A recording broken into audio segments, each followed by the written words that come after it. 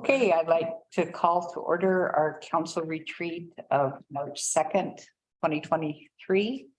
And welcome, and let's have a very lively retreat and get some things ironed out so that we can work together well. All right. First off, just a little side note, Nancy, I really appreciated what you said at Coffee with the Counselors, set a nice tone. Thank you. Yeah, well, we didn't have very many, so I'm not sure if the previous, we had 111 views on YouTube of the previous. Right. But this one, we only had something like 6 or 7 people. But I've talked to several people that checked in on it, just to check in. I'm sure Yeah. they did. Okay. Yeah. All right. Okay. Okay, so the first. Were you? Okay. The first item on the agenda is to set some priorities for this next year. So, And I sit around some, just my notes, right, and I listed the ones that I think are the council priorities. So that's a starting point. that are the staff priorities. No, that we think are the council priorities. Oh, that's. So we're- Okay, gotcha. And we're acting on those as such. Okay. So do we want to look at that list and see if there's Bruce's list. Bruce's list? There's a hard copy on the dais. Right. Well, on your list, Bruce, I would move code update up to the very, I don't know if they're in They're order. not in any. Oh, okay. They're group. Oh, they're not. Okay. Public Works. Oh, all right. So the code audit is the one that's really, really important to me. And I feel like there's a time issue with it because we have less and less land available for building new houses, and there's lots and lots of small, older houses that will be ripped down and rebuilt. And so I think we really need to get a code audit in place quickly. Also, because of the wetlands, I think we have very few wetlands left. And I think we need to, and I know there already is a draft proposal out for a rewrite of the wetlands ordinance, which will come before all of us later this month, I believe. It's March 17th. No, it's later than that, 29th, I think. 20 something. Yeah. Yeah, it's somewhere at the end of March. You could pick a date in March and there'll be. It'll be a meeting. Yeah. And there are some issues that I'd like to see addressed in the code audit too, which I think are really critical. And one of the most critical ones to me is to investigate adding something into our code to prevent the use of pesticides and herbicides, not only on city property, but also on private property. And I sent to Jen a copy of something out of Baltimore where they did that. And that also attached to that, which I didn't attach, is the actual language that they used. It's long and complicated, so I didn't send it, but in order to actually make it work legally.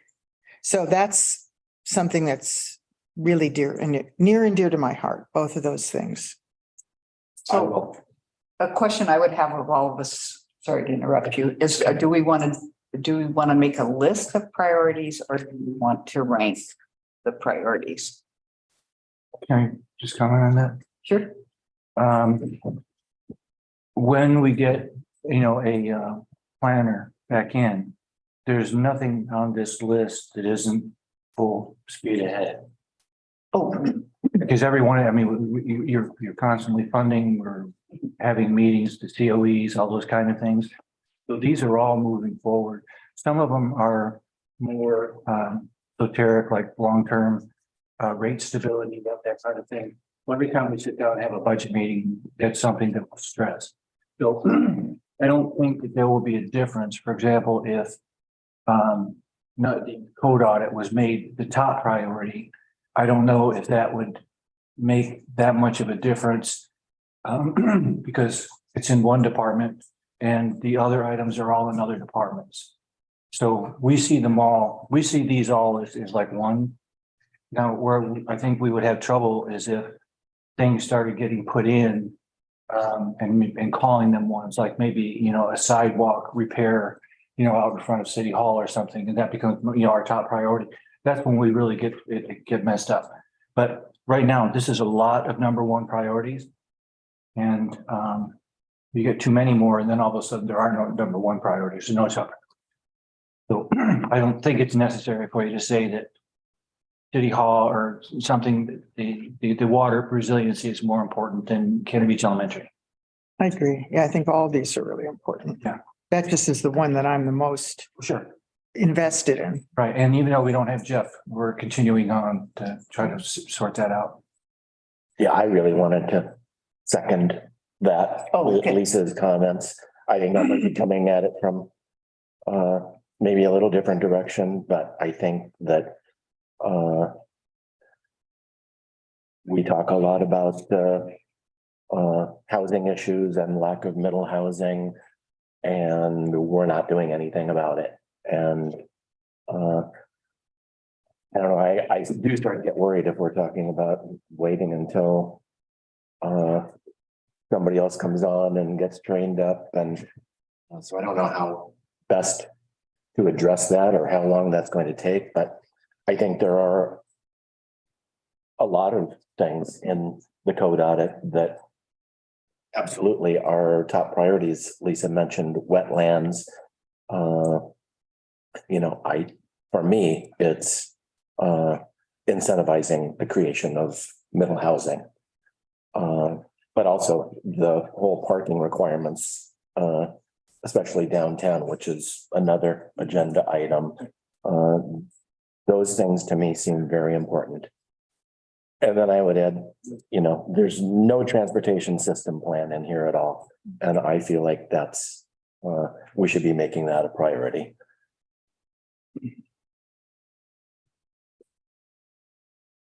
So we have agreed that we're not ranking, we're making a list. Everybody agree with that? If you're gonna add to the list, I would like you to rank. Well, let's see how many, my suggestion would be, let's see how many more we're gonna add. Yeah. And then, Well, if I can just follow up on Gary's comment. If we're talking about stepping in ourselves and funding, mid housing or whatever you want to call it, then it's something we can control. Right now, it's being done more on a regional basis, and we are participating regionally. In fact, Jeff started the regional plan. So we are doing that, but to go ahead and make it a top priority when we don't have control over it, if we're going to work regionally, that means it is as important as the water resiliency. That's number one priority. And I think there was another point or another element that you were talking about in there, ESP and. like the TSP. We're going to be bringing you an agenda item at either the workshop or the regular meeting, talking about the TSP, because we don't have any TSP projects right now that we think need to be done. There's a plan that if we want to do something like a four-way stop or this or that, we've got a plan that we've done it. But the TSP does not, put in number one, a three-way stop at Sunset in, it's a big road here, Hemlock. So, I don't know, that it's just those. I think I got your point. Yeah. I would just add that I think it's great that we're looking at regional solutions to housing, but I think there are things that we need to do Okay. here with our code Yeah. that should be prioritized as well. Okay. Yeah, that part I get. I understand that, but I just didn't know if all of a sudden we were going to be in the business, like, the guys that come and present to us. No, okay. And I don't know, I was kind of looking at your list of priorities and I think obviously many of them are priorities for you. I look at council and the Cannon Beach Elementary, and it feels like we're so far down the road that I think that I'm kind of looking beyond Yeah, yeah. in some ways. Well, we have the whole question of managing. So, Manage that. That's gonna be a huge project for us to get Yeah, underway. And we haven't even started that yet. But from staff level, the City Hall and Cannon Beach Elementary are still a year and a half of full effort. yeah, So. And I don't mean to be arguing against, I'm just trying to, Discussing. I know, but I'm just trying to take it. I know I sound argumentative sometimes. I'm just trying to take, okay, now how can we make that happen? So, okay, thank you. And I also think it's important to remember that we're going to go through this process each year. So we're looking at what are our goals for this year? Which, and some of them are going to extend, obviously. May I sound argumentative again? No. I would like to go through them. Virtually at every meeting, they can come up and these priorities can change and your decisions can change, all that, and not have this be a static document. Oh, no. Yeah, okay, that's Right. Goals or guidelines. Mhm. Kind of like budgets. well, with the challenge of no planner. Yeah. Tell us what that looks like.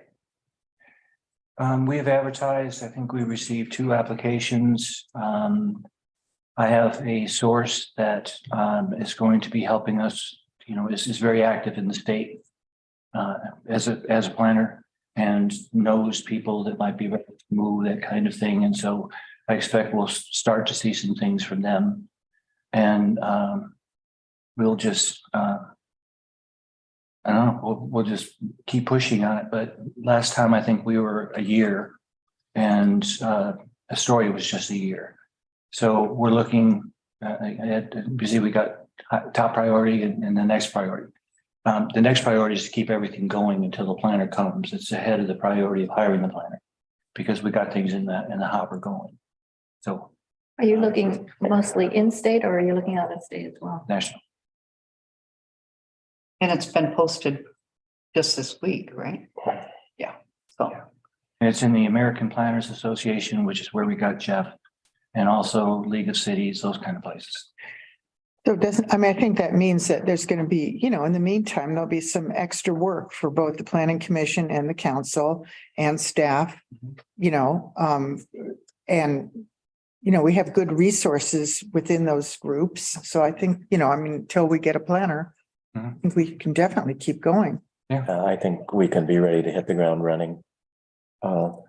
So we've got Herbs Works, an extended contract now, phase 2 contract Right. approved. When is their phase 1 completion? I think going to phase 2 implies that phase 1 is done, other than maybe we got through a couple of things to tie up. Didn't they have a report that was due Yeah, and have we received it if yet? we have not received it, or else you would have received it. I think that's what we're doing at the next meeting, Yeah, because we have a meeting with Herb's Work on the 21st. The joint code audit with. Okay. Oh. B. okay. So it is moving forward, and I emailed Marcy yesterday to see what kind of packet materials she had. Because I believe when we talked last time, they weren't sending the report until they were done. We were gonna finalize that and then talk about next steps, I believe. yeah. See, I thought Jeff had said he was getting it the night he was leaving. Yeah. Because, But he didn't, I don't think. Oh, he didn't Otherwise, get it. we would have Okay. gotten it. okay, Yeah. She only takes a couple days to get back, so I'll okay. let you guys. So yeah, we do have a meeting on the 21st for that. I was under the assumption that essentially phase 1 ends with their recommendations, which is mainly about simplifying our code, cleaning up Reorganizing. things. So, do we have to be on hold with that, or is No, that? that is phase 2. Is when we start going ahead and doing the reorganizing and those kind of things. Okay, so my assumption is incorrect. We aren't going to clean up the code and then look at the changes to the code. I always want to have Marcy explain how that goes, at the next level, but clearly the cleanup is a part of it, and there are probably other pieces that maybe like wetlands or something like that, that are going to get special attention. So I think that somehow in there, that's what will happen. And on the 21st, we can talk to Marcy about if we want to do something with wetlands, maybe carry on with what that group has done to go ahead and codify it. We can have those conversations. I don't think that we had this kind of level of activity when Mark left.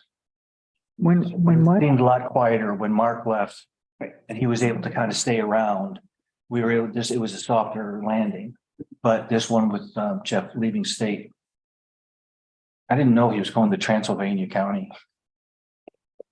Is that really the name of the county? That's the name of the county, is Transylvania. Kidding. Yeah, so that was the start of a whole nother set of jokes.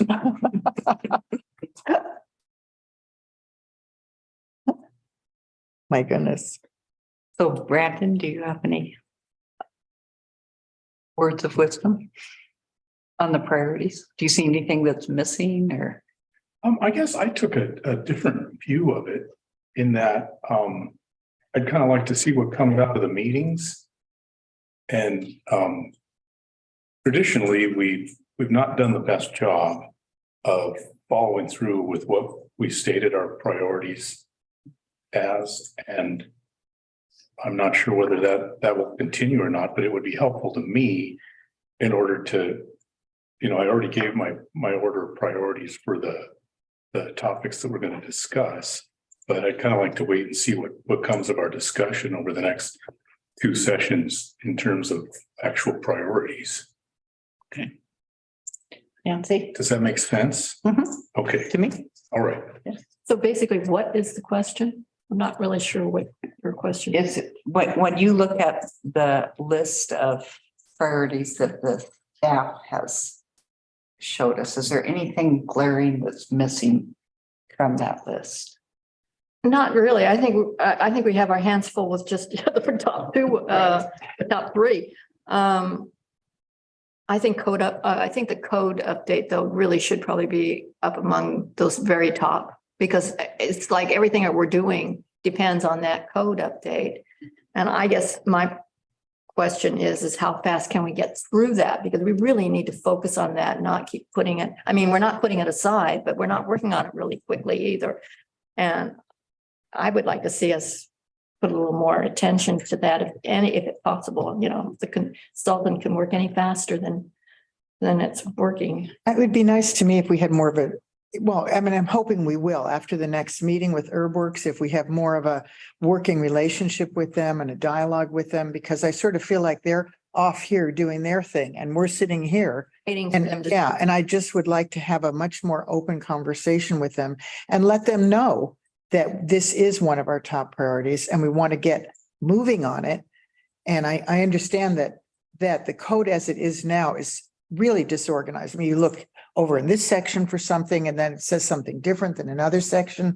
It's really hard to figure out what you're supposed to do or what's permitted and what isn't. So that reorganization piece is really something that I think that is their expertise, how to reorganize it. But the substantive content of it, or what we want to see it accomplish, what we want the end result to look like, is our job. I think there are some that are definitely on a lower level. And I think we always consider the quality of life for locals. I'm not sure why that needs to be even a priority. That's what we're here for. Overly, yeah. And so I'm not sure why we have that on the list of priorities. And the divisiveness in town, again, we're always thinking about that. We're always trying to deal with that. So that's not something that we need to, I don't think necessarily need to, that's just us. So I don't know why that needs to be on the list of priority. I think Gary has a good point with the TSP, but I think also Bruce has a very good point, is we just don't have the bandwidth yet to start a whole new TSP project. So if we keep it in the back of our minds, yes, parking is a problem. It's always been a problem. It will always be a problem. And if there's something we can do about it in the meantime, that's fine. but it's not going to be a huge priority when you're talking about trying to figure out what we're going to do with City Hall and Police Department. I mean, to me, that takes a higher priority than almost anything on this list. And hiring a community development director has to be up to the top because again, everything we're doing depends on that person's leadership. And we don't have, you have enough on your plate and everybody on the staff has enough on their plate to have, and Robert can't do everything. So we need to have somebody and we can't wait a year to be hiring somebody. We need to have somebody now. So I'd say the planning director and the code update and the City Hall, Police Department and yeah, I think you're right. We're sort of down that road on the CBE, but not really. So those are the ones I think are really top concerns for me. Yeah, I tend to agree with most things you said. The improving quality of life for residents, to me, does make parking one of those things that we should be prioritizing.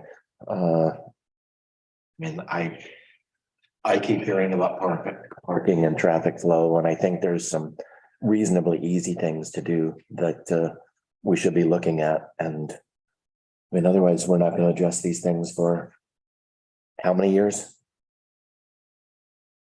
I think the more parking we get available in town, the more people will come. I mean, it's not just, there's no easy fix to that. It's just, it's a way bigger picture I'm than not just advocating parking. for adding parking. Things like traffic. I don't think our parking problem is that we don't have enough parking. So, You feel it needs to be regulated better. yes. I think paid parking, I think time parking, I think some easy changes to the flow through town are things that we should be working on and putting into place at some point over the next couple of years. We're going to wait until we're done with City Hall and Police Department before we address some of these things. We're years down the road. I don't think any of us think we're gonna wait that long. I don't think it has to be exclusive. I mean, I don't think it has to be excluded completely, but I think, so again, it's one of those things that's always in the back of our mind. And when we start tackling some of these questions, that will come up. It's. I get more concerned when with some things coming before us that I would hope could be handled another way and maybe at committee level. The bridge naming discussion. We've got big projects, in some ways, dark skies. I think there's a lot of things that come before us. And then I guess I'm kind of sharing Bruce's concern that there's only so much you can put on your plate. But We only have 7 meetings this month. We have, 21 days. Nancy, I kind of laughed a little bit when you said something about what will it take to move up, the work on our work. I just thought. Yeah, well, that's fine. I mean, I think as long as we know we're getting something done. yeah, I'm perfectly willing to go. I think I have a couple suggestions. One is that I'll talk to Herbworks and tell them that when they come here, we want to accelerate the process over what we did the last time. And then also just kind of have them walk us through some of the things that can happen and say, yeah, like that one, hate that one, kind of just try to expedite our process for us rather than go through the whole academic activity thing. And as far as the quality of life for locals, divisiveness, like those kind of things, we're not going out and necessarily doing something, but it's always in our mind. It's in our mind when we write an agenda item and in the quality of life. That is what we are here for. That's why it's on there, because that probably is the top priority. Because otherwise, why bother with these things? Because they're a lot of hard work and money. So that's why those are on. I'll just come back to if it's quality of life, then what's the number one complaint? Parking, overcrowding, traffic. I agree, but sometimes the thing that gets complained about is not necessarily the most important thing doing. So That's where it gets hard because you get conflicted. Right, and I don't agree. I think there's lots of other things in the quality of life that I hear complaints about that are not, have nothing to do with transportation. So, Doing things like we're trying to expand the music in the park, look, some of those things doesn't take a lot of my time because Paul is doing it, but we're trying to find things and, and Cannon Beach Elementary is just hopefully be a huge thing for him. So, I guess I look at, priorities as providing resources and including like, intelligence and all those kind of things on it, as opposed to the number of complaints we're getting on something. But we can transition. Some cases, if you really want to get some things moving, it might be a staffing difference. But as we are now, we're pretty much maxed, unless you want to take some of these things off the table. I guess some of what things? The Well, items things on your list? Yeah, some things off, like water resupply resiliency project. If Public Works wasn't doing that, we could do some more Public Works project. I don't think anything is more important than making sure that there's water to the city. So, but that is a huge amount of time, and they just did pulled off another miracle in that we got at least half of the funding, as I understand it, for the water tank, the replacement water tank, for 30 years at 1%. where did we get the funding? From the state, from Oregon. FEMA, other places like Oh, great. constantly working with we're on a first name basis with virtually everybody at Oregon, Business Oregon. So, I mean, there's some really good work being done. So that's a project we wouldn't take off the list. No, That's. Right, exactly, yeah. But, right. And I can't imagine stopping the renovation now. Who knows what's gonna happen with the city hall and police station, but because we could take that off. It's still gonna exist and it's gonna cost more. And at some point, it's gonna bite us, that we didn't do something. So. And the rate stability and the budget stability, we'll be going through that. You will be going through that process here in the next couple of weeks and a couple of months. And you'll see that that's, we're just not throwing a bunch of money in and saying, let's tax more and things. And we're trying to use the money wisely. And because that's a big pressure point on you. So. With the generator project, we got one of the generators, oh, good. We did. I know. $71,000 generator arrived. Yay. It sat on the other side of the pass for about a week. Wow. Man, the guy's sleeping in his truck. So. We're How working many on all, more do we have to get? 3? I think it's a total of 3. So then how do we say which pump station gets that thing? Oh, it's all custom. Okay. Yeah. Oh, okay. All custom.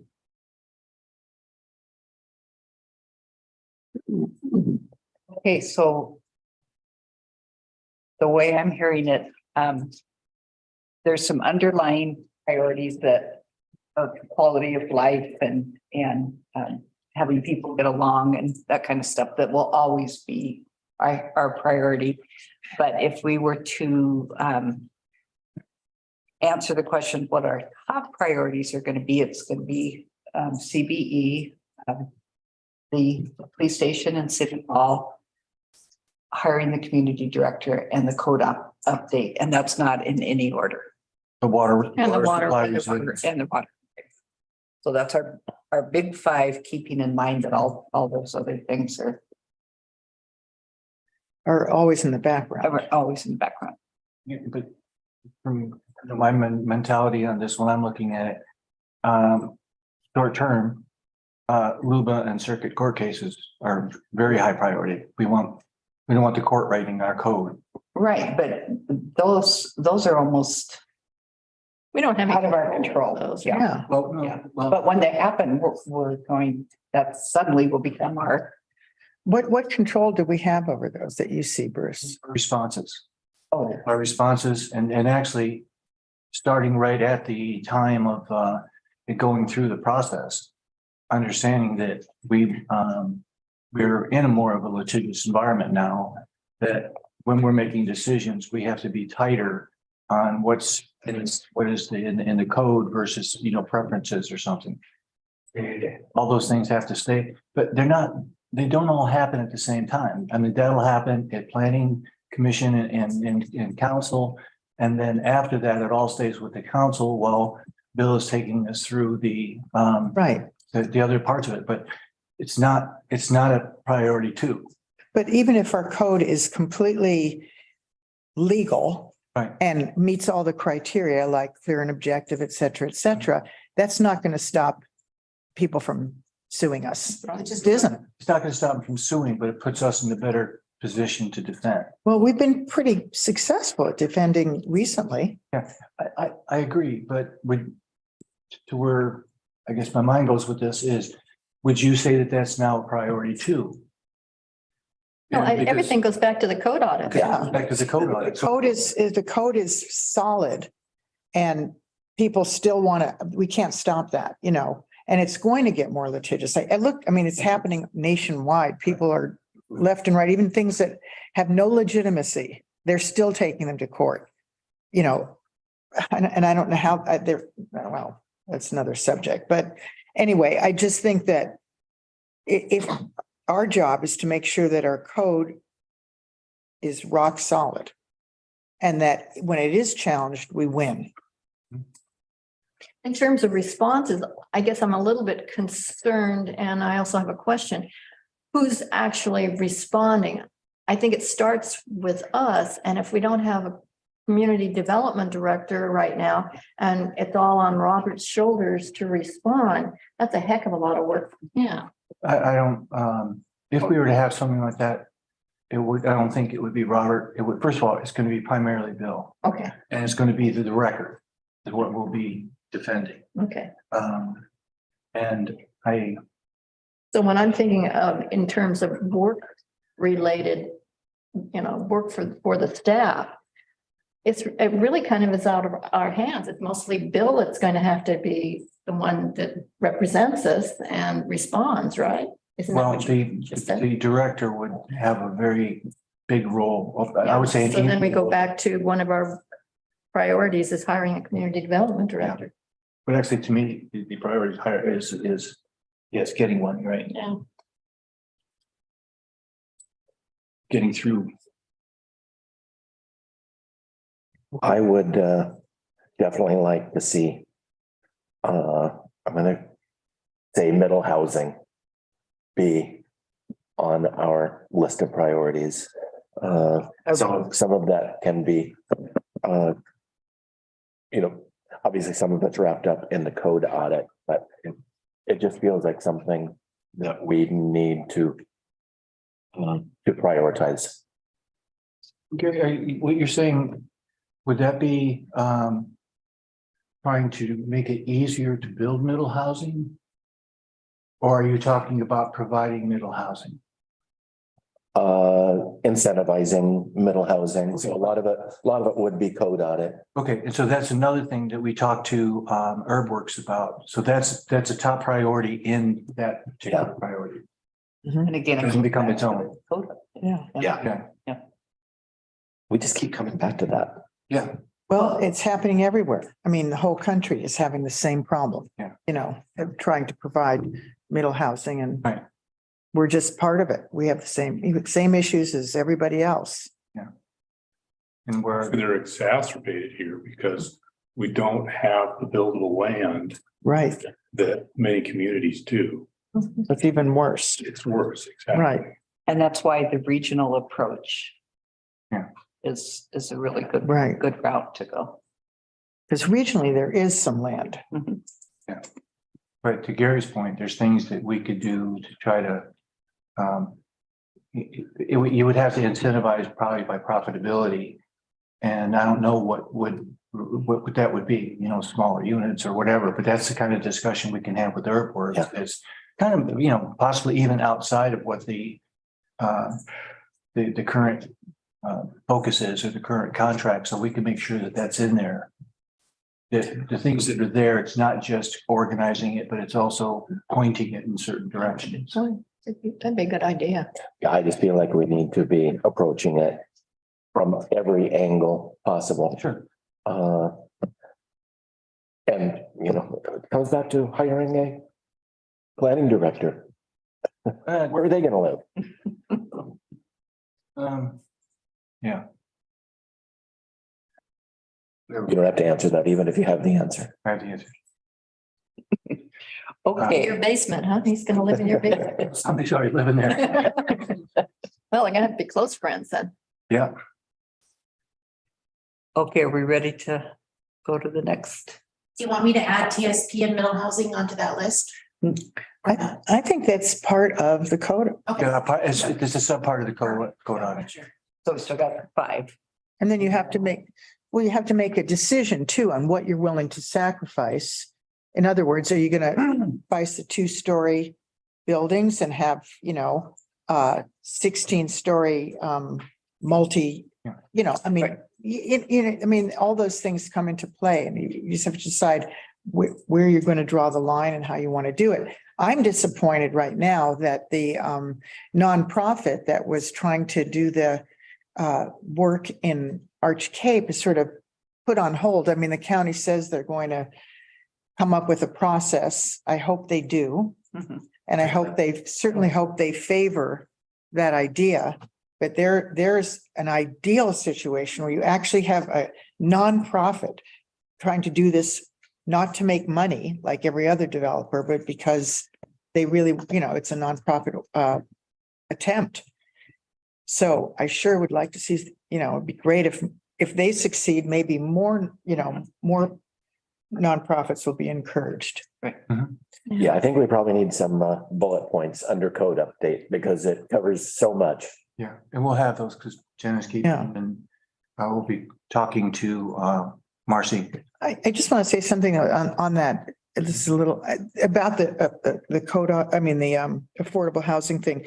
It was interesting because I participate in Facebook only to communicate with people out of the country who that's the only way I can really respond to, or once in a while put a joke up, but that's about it, nothing personal.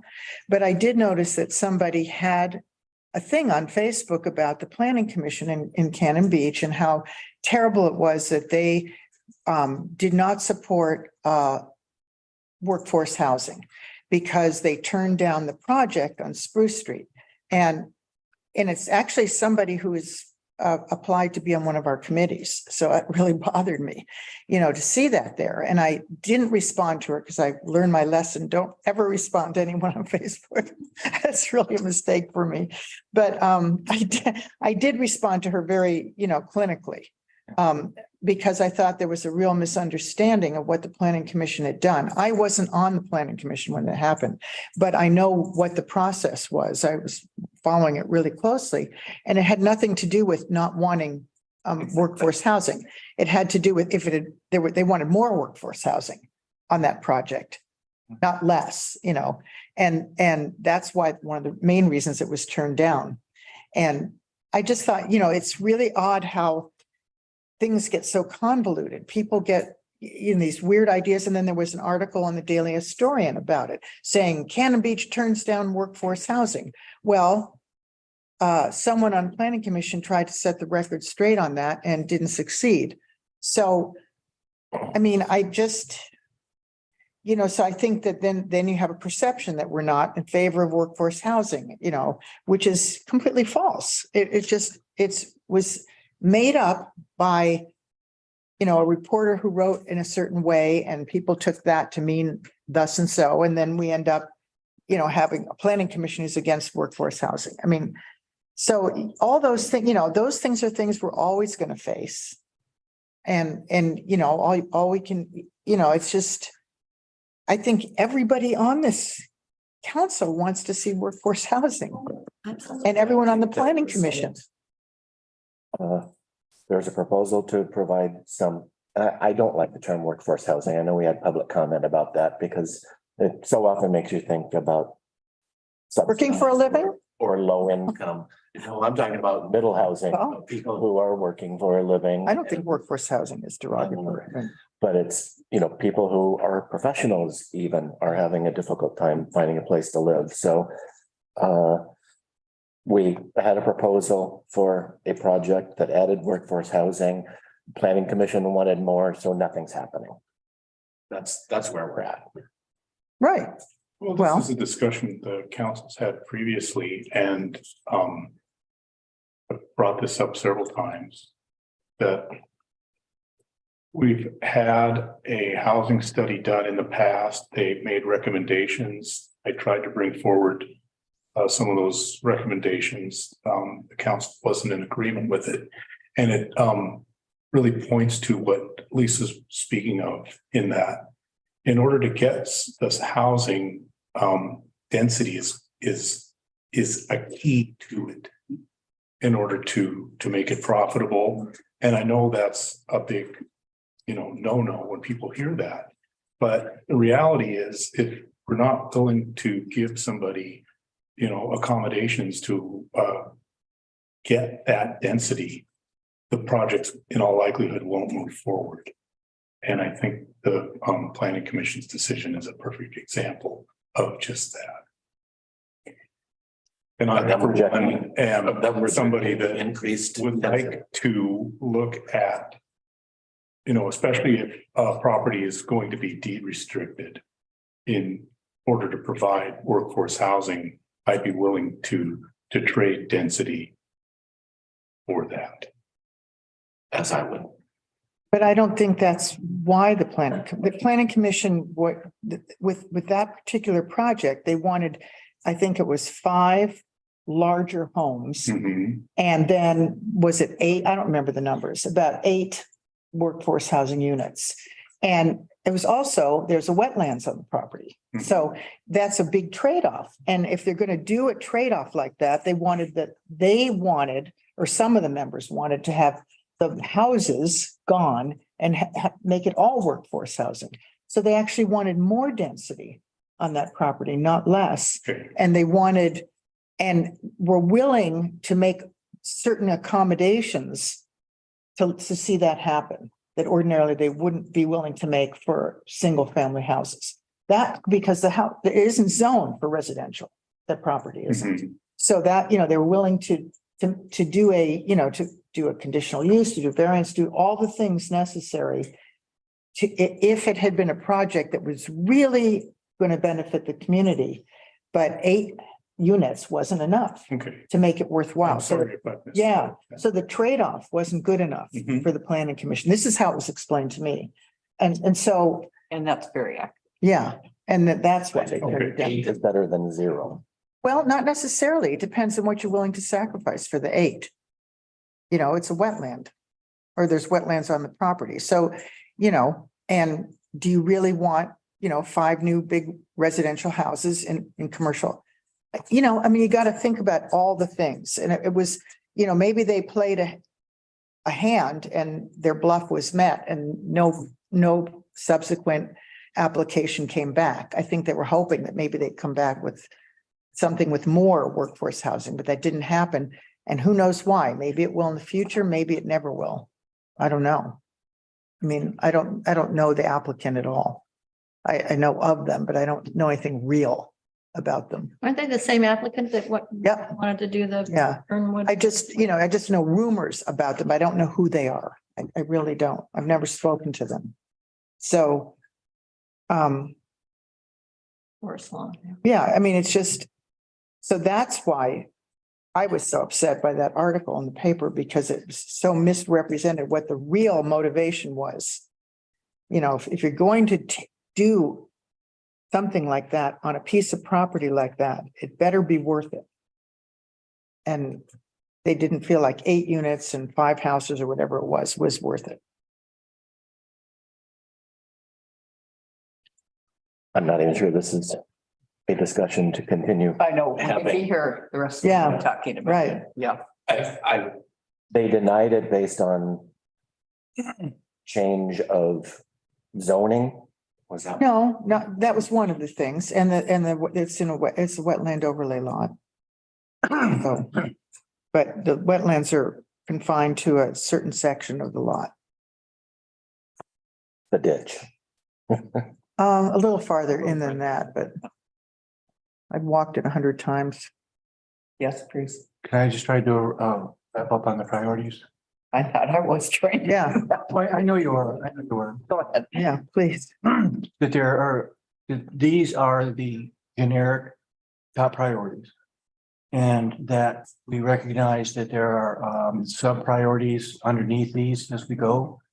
And also that you folks are in total control of what goes and what doesn't go. And so, and also that you can change them, add to it anytime. But, you know, we need to have a discussion about the impacts of taking those actions. So if we understand that, then we'll go ahead, we'll go on to all the other ones we're gonna say again, how the high priority they are. Okay, ready to We move should on? move on. Yeah, I think so. Okay, so next on our list are the City Hall, Police Department and elementary school projects. And let's start with one that's further along. And that's the Okay. elementary. You'll be getting reports on both of these probably within the next month. And what will be included in Cannon Beach Elementary is the cost of various items. First of all, the total cost, because I didn't have that before, but the total cost of the project. And we'll also have items that staff and the contractor identified and said, "Well, that's easy to pull out and put back in if we have to, in most cases." Those kind of things to make the decision. On top of that, we'll be talking about, there's two ways to get the budget. One is to add funds and the other is to reduce the cost of the project. In terms of adding funds, we're getting very active in seeking grants, those kind of things to make up the difference on it. And so that's where the decisions will be. What we do, and I'm going to give you the answer, what happens normally at the end of the show. We are not going, let me see, we want you to say, okay, preliminary design is done. And a lot of times you would go ahead and pull stuff out at preliminary design. Go on to design development, which is the next phase. We want to go on to design development because we really didn't have the time to get all the way done with the preliminary design. And so we want to take a little bit more time to refine costs during design development. But at some point in design development, we're going to say, okay, this is it. We either have to, somehow we have to balance this budget. And so that'll be coming later. But I didn't want to have have you make decisions about, okay, well, the roof will come off. We aren't going to do that. Well, maybe we could have, if, you know, given a little bit of time and maybe if something else changed. So we want to go through that process. So that's what's going on with Cannon Beach Elementary. And you should be hearing something really soon on that. Another item that's on here is about the management. That's going to be very important. And to me, the whole thing starts with, what are we going to do there? What is it we're trying to do? And so if we're trying to have a place people can come and have fun, that's great. It's not going to generate any funds. So we're going to have to come up with other money to do operations. If we're going to have, you know, really push on events, then we can make the money. But you know, and some people might say, well, that changes the nature of what we're trying to do there. So those kind of questions we have to decide those. And then we can make decisions about how it'll be operated. But somebody has to be on site. Somebody has to be able to go ahead and do setups, takedowns, walk around. See, I think I had some of those in that email that I sent you, but it's making sure that everybody's behaving, that if there's any issues, addressed it before they become a problem, that kind of thing. So we need a very proactive management. And then if you go to the next level, that's kind of like they could be, you know, city employees, you know, just taking care of something. The next level may have some parts where you want to try to make some money off of it by making it available for small conferences for, say, doctors' offices or something like that. And then there's a direct benefit to, you know, heads and beds. Well, that can be somebody else does that and then they book with us, or it can be that we do that And then the hotels would benefit from our effort. So, but that's one that is on the more sophisticated side and also has to know how it's different than doing like a birthday party or something. It's like you have to have everything set up for them all the way through for their convenience and all that. It knows what those things are and can help plan for it and budget for it and all those. So those are the two parts on it. You'll be getting a lot of information on the first one. The second one, we need to start talking about, you know, what level do you want to go to? And if you, and do you want it to pay for itself, which I've never seen when it does. To have it pay for itself, or are we willing to support it with some funds from somewhere? There. And all the funds that we have now to pay for it will be continuing to pay for it. In other words, we can't say, well, we'll use that tax because that's going to be paying the bond. Yeah, and they'll be paying the debt service for 30 years. So what we need, if we were going to do that, we would have to find money somewhere else to support it. In some other, okay, I think that we'll be very lucky if we get close on having the TLT paying for all the debt service. But if we can get some grants and things that take out big chunks, then I think we might be able to get there. okay. If we've been able to start the project earlier, more when we borrowed the money for City Hall. No, I'm sorry, we didn't borrow the money for City Hall, but when we started this project, we had at 3%, I think it was all in, there was enough debt service left over to be able to have funds from TLT for operations. And because the cost of the borrowing has gone up so much and the cost of the project has gone up so much, we've lost that. So we may be looking at some other source. And Planning to have us start talking about the management. Today. Okay. What? But I'm Today. in earnest. Well, it depends on what we talk about. If there's, if we're looking at the third option seriously, then we would probably bring somebody in that is some kind of a specialist in that. And then they would be coming back with reports. And I don't know, so it depends, you know, at what level. Mhm. And then also, is this something that, you know, we expect the chamber to participate in or not? Or the hoteliers to participate or not? And what is participating? So when do we actually start this discussion? We can start, I would like to get us into design development before we start having that discussion, because what we have to do is we're probably a year out still before we see the CBE open. And so we have some time on it, but we have to be thinking. And if, for example, we're going to hire a professional partner, I would want them on right away so that they could be saying, well, don't put that, you know, don't do that. I remember some people who were not in the hotel business, probably had no business being in the hotel business, but made the course really interesting by, you know, putting stairs at various points. Well, nobody could move a cart through from over downstairs to a room because there were all these stairs in the way. what have we looked, I'm just curious, the Seaside Convention Center, how do they operate? Do they have a full-time, they have a full-time A staff director and paid for Yeah. by the city? Director, and they have an assistant director that goes out and looks for tourism business. Yeah. Goes out and seeks it out. Yeah, that's what Gretchen used to do. Funded by the city? Yeah. yeah. Well, no, actually, it's funded by TLT taxes. Most of it is funded by TLT. Most towns have a convention and tourism person. Yeah. And then obviously people under that, but And then they it kind have of a gets all staff wrapped underneath up. them. I mean, Yeah. you know, they had had secretaries and I think they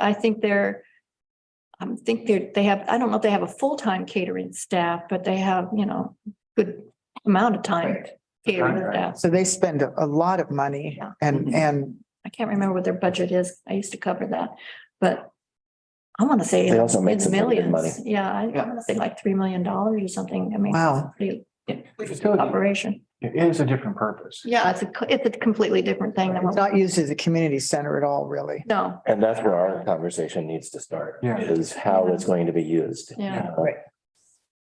So I think we have to be careful about community center. Mhm. That's right. Tourism related facility, but there'll be plenty of opportunities for our residents. Yeah, Virtually everything will be available to them. That's available to tourists.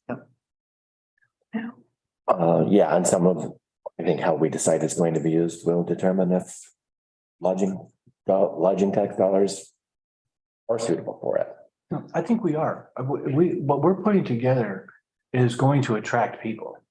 And so I think and I think that we've satisfied that question and we've not been challenged on it. So I'm not concerned about that. I didn't know that we have decided the actual use The use of the dollars. of the building. Yeah, that's what I'm saying. Mhm. Yeah.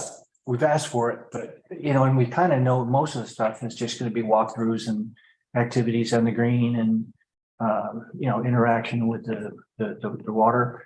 But it's going to be one of the coolest places to come and learn about the Indians in the area, tribes.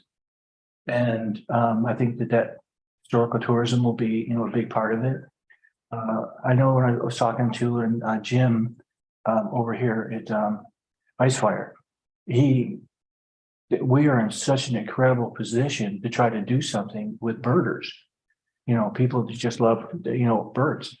And he said they are the best tourists you can have. They spend more money, they stay longer, all those kind of things. Respect the environment. Yeah. And so we got other environmental things that we can, be promoting. So, yeah, What I'm really confused about is when you say like seeking grants, who's actually seeking the grants? Who is it? Your staff is seeking grants or? Okay, so who's seeking grants for? working with Crest. Okay, so they're seeking grants. Yes, but we are paying them to seek the grants, but they're an extension of our staff. And Okay, we've not spent any money with them yet because we're still waiting to get tips from the tribe. And use of their contacts. And then also Red Plains, who is our civil engineer. They are a Native American company. And they have often helped people get funding for work that's going on. And I think that there's the potential for funds, donations, things like that for certain elements that somebody wants to support. But we have to be, that's why we're talking about this now, because it has to be started. Because like, if we agree, you agree that there's an element like we're talking about 8-foot carved doors, too, like this. And there's one of the designs has the Thunderbird so that when the door closes, that you see the Thunderbird there. That's going to take a long time to make. I think it'd be something that would be popular for people to say, oh, I'd love to go ahead and make sure that happens. But I just don't, it might take a year to build it. sure, but like, let's say that might be something that a timber company would want to fund. Seriously, like Weyerhaeuser or someone like that. And I guess at that point, we have to make a decision if we want that. I had a dance company and I accepted an amazing amount of grants from oil companies because they were desperate to fund the arts because they wanted to be in people's good graces. And I think the same thing here is true of timber companies. So would we be okay with the timber company funding those doors? Because that's a perfect project for a timber company. And There's a lot of wood in this project. And so, whether or not we would accept shipments of lumber for it or something like that, that's your call. And I don't know what the rules are. Ashley is on the line, but I don't know what the rules are for saying that we'll accept it from a dance company, but we're not going to accept it from a forest company. So, because we're a city, yeah, we're not like I was a nonprofit, so I could, yeah. So that made a difference, but yeah, I don't know. I don't know the answer. to It's that. ringing a little bit of Sam's letter, so I don't know if you all read Sam's comment, but I think he made some very good points about let's make sure that the basis basic structure is there and the embellishments, I think very well could be funded by grants or the kinds of sponsorship things that you're talking about. Oregon Coast Visitors Association has for cultural related projects. That'd be great. So I know that that's out there. and I think we would qualify for a lot of that. Right. But we got to get in the right grant cycle and other Yeah. things. That's why we're starting like a year out. But I guess maybe Sam's point is put doors on. And at some point you can upgrade the doors to be that fantastic artistic thing. Mhm. I At think, least that's what I kind of got out of a lot of what he was saying. We're looking a lot at decor and I think some of that's absolutely necessary fixtures, but I think we should keep that in mind Sure. of alternative funding sources. and yeah, absolutely. So we're chasing those now. I'm trying to get some people that can advise us on that.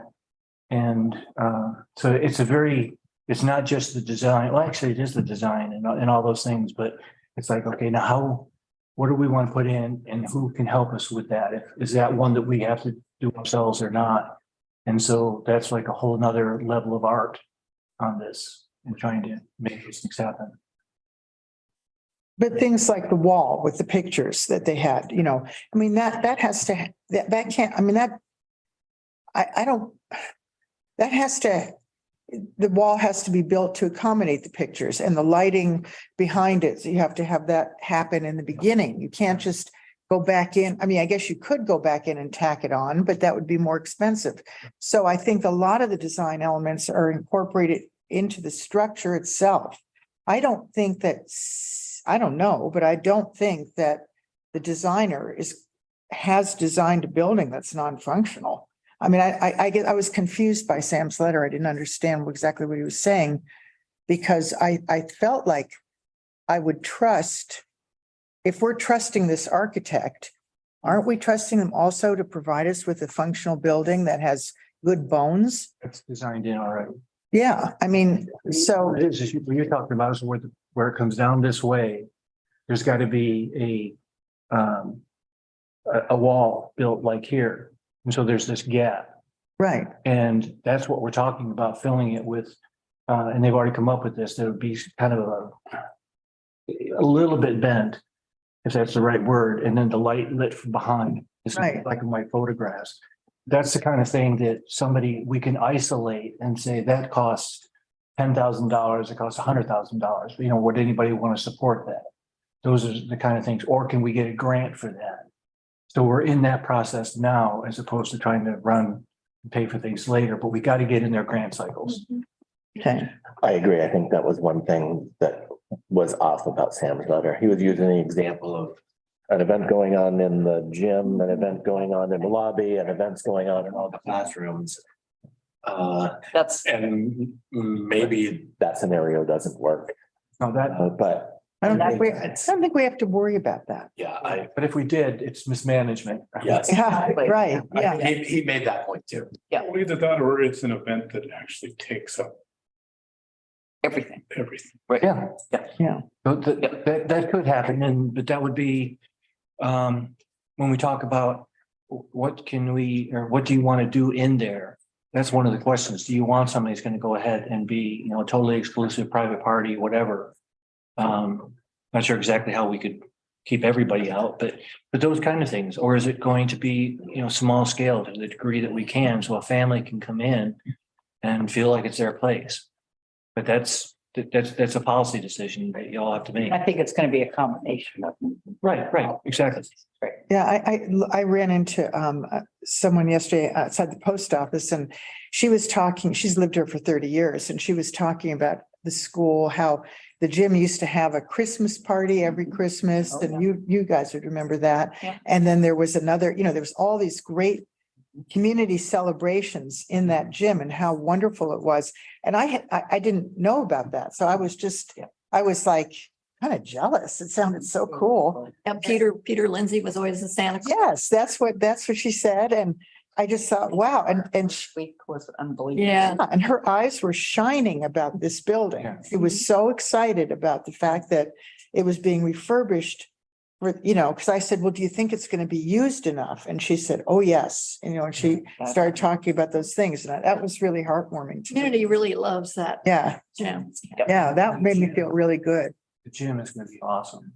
I hope I haven't told you too many times, but all the white that you see up in the structure of the gym with that wood. We're looking at not sandblasting. I was surprised to find out you can use pecan shells for it.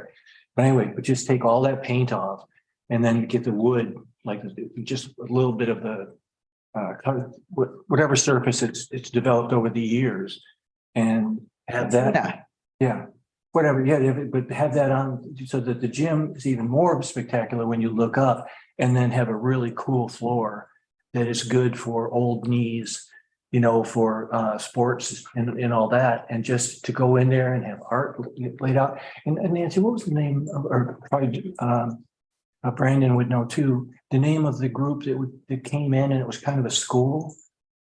PSU Haystack. See, Oh, for The the Haystack program. Haystack program, I yeah. mean, we That's how I- still have the problem of the housing, but that's something that we could recreate. I mean, everybody loved that. I'd loved it. As a matter of fact, the guy that did he brought in the people that had the steel drums. He made his first steel drum in that gym. oh, wow. That's what got him started on steel drums. Now he's teaching all those kids. A program like that that's not in the summer would be Right. Exactly. fantastic. Right. Yeah. I mean, the Sitka Center down by Lincoln City is another art center with a lot of educational things going on all the Yeah. time. We've got, I'm sure the Cannon Beach Arts Association would love to use that gym for their arts program, the summer Right. arts camp and stuff. Oh, the camp, yeah. Okay, I think we're digressing a little. Yes, we are. no, Keep us at- Great. keep us going. And we will continue to talk. But it sounds like we should Move on. be looking at discussions of Yeah. use. Barb, Yes. I do need to ask, because it was sort of brought up at the last meeting with the architects, CBE. It seems like the budget, you brought up a figure of $9 million. Mhm. Is that something that you're Yes. confident about?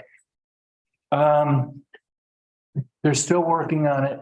There's three components. There's soft costs, there's the construction costs and other related costs. In the budget combined would be in the 9 to possibly a little bit more than that. Okay, so that is concerning to me, and I'd like to have a discussion with the council about how they feel about that. Hmm. And what we can do to control that. I know you've brought up what you've just discussed about being able to, when we finally see the costs and be able to pull things out, but my fear is that the budget has grown so large that we may have trouble finishing it to the degree that we would like. And current debt service covers about half of that. Is that? I wouldn't venture there. I really don't know. We've got, The bond is for 4.6. but I don't know what the debt service is. Well, actually, You laid it all out for us yes, I have to the go, last meeting. that'll be part of the discussion. That'll get we have. discussed. And that's why I Yeah. thought we should move on. It's working, have a special. That's And then there's that, March 13th is. yeah, you mentioned tourism and arts fund. And I'm fine with that, if that's Uh, where the discussion goes.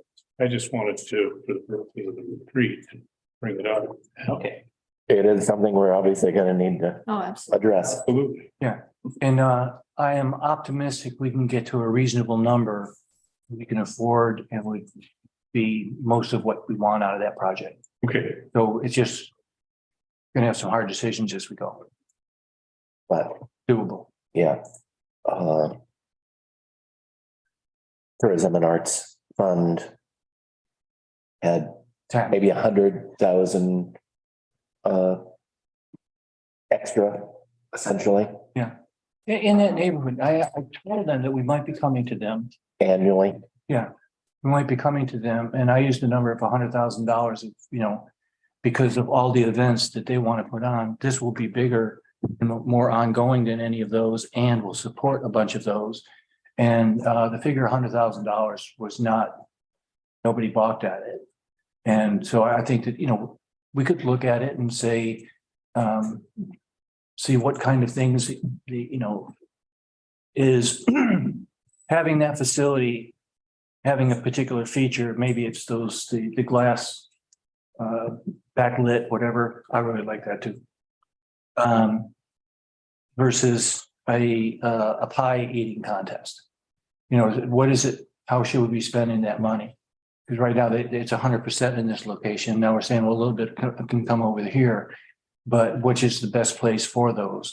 And then, you can look at general fund, but I'm really hoping to, this is kind of unique around here, to really have people step up and have organizations step up and say, I would like to help. But I don't know what's going to happen until we get a little bit farther down that road. But once we know what that total is, we'll look at the budget and say, what can we do? Now, are there things that can be done? Yes, we've already talked about, for example, the lobby has a clear story at the top. We don't have to have that clear story. We can just lower the roof down. So there are things of that nature that do we need to have those 15-foot colonnade everywhere? Those can come out.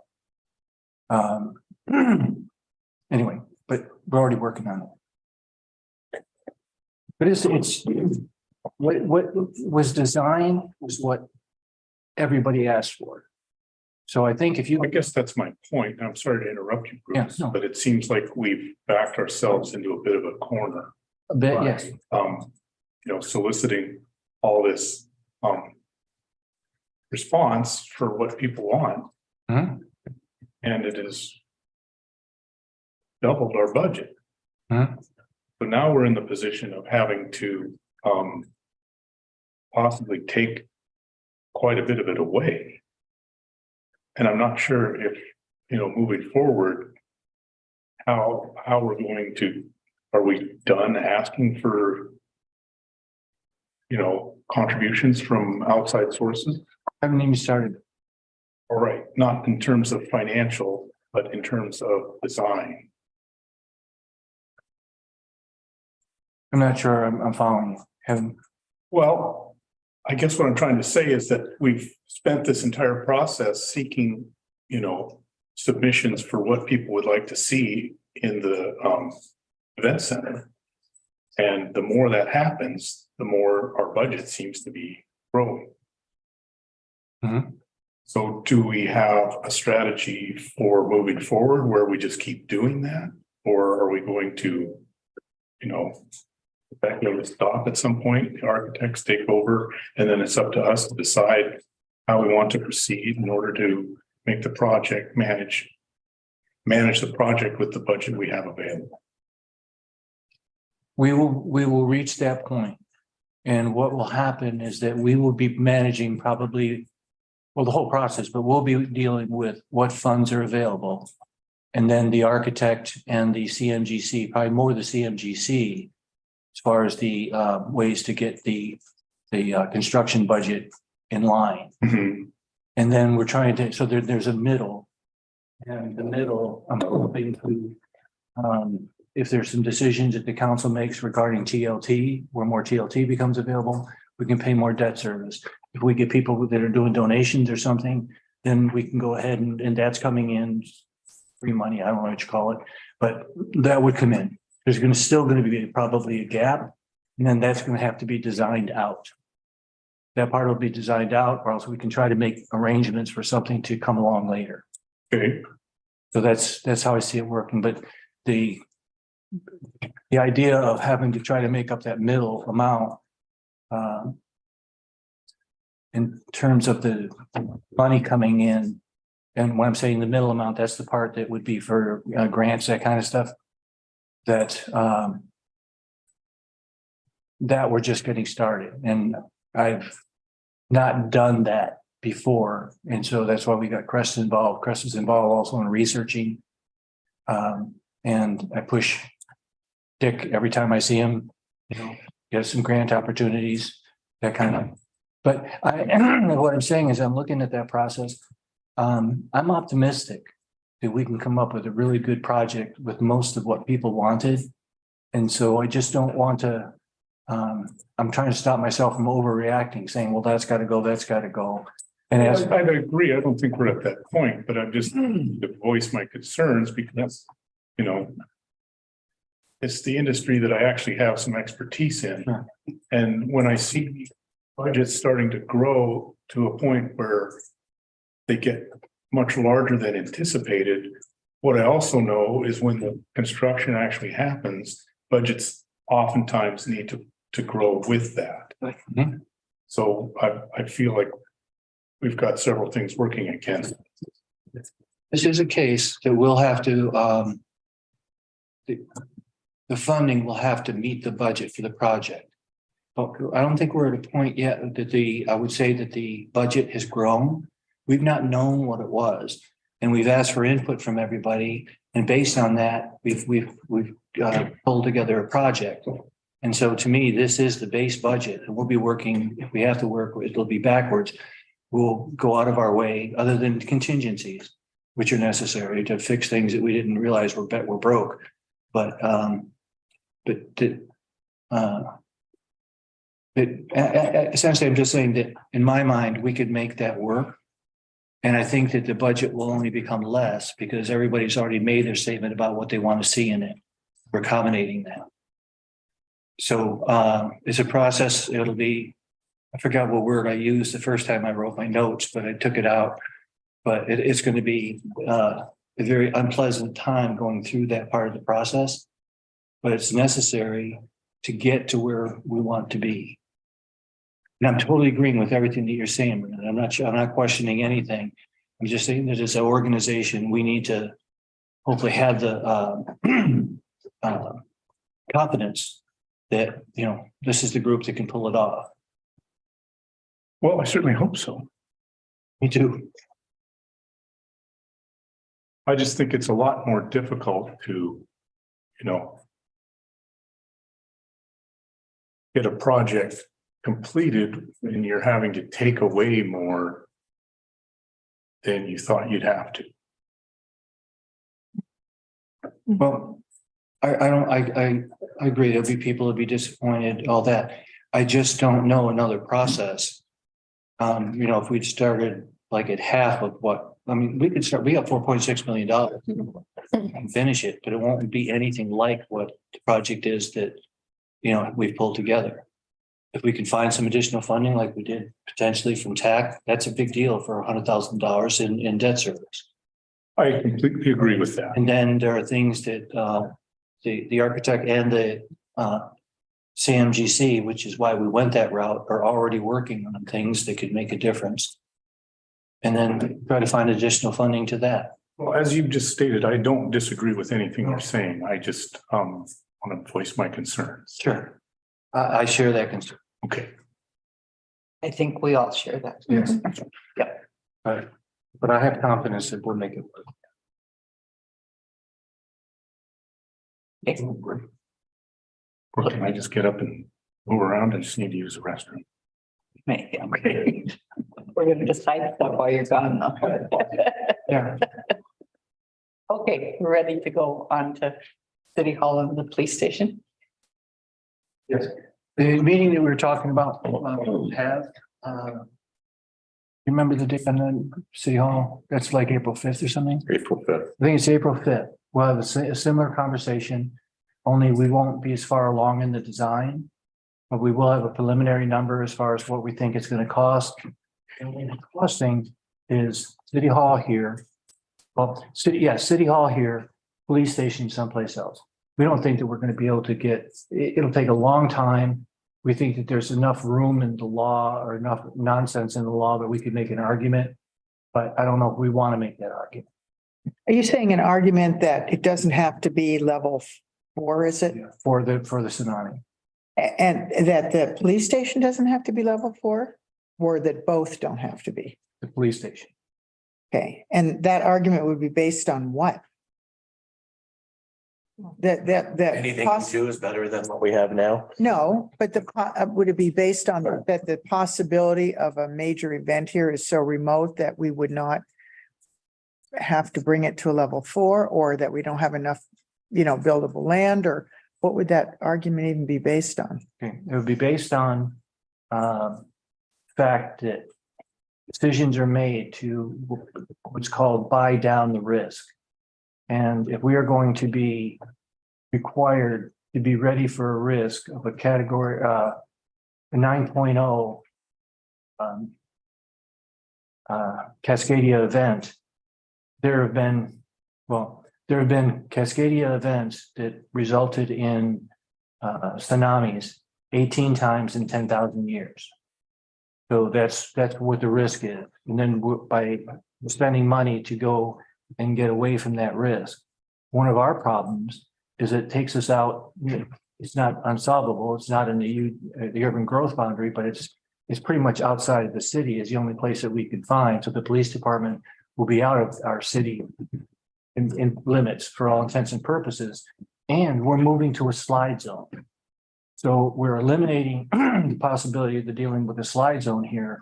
But then we're going to the slide zone. And that was part of the reason why the project costs double to build it there than it does if we build it here. The whole city is really in a slide zone. No, well, Well, I mean, potentially, you've got the possibility of liquefaction, all those kind of things, but that is an identified slide zone. okay, And when we did the geo work, we found 3 different levels of where there's been major slides. okay, but we've never, have we, I don't know, maybe you'll answer. Has the council ever addressed, it seems to me that all along they've been addressing keeping both buildings in the same location. Has the council ever really looked at other possibilities for a location for the police department? We are right now, that what you're going to see is a cost that has the police department elsewhere. So your choice. No, I don't mean just Southwind. I'm talking about like, let's see where. Okay, so the area I'm thinking about, I just want to know if it's ever been explored more, is where Public Works is on Elk Creek Road. Now, we talked about that. We And talked, land behind it, which is, I believe, belongs to the Christian Conference Center, and the idea of possibly condemning that land for the police department. That's also where our water tank is going to go. Okay, so it's not, Yeah. it's not a possibility. Well, it is a possibility. The Christian Conference Center, first of all, when we started out, we didn't look at absolutely every parcel. We were trying to save the cost of land. We came up with like 3 or 4 different locations that were buildable, which is not a bad number to start from. Mhm. But what happened is that this ruling is taken for the police station anyway, taken out this site and the RV park. And so there's really nothing left except Southwind. And we're not trying to build, we learned a lesson at Southwind, which is that because of the slides and because of the ravines and everything else, I mean, it looks nice and flat on a map, but it would be a hard place to build, an expensive place to build. We're focusing a smaller building, which would be the police station, on the site of the cash, where the cash site is. Mhm. And then we don't do anything, in the back in the other area. We're also sacrificing, I don't know, maybe call it the dream or whatever, but when the Southwind was purchased, the idea is, well, okay, well, there's land up there to go ahead and build affordable housing, and we could build a school and all those other kind of things. So if we go and we just go to the cash site, that's it. The police station is pretty much it. We think that if we, let me go back to with 3 options, 2 options, 3 options.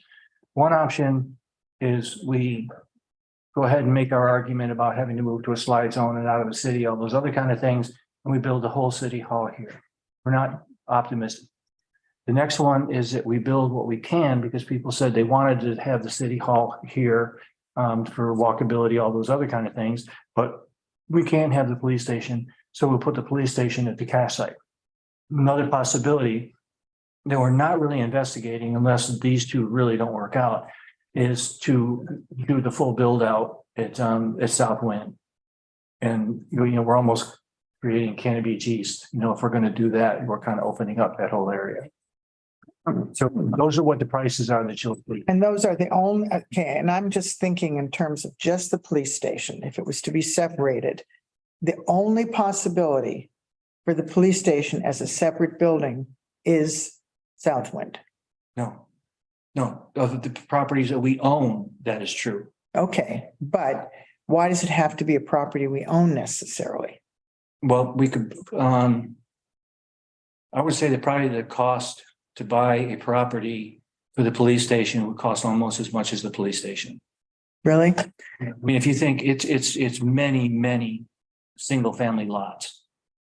Now, is there a single parcel someplace? You know, possibly, but we didn't pursue that, but if we did, the cost would be very high.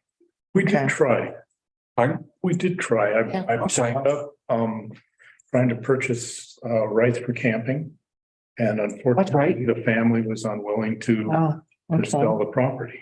Yeah, That'd be a great location for a I police thought so station. too. Yeah, And City Hall as well.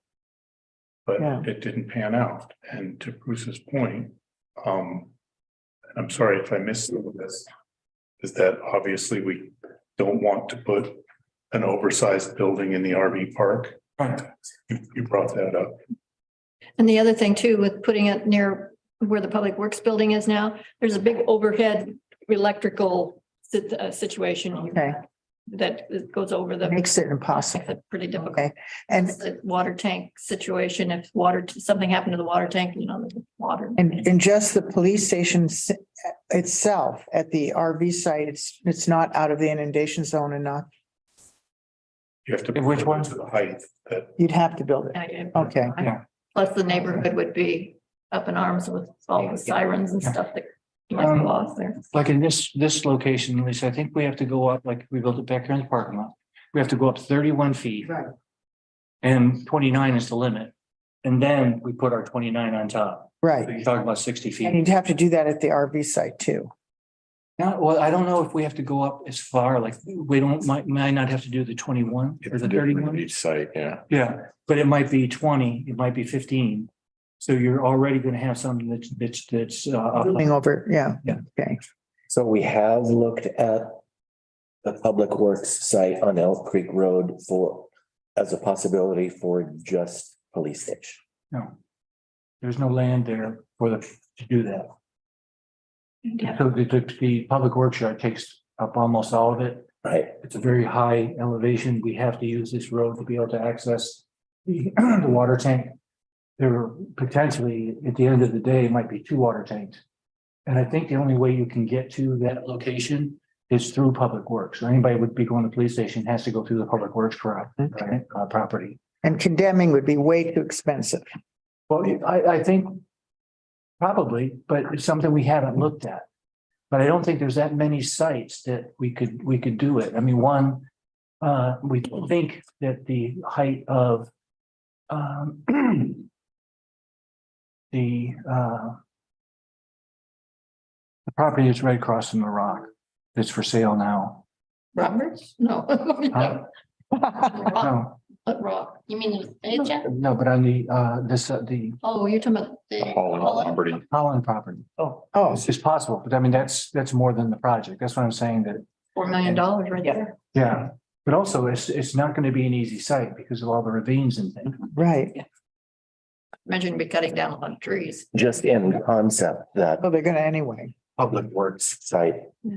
to me, makes a lot of sense as a spot for a police station and emergency operations, because essentially that's going to be the escape route for, and depending on the size of the disaster, the farther you go up Elk Creek Road to the 2 cache sites.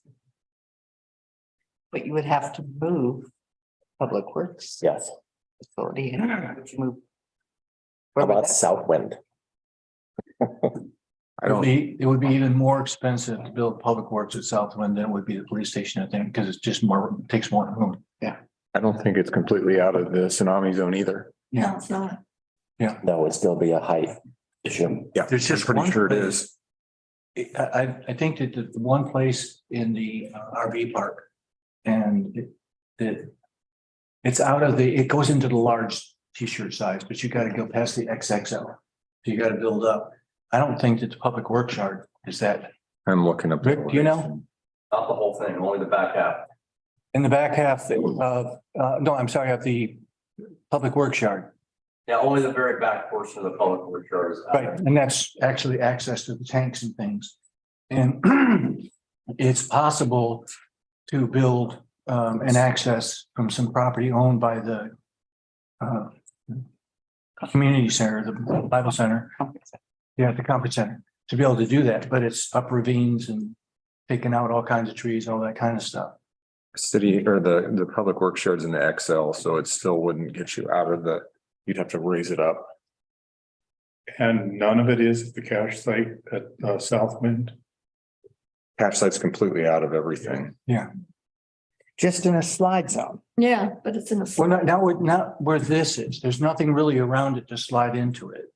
But as you get further north, the site goes like this. Okay, And then it keeps going up. And so one of the things that really jacks up the cost is that you have to put in pilings like this down to bedrock.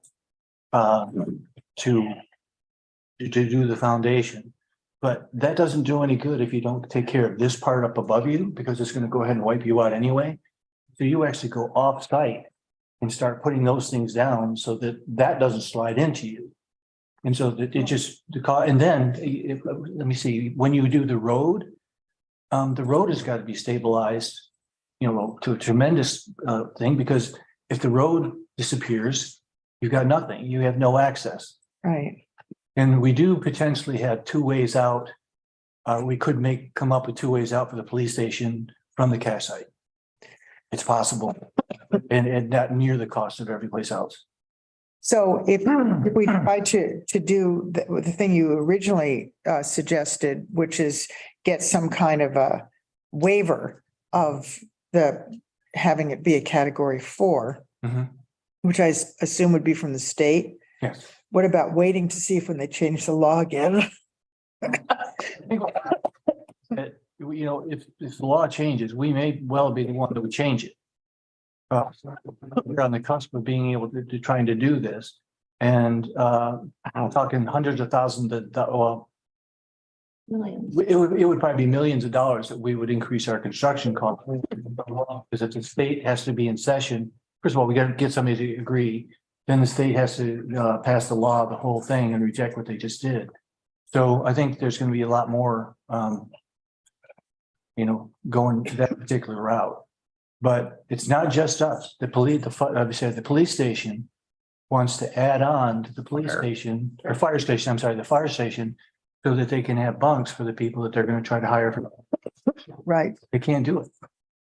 They can build all the bunks they want inside, but they can't expand the essential service of the police station. They can't expand it unless they mitigate for 9.0 Cascadia event. Can't they do that in their Arch Cape station? I don't know how high that is, but that would Be fine. yeah, but that's something they might want to do. But I think from a central location, they would rather say, operate out of here than that location. If they might, but regardless, something as simple as building bunks. Now, they'll probably get a waiver for that somehow because I don't know how. Well, what I would argue is that it's a better level of service for the people here if people could be staying overnight at the fire station. And so you're stopping us from doing it. And they might say, well, we'll give you a waiver for that. But I think I sent something around and I said there's a threshold question. And that is whether or not, like, suppose we were able to get to build in this location. We went through, or somebody just decided, you know what, we didn't mean that. And they say, you guys can do what you want. Would you want to do that? Because people have come up and said, it's not just the police station part. We want everything to be here, to protect us. And so that means a building 31 feet up and then we build if we keep it here, or it goes to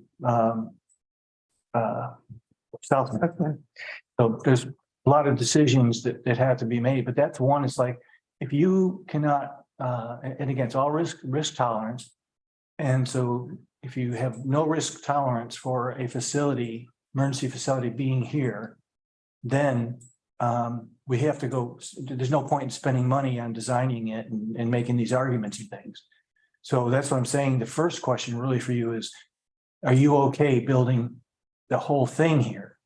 Pretty much assume that the police station, unless we want to spend a lot of time, is going to be at the cache site. The whole thing here, not to level 4 or to level 4. There's two level fours you have to worry about. One is for the tsunami and the other is for the seismic. And we would do it for the seismic. Okay. We So- would. Yeah, no, absolutely. Whatever we do, I want to have it seismically ready. I want to, by category 4, it means pretty much it'll still be standing, the lights will still be on, and your radios, everything will work. You don't have to rebuild it. And so the level 4, that's the big issue, is the one for the tsunami. Yes. Sorry. And it can be met here. But we're No, what's wrong? the city hall tower. Let me just And say- where, if we put the police station separate from the city hall and the police station was up in South Wind, where would the EOC be? There would be a space that could be designated as a EOC up there. But we would still accommodate the EOC, because this is an EOC right now. And you can see some of the equipment that we have and the connections and radios and all that kind of stuff. So we would kind of double our bet or hedge our bets and just put equipment in the council room here. And this would be the preferred location from which to work, because everybody's here. If this was to be damaged, then we would have one up at the cash site. So you're gonna build two basic, two EOC. We're gonna build one EOC, and that would be at the police station. And then we would have, call it a backup or whatever, but I just want to say it's a council chamber and we're putting equipment in. Okay, so then the council chamber would become a backup EOC.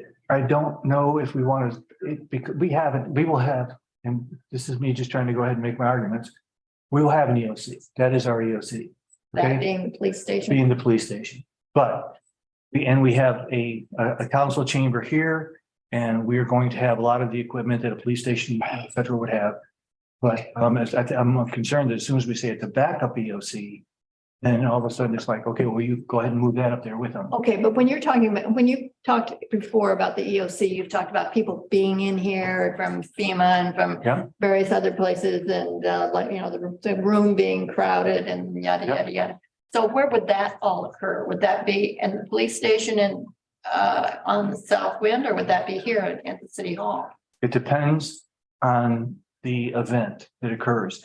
But I don't think that we need to build a room that sits empty as big as this at the police station, add that to the police station cost. It can be, this is actually bigger than the county EOC. The county EOC is totally inadequate, but you can have something that's smaller and pretty much handle police and fire operations and some other things too, but you're gonna have issues when it gets to rebuilding and all those kind of things. Because it's like building department becomes this big. So Bruce, what you're asking us today is whether we would be able to be willing to take the risk of building this to a category 4 for an earthquake, but not to category 4 for a tsunami. And then you would try and get a waiver from the state. No, we wouldn't actually have a waiver because we only have to have one. We don't have to have any EOCs. If we have one, it would be up there. That's. No, I'm talking about on this site. Oh, no, I'm talking about all the other things. This room, the finance, everybody else. Are you willing to have them stay here? The whole thing here. EOC, police station, I don't think we can have the police station and the EOC here. you don't. Well, we could argue it. I think it would take a lot of time, a lot of money, and we might lose. So I think we just go ahead and we bite that bullet. Okay, so then the city hall here, Yes, and whether we'd be willing to take the risk of having city hall not to a category 4 for tsunami. correct. So what is the difference between a category 4 for the tsunami and a category 4 for the seismic? I mean, I understand the foundation is a big part of the seismic, but what about tsunami? What would you do differently if you had to build a category 4 for tsunami? It's getting above a certain Get elevation. above the The water. elevation, Got to be above the water. that's it? Yep. And really strong. Yeah. When you say really strong, you mean that the pilings and so forth, or are you talking about the actual construction of the building itself? Oh, So So what would be different between a regular city hall and a code as category 4 for tsunami in terms of construction for building? You know, one would be at grade, and you still got to put a bunch of seismic down, you know, out down below to get to the seismic for. But if it was like we tried to build the whole building, including the police station here, we would still go down and do that. It would be bigger and more expensive. And then it would come out of the ground and we could park underneath it or whatever. But it would go up 31 feet and then we would build the facilities. And the walls would be different in terms of how they're constructed? And the roof would be different in terms of how it would be constructed? Yes. How so? The bracing, most of the money you spend when you're doing up to category 4 is in the ground. But the walls would have to be braced. It all has to do with either, you know, you allow it to shake, but it's flexible to do it, or you make it so strong that it's not going to. So. And also the connections, like the connection between the roof and the walls is different. Like we're having to change those kind of things on Cannon Beach Elementary. I'm sorry, Lisa. Well, if we said we're willing to see the city hall not be to a category 4 for tsunami, would we still have to get state approval to do that? No, It's just, okay, so the state approval, the state mandates would just be for the police station. That has to be category 4 for both tsunami and water. And that would have, and the only place we have for that right now is the cash site. For the city hall, we have to make the decision whether we're willing to take the risk. yes. And to me, with that risk, what I would weigh it against is the 18 events in 10,000 years versus slides, other things up there. And the cost, because it'll cost double. I'm sorry, I say it'll cost double. And the reason that we said that was because we made it available and possible to build a school and housing and the city hall. No, we don't know yet how much it's going to cost if we had to go into Southwind versus the cash site. As far as what the sizing of the utilities, do we oversize them just in case? The road, what capabilities they would have. We don't know yet if we're not going to have to meet the same requirements that drove up the cost so much from ODOT, which is an XL lane and a decel lane. Putting all those kind of things in. Right. Now, if we still have to do those, then the cost is going to go up to build just a police station. Right. Does anybody know, Nobody knows nothing. anybody know, the Holland property, the east side of the Holland property? Is there a private landowner there to the east, or is that ODOT right away? We think that's an ODOT sub. ODOT right away, I think, yeah. Yeah, ODOT, maybe it is right away, but yes, there is a place there. And it has some of the same things as what Southwind does with ravines and all that. That's, But if and when we decide to open up to looking at private sites, that's possibly one that we would look at. I doubt the Holland, but the other one on the east side. yeah, But you know, when you're talking about filling ravines, you're changing water channels, all that kind of stuff. So it's not as easy as it seems. and it's Haystack Hill State Park, but is that city property? And I think that's why it's a state park. Otherwise, So it was given to state parks, probably. I don't know the whole history on that, so I'll find out. So the cash site would still remain there, Yes. the buildings that are already there. Yeah, Chief and me and Rick went up and looked at it and Rick was looking at it in terms of what he would lose or what he would have to move, and it looked like it could still work. Or you could incorporate what's there into the police station. Is that To a a degree. possibility? To a degree, but what's there is, Needed. no, the Connex boxes. Yes, I understand that, but I'm just saying, but I haven't heard, there's like maybe a ballpark square footage of what the police department needs. 4,000, Okay. roughly 4,000, 4,500. And what about the territory around it, the lot around it, parking and that kind of? It is far more, it's 3 acres, so it's far more than the 45,000. One story, 4,500, I'm sorry, 4,500, one story or two? probably one story, Okay. because it's up above everything. I just didn't know whether you had the idea, maybe you'd want to maximize a smaller footprint and go up or do the opposite. There's room. There's room, and that would save us costs now. I don't know if we might, if somebody, a later generation might want to kick us in the pants that we didn't maximize it more, but there are places that you can build up there. There's a lot of land. But we're only looking at it one story to keep the cost down. Sure, sure. And I fully support that. I just, if I missed something, I'm sorry if I'm making you repeat yourself. No, Really? miss anything, Brandon.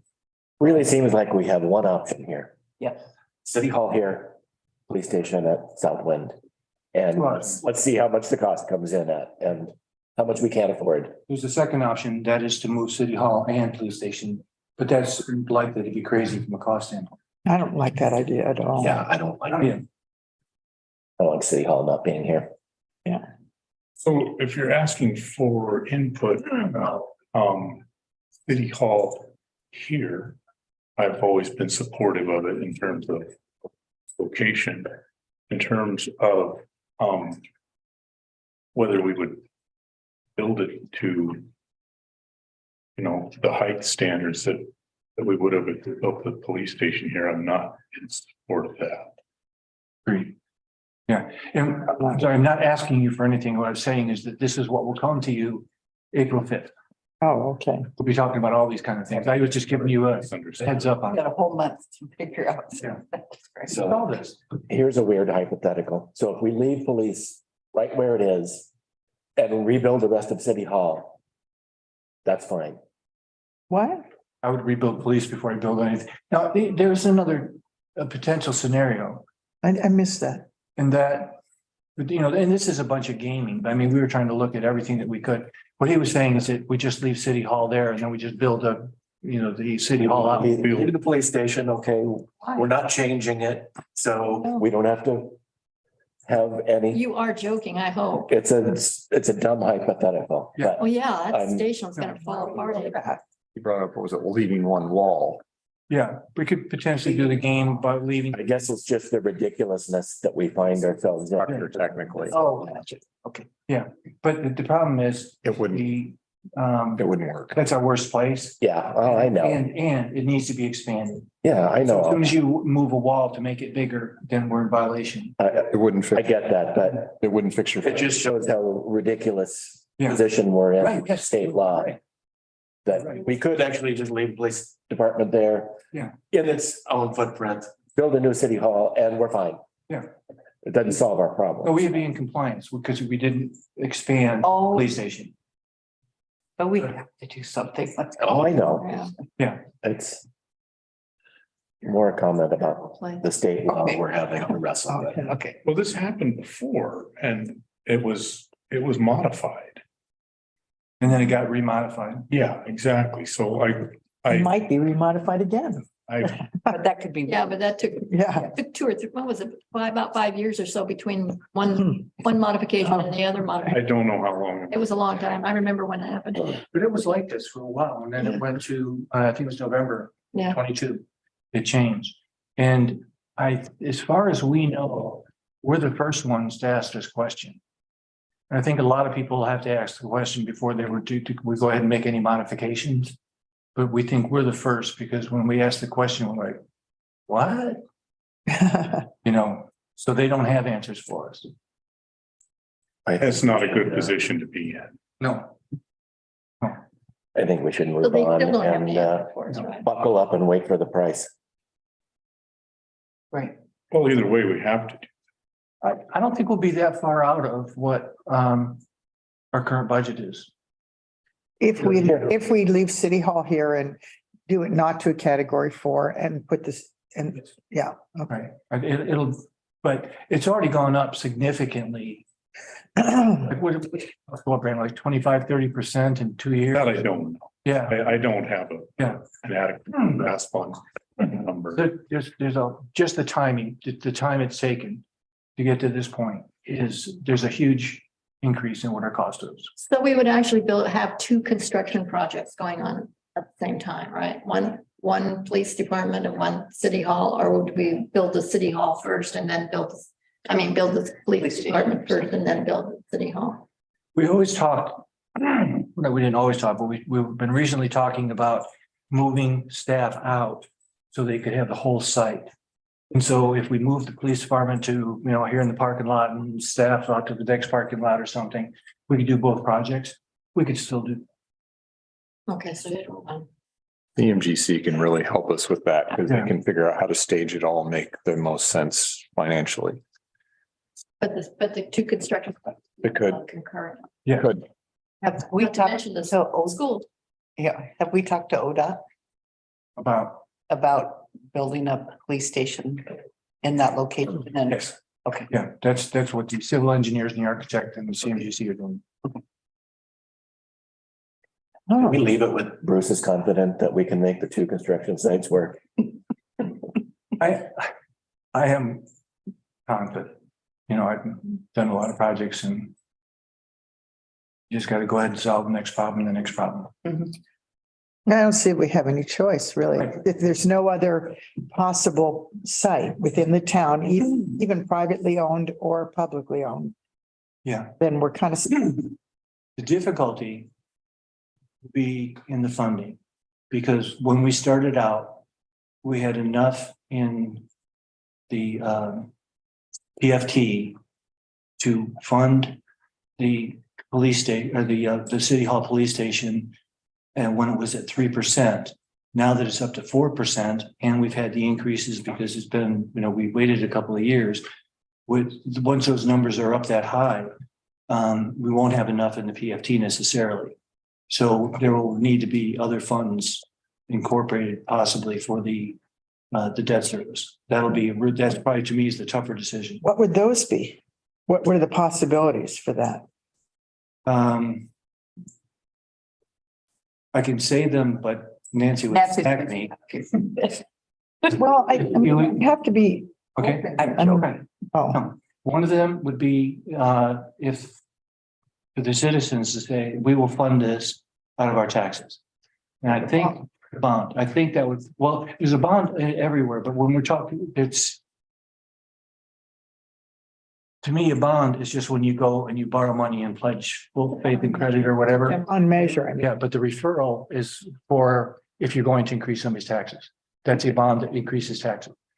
I didn't see Ashley jump on the line, so maybe I was right this time. So there's that. And then there's the possibility you've got PFT and potentially if you wanted to increase the PFT, if you wanted to increase TLT, those are the normal taxing abilities that we have. And we're not trying to pull together enough money. Like suppose the whole project is $10 million. We're not trying to pull the $10 million. We're trying to pull together enough to pay the debt service every year. Got it. How, and right now, how does our transit lodging tax compare to other municipalities? Low. Yeah. Oh, I think it is on the. But you can't, But 30% of it could be used. for yeah, this only project. 30% of it could be used. oh, yeah, okay. Yeah. And then we'd have. But then we got the school paid for. Yeah, there you go. Well, no, I'm just saying, and That is another possibility. And all of these things, have a just a shiver factor when you say them out loud. But that's the reality that we're facing. I'm going to give you another shiver factor. And I'm just saying this is what happens in some jurisdictions. So I know if anyone was listening to this, they'd freak out. But cities like Vancouver, BC, they have a tax on second homes. In other words, second homeowners pay a much higher property tax, quite considerably higher than people who live in their homes in the community. Same thing with Florida. Really? Florida, you have a homestead exemption. And what it is whatever you like. When you buy the property, that sets your base and your taxes and your tax value, assessed value cannot go up more than 3% if you homestead. If you're not homesteaded, you can homestead if it's a second home. It just goes up with the market. Mhm. So that kind of takes care of itself in that way, but that's a state function. Yeah, And how do they define homestead? So Homestead is you live there. You live there more than 6 months a year. Okay. So you can have, 6 homes, but you can only homestead once. and Vancouver is a city, so it's not a state Yeah. tax. But of course, it's a different country. But I'm just saying that the city of Vancouver, and a lot of people are furious about it, but that's what they do. And how long has that been in existence? Fairly new. Okay. I think they do it in other places in the United States as well as Florida, because I think we've talked about, or somebody we talked about it somewhere. I've heard this conversation. It's a state issue. That would be a state tax, I think, and because property taxes are governed by the state Yeah, I'm just wondering if it's through the legislature. possibility. It's just an interesting idea. Mhm. Yeah, it solves quite some problems actually here. I think we should wait until we see the price tag. Oh, sure. I'm not suggesting we do that. I'm just saying that to keep all options open. Right, brainstorming Yeah. ideas. And so, and Gary just said, see the price tag, that should be April 5th. And when you see it, it should be the highest number that we look at. Unless we make changes to the scope. But I'm waiting for the article that said, city council wants to tax second homeowners, I mean. No, they say Lisa You're the one that said it. Lisa wants to write. That's. Yeah, talk to Lisa. It's just something I know because my family lives there. Oh. And my cousins are very pissed off about it because she's an architect and she designs a lot of second homes for very wealthy people in West Vancouver. So she's not in favor of it. Mhm. And I argued with her about that, just playing devil's advocate. So We've got everybody alarmed now. Property taxes are going up, the new tax is going up. Yeah, we don't like these housing. Council we are. Okay, is this a good time to Yes. take Yeah. a break and Yeah. get our pictures before we go to jail? Okay, so we're gonna go ahead and continue with our retreat. And the next item on our topic list is affordable and workforce housing. And I think we've kind of have already addressed it. It's a priority for us. It needs to be at a regional level. And I personally am going to really miss Jeff in that because he was very impressive at the housing summit that I attended. Yeah. And, but it's something that we have to address it. Do you have anything else to add? I do. Okay, I'd like to bring up, just for discussion purposes, the idea of doing something with the RV park. To find out if there's any interest amongst the council. And previous councils, will be very honest, that we had a lot of difficulty trying to get our model homes in there, but I believe there are a number of possibilities that could work there. are you talking Something that all the RV park or, I'm open to anything. okay, but just the discussion. Just a discussion. My own personal view is that I'd like to see the entire area used for some type of workforce housing.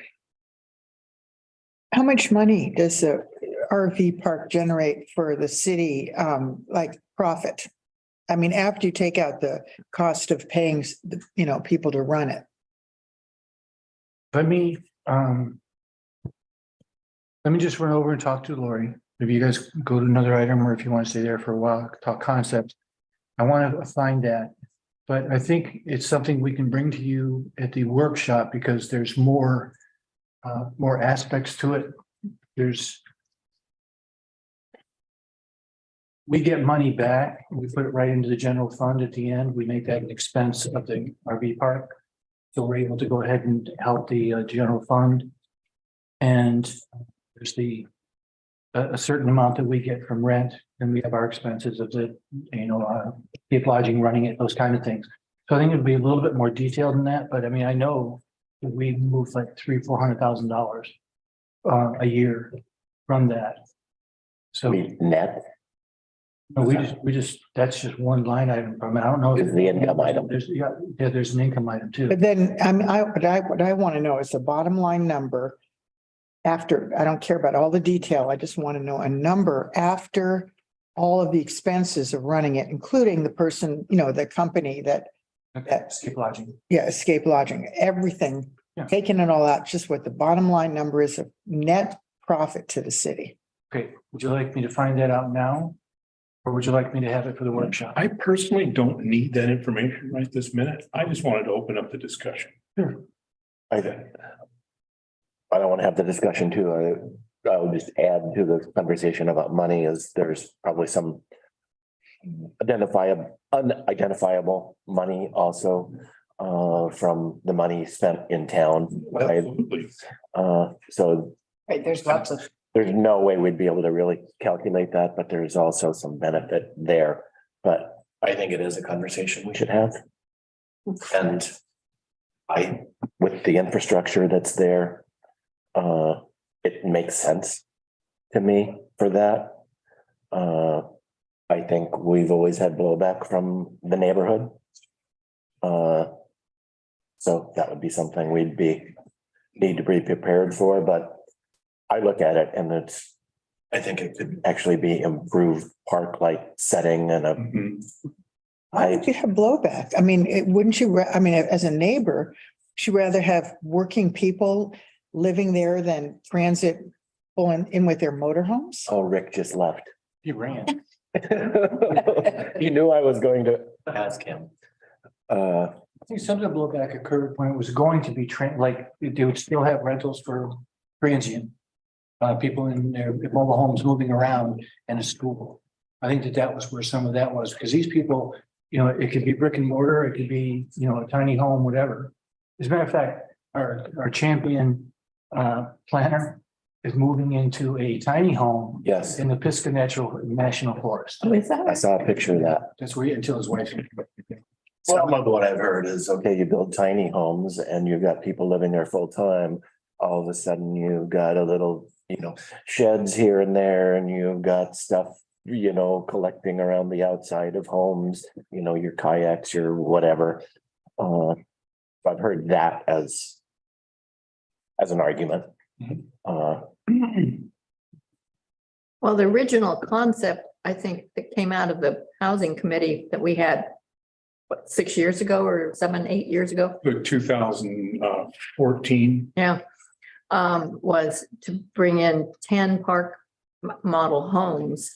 And then the city or the city agent would offer them for rentals. So they would have been rentals. So the city would have had the management Right. control. Long-term rent.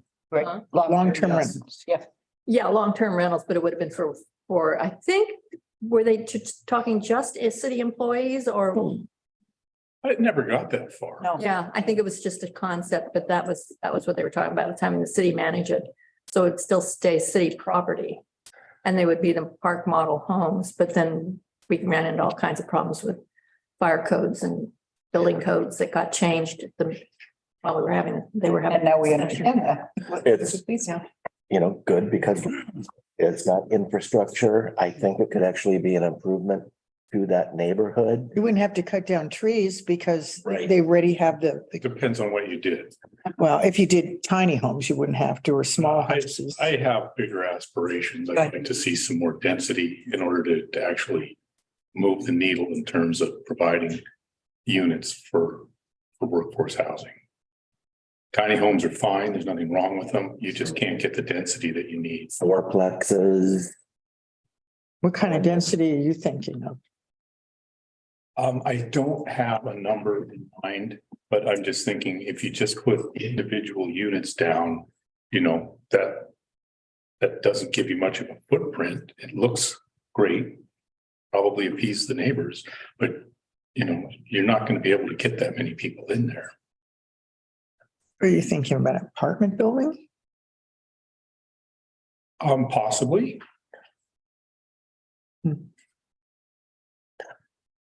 I would add to the conversation, if another RV park in town ever came up for sale, that's an amazing creekside property that could be expanded park. And the same kind of thing where there's already some infrastructure, you wouldn't have to cut down trees. I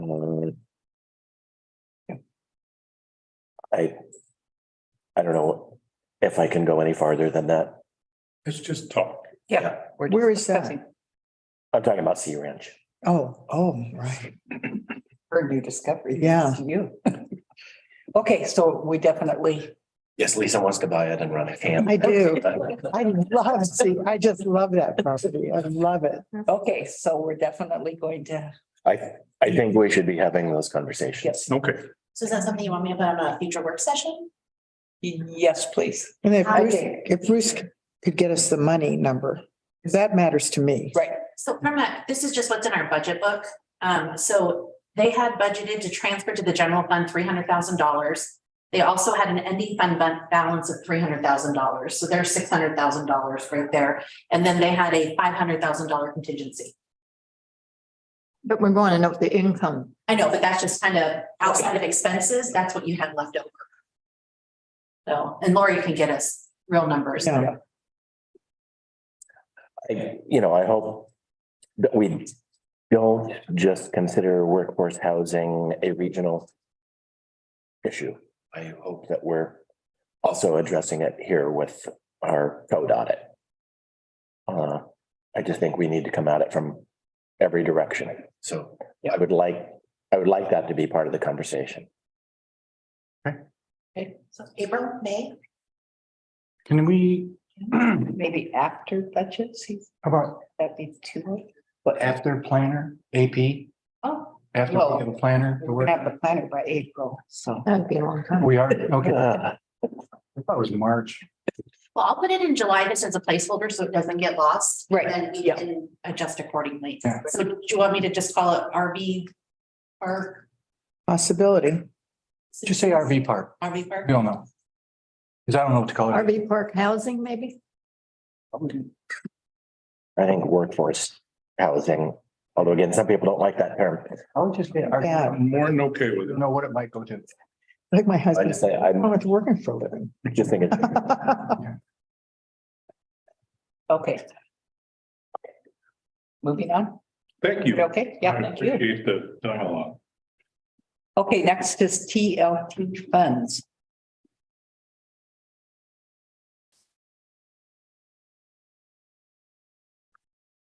We're finding that we can use TLT funds for more things than what we had originally thought. For example, public restrooms, debt service, things like that. But we don't, in doing so, it doesn't solve the problem because all of our TLT funds are allocated. And so now we've talked about what possibility of having some of them. And like the arrangement that we were talking about dealing with TAC is that the 100,000 would come out. And then they would have minus 100,000 in what they had to allocate, as opposed to having to vote every year to allocate $100,000, because it's really not optional once we take that over. So there are I think we're like 8% in TLT now. And most of that goes into, and I think 5%, and this is just me guessing, but it's like five of those are, we get 100% because it was back before 2003 or something, whatever that date was. Subsequent to that was the 70-30 split. And so some of those are in the 30s are already in the general fund budget, and the 70s go to the TAC, the chamber. Anybody else recall what the third one? And our schools. And county money to the school. Yes. I was trying to think, I thought we had 3 ourselves. Okay, so So, I'm sorry to interrupt, but Barb, can you help me out? Where you do, there seems like there's two different awards. There's the TAC awards and then there's the community grant. awards. Right. And the community grant awards, is that what you're referring to, Bruce? No. Community No. grants are. those are general fund. Oh, It's not, okay. not That restricted. has nothing to do with TLT. Right. No, Okay, I happen to have ORS 320.350 in front of me and the definitions. Which kind of tells us how we can spend it, but I recall, Ashley's. Ashley's on too. Yeah. It's I- interesting I interpretation. recall making some recommendations that we could spend the money in at least a wider range Yeah. than we were considering it. But let me ask a question. So we've got the three sources, the county TLT, our 70% portion of that going to the school debt service. Then the remainder of the city TLT is divided between Tourism and Arts Commission and the Chamber.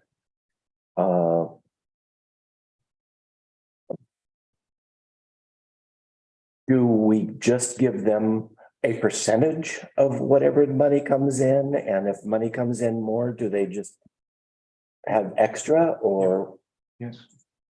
okay, The way that the chamber contract reads is that, and it started, we were giving them money from the general fund. We reduced the amount so that for a year or two, they were below where they were. But they would get 100% of the, of one, I'm sorry, 100% of one of the 70%. And, that was the other thing that I wasn't clear about. I thought we only had two increases in TLT where we were required to commit the 70% to the legal definition. and I think, let me explain the county again. The county put that in place because they needed money to operate the jail. Yeah, no, They I, kept the 30% and they said, we'll give the 70% to the people that generated it. So that's our third one. So I don't know what else you were talking You're about. talking about this, you're talking about the. Yeah, I believe we've only- Percentage. increased the TLT twice since we were required to take the 70%. Okay. You mean I don't know. Yeah, that we've increased? the rate, Yeah. the rate of. Okay, gotcha. Uh, I think that's right. It's existing, I mean, prior to them passing the statute. That's all locked in. Right. But it's everything that you add after. Right. So. I guess I just wonder if it wouldn't be better to allocate a specific amount, and if it's more, then we have a fund to use for other purposes, qualifying purposes, rather than just sending it all out. We're kind of doing that with TAC in the preliminary We're conversation. looking at that. So instead, like suppose it's $500,000, then the chamber would get the 500,000, they would get the 100,000. I'm sorry, we would get 100,000 and they would get 400,000. So we're already doing some reallocations. I'm saying that we seem to have a lot of more flexibility than we thought, as you had said. And but we don't have untapped money. You don't have what? Untapped money. They're just, everything goes. It was 100% to those two. Now 100,000 is probably going to come out of TAC.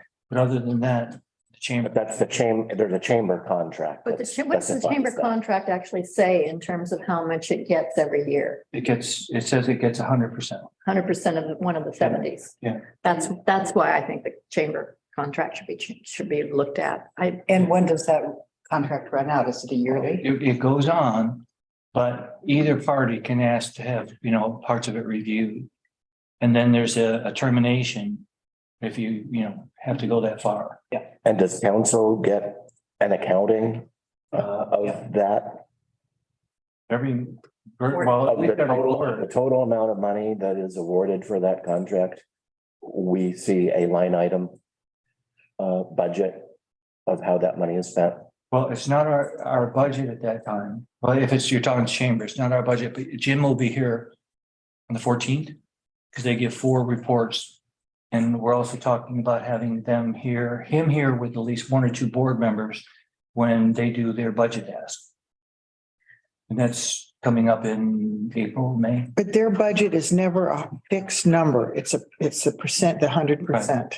And it's, I mean, I've worked with them, but I've never really seen that complete budget of all the money.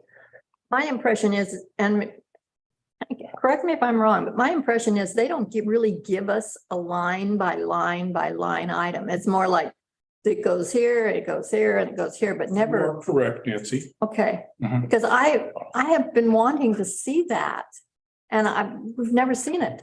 You want to see their entire budget or No, How they, they're how they They're spend. allocating our money Yes. line by line by line. It's much more of a general presentation. They give us a PowerPoint. And it's much more of a general, this is, this is the chamber, this is the overall budget, this is what you give us. And that's pretty much it. I mean, we I agree, Nancy. get a lot of Yeah. information. Whenever they finish giving their presentation, I'm still in the dark really about what it is they spend it on. I'd like to Yeah. know a little specifically. more?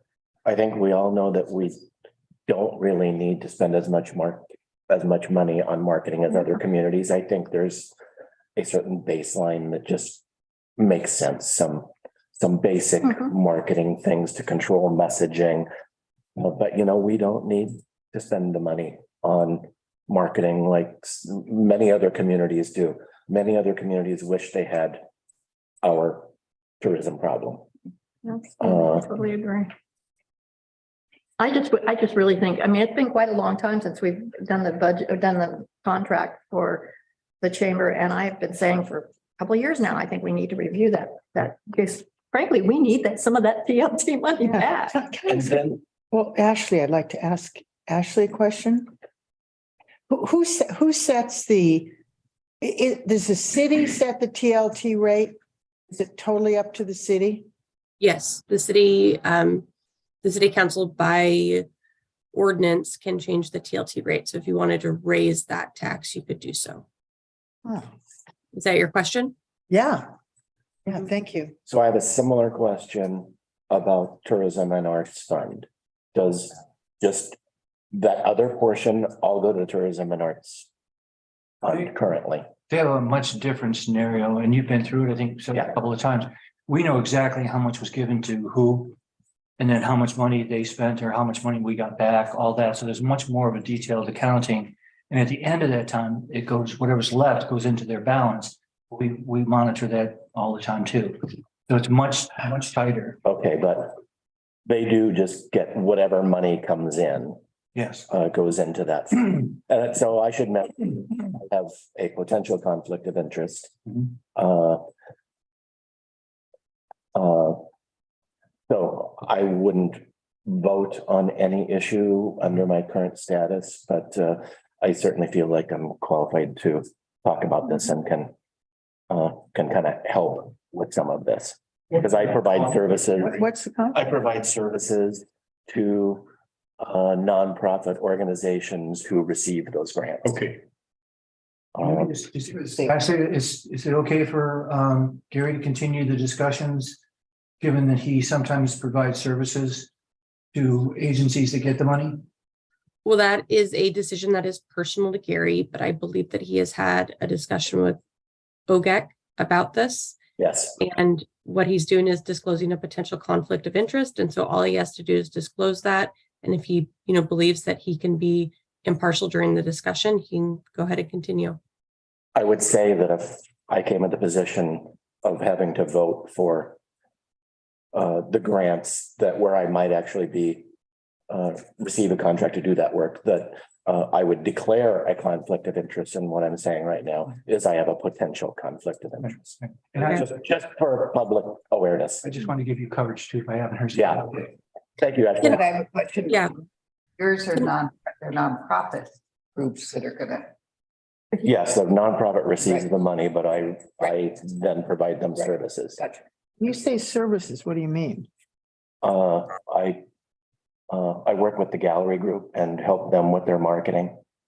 So they receive grants to And you promote get their it, you event. get money, you get a salary or stipend from them. I bill them for hours Yeah, I spend. And Saber Cannon Beach. Okay.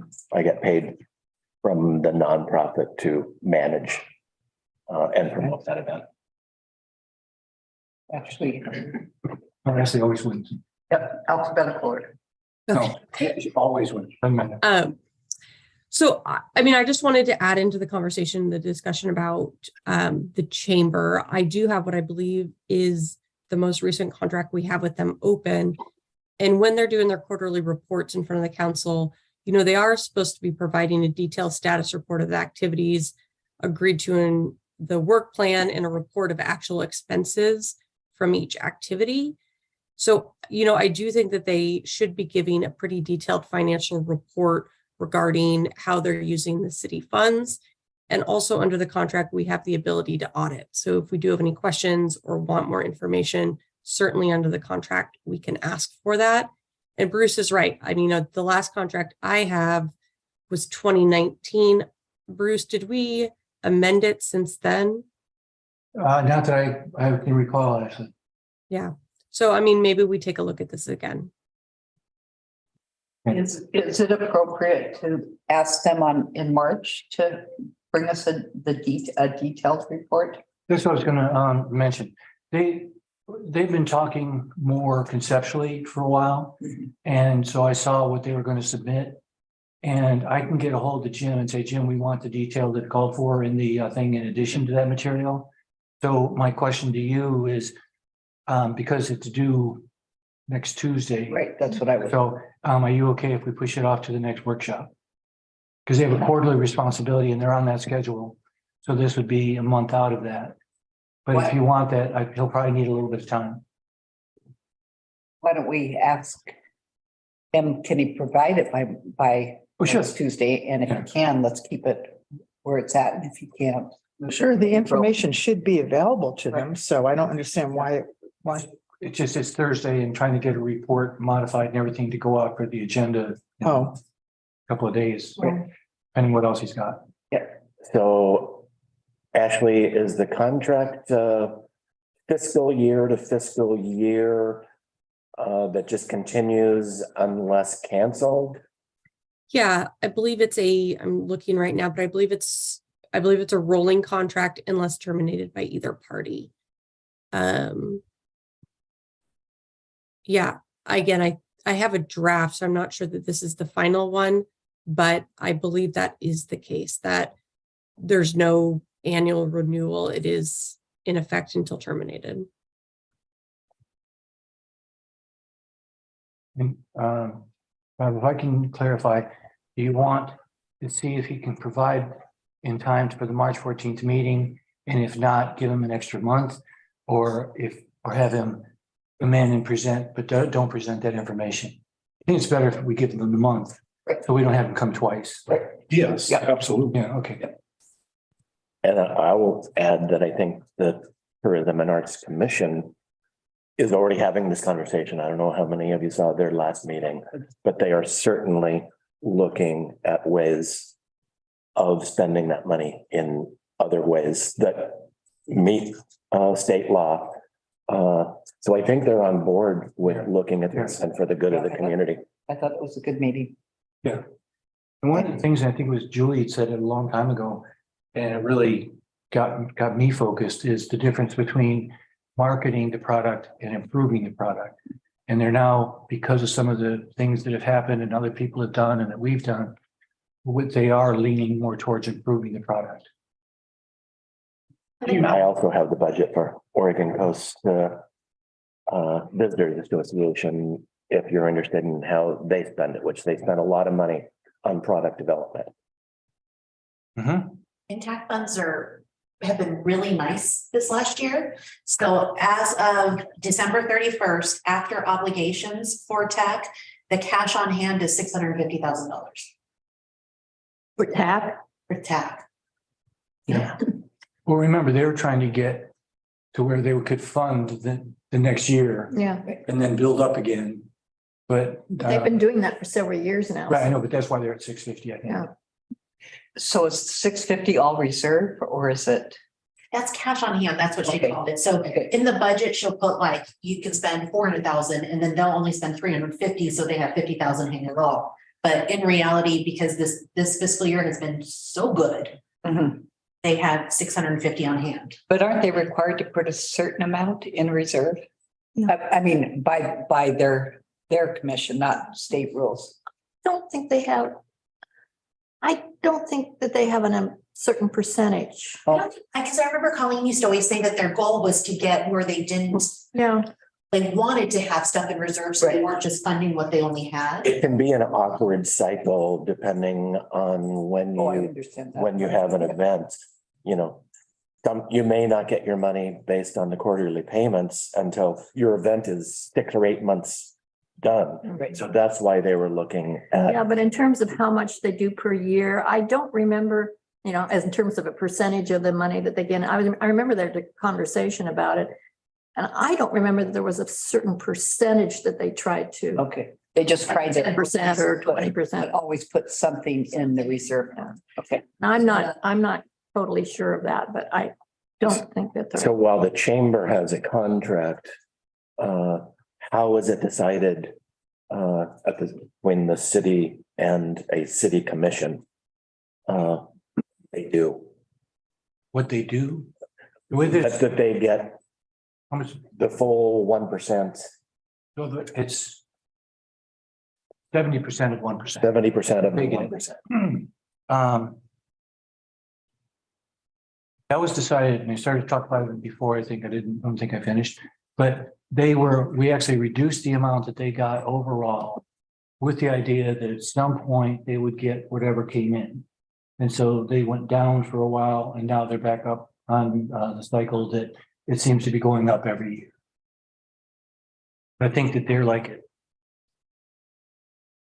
over it's 550,000. like five. But that's really just 535. a city decision that they get the full amount Yes, of the it's 70% of the 1%. yeah, contractually. The city made a decision that they get that, but it's the city can also make a change on it. And Bruce, if we ever considered raising the TLT tax, Hmm. that could be used to help with the debt service for the elementary school, correct? Good, A percentage of it could. Up to 70%. 100% of it could. Yeah, so Yes. do you think it's possible for somebody to pull some numbers from other areas on the coast and what their TLT tax is?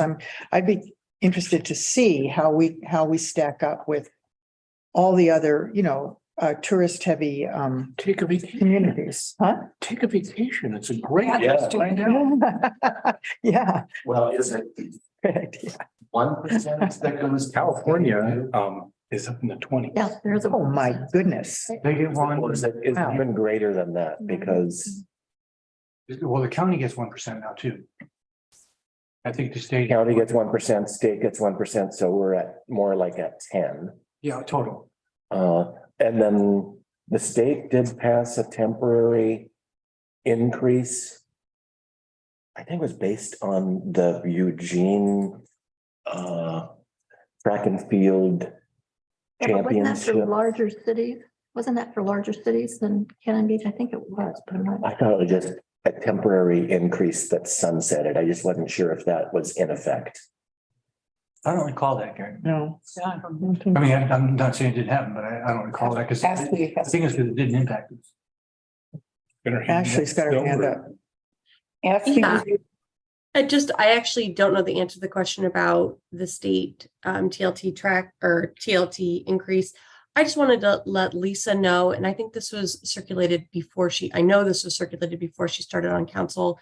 The Oregon Economic Development Commission, I'm going to get that name right, did a really comprehensive report a couple of years back about the TLT, like what entities are imposing and how they're using funds. I can definitely send that to you. I think it's really helpful to know where we stack up. It's a couple of years old at this point, but I can definitely send that. That'd be super. Thanks. Send that to everybody? Yes, Yep. please. Yep. thank you.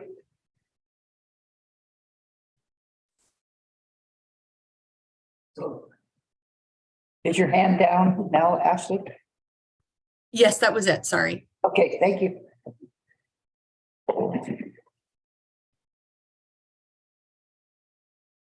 Anything else on What's the hand? TLT? Yeah, not in every city. Right. Every city sets it.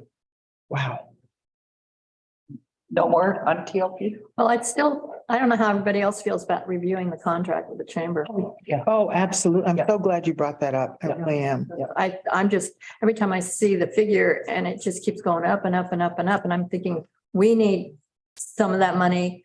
And I'm sorry, but I think I read the contract wrong when I voted to approve it, because my impression, and you were right, because we went down, but we went down to I think it was 485. And that was where I thought the limit was going to be. And I thought anything above 485, the city would end up getting. Well, then the next year or a couple of years later, suddenly it's going up and it keeps going up and up and up. And I'm thinking, wait a minute. And I went back and reread the contract. I had read it wrong. I just think we need to. I'm I sorry. agree. And I came away from when their last budget presentation, I felt like I was in La La Land. I didn't understand anything. I had no more knowledge than when I went into it. Yeah. So, And I have provided services to the chamber as well.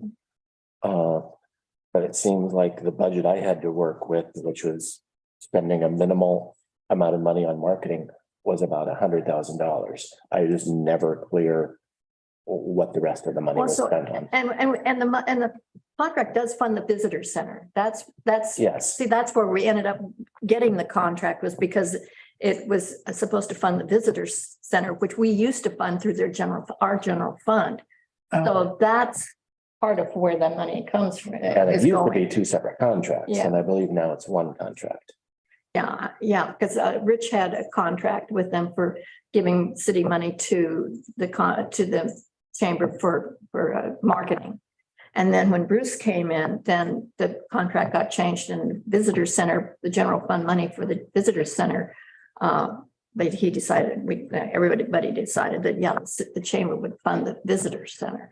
So it does go to the visitor center as well as marketing. Yes, And it should go to the visitor center. and they provide important services. Right. Something I.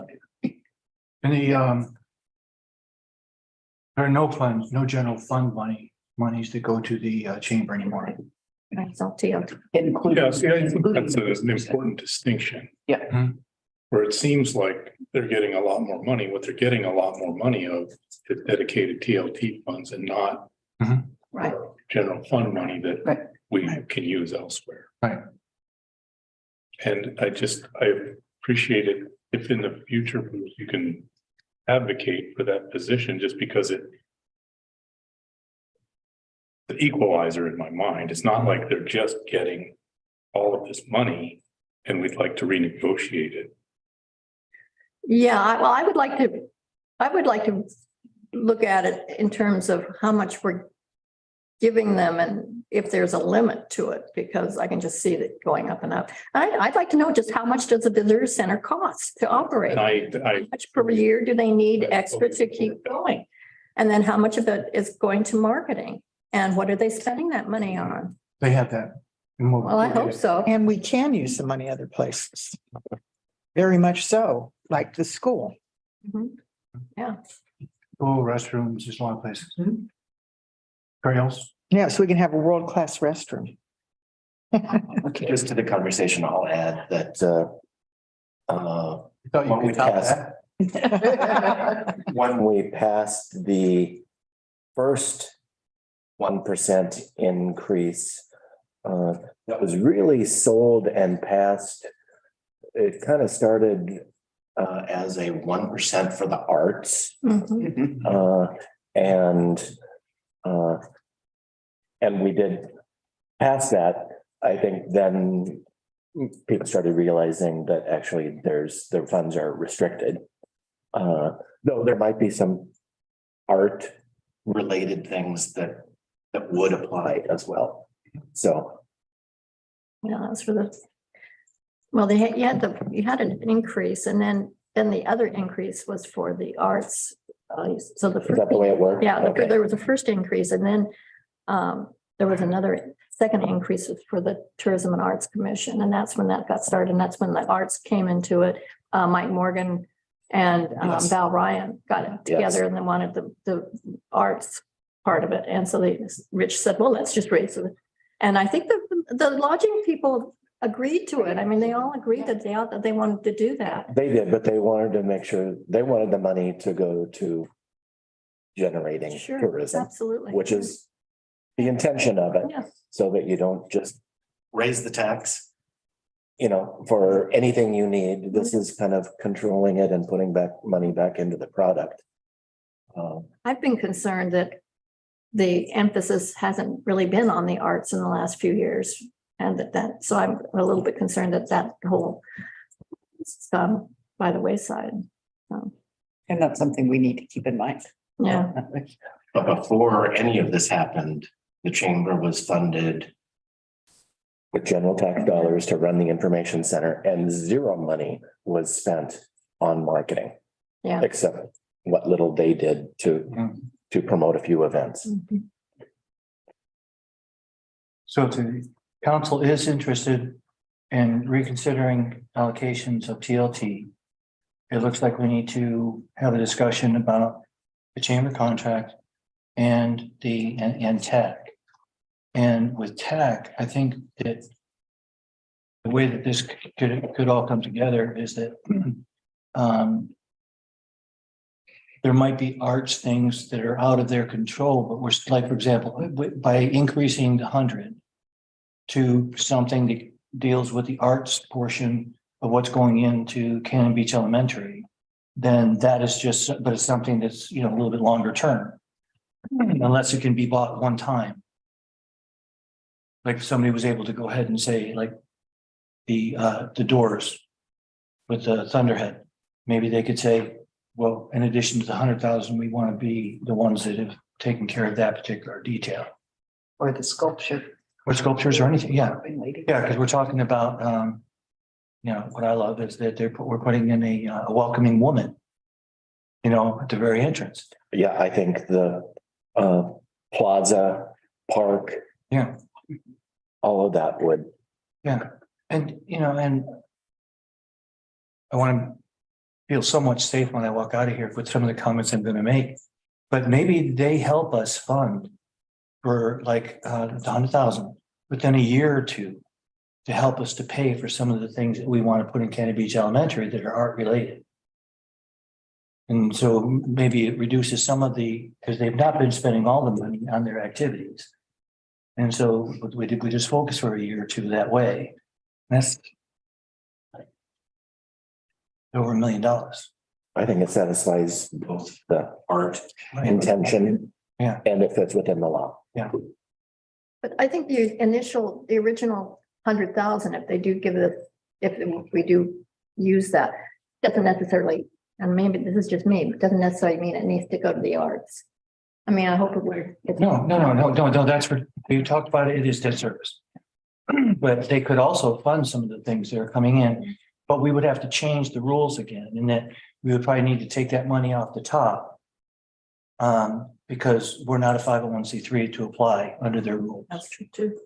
But that's a discussion. Oh, yeah, they wouldn't go through the Right. grant. I hope we don't just discard the whole arts thing, because it was kind of passed and, you know, got enough support to pass based on adding to the arts. So Well, and- I hope we don't lose that. I think you could probably justify it by saying the events that are going into that center, event center, some of those will have to do with the arts. Yeah. Not necessarily all, but. Oh, yeah, have to do with the arts. So, Will it be possible, Bruce, to once the whole project's finished, that the entire event center will be its own 501c3?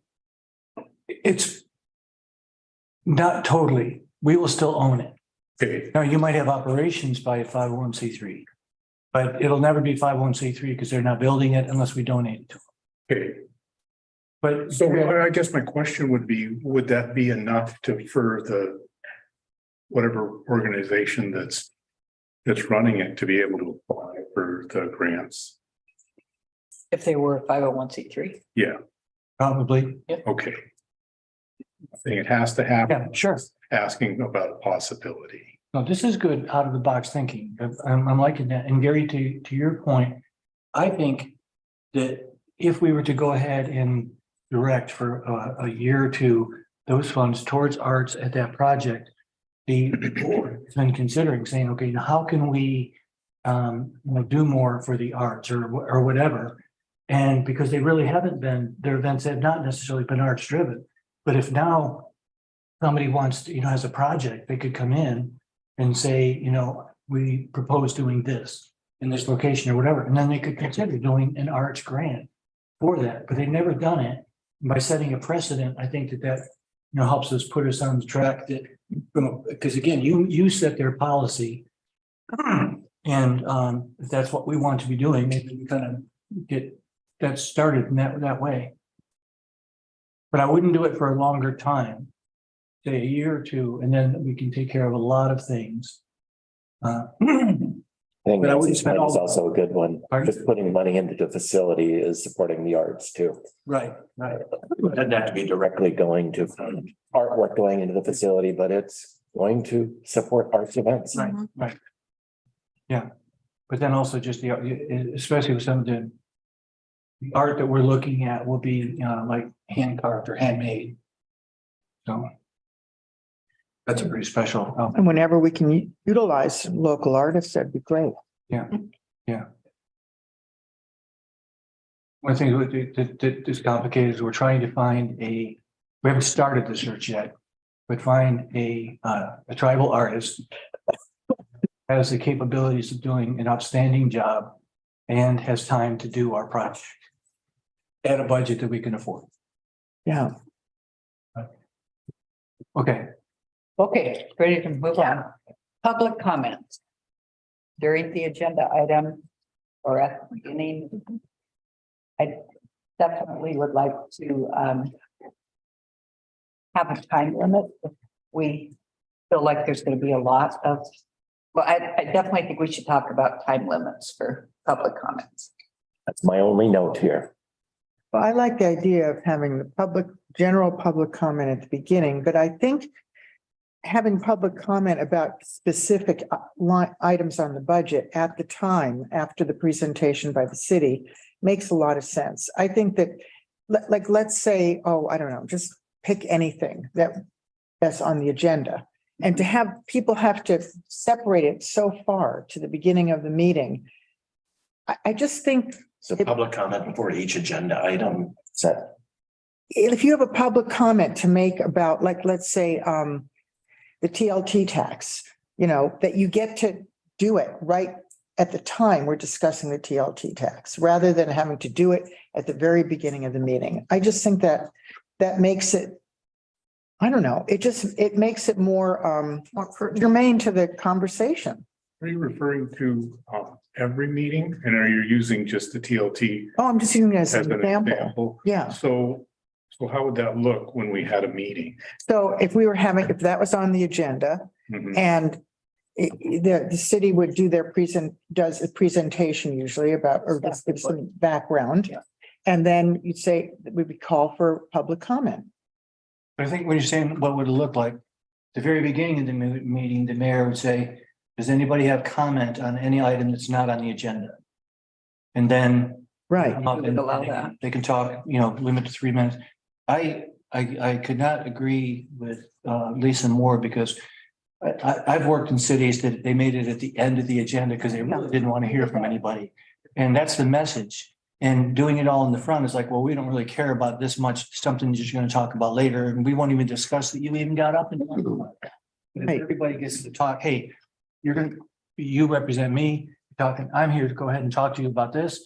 And that's about what we should be doing in my mind. It increases public process is what it does. And also, the city's presenting, like, let's say the subject was the cutting down of trees on a certain road, that the city wanted to clear some alder trees on a certain road. Okay.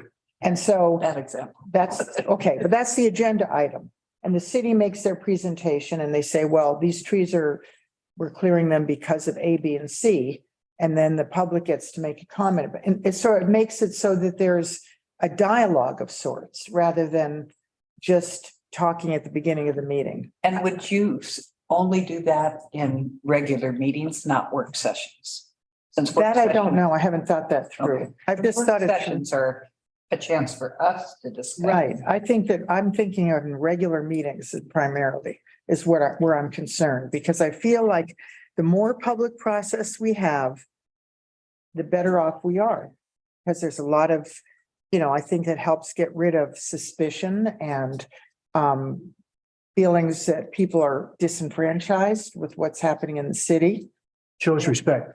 Huh? It shows respect. Respect to the person who has an idea. Yeah, they're part of the conversation rather than at the beginning of the meeting when we don't say anything. We just sit there stony faced. They say something and we're supposed to just sit there and listen, and then it sort of disappears into the ether.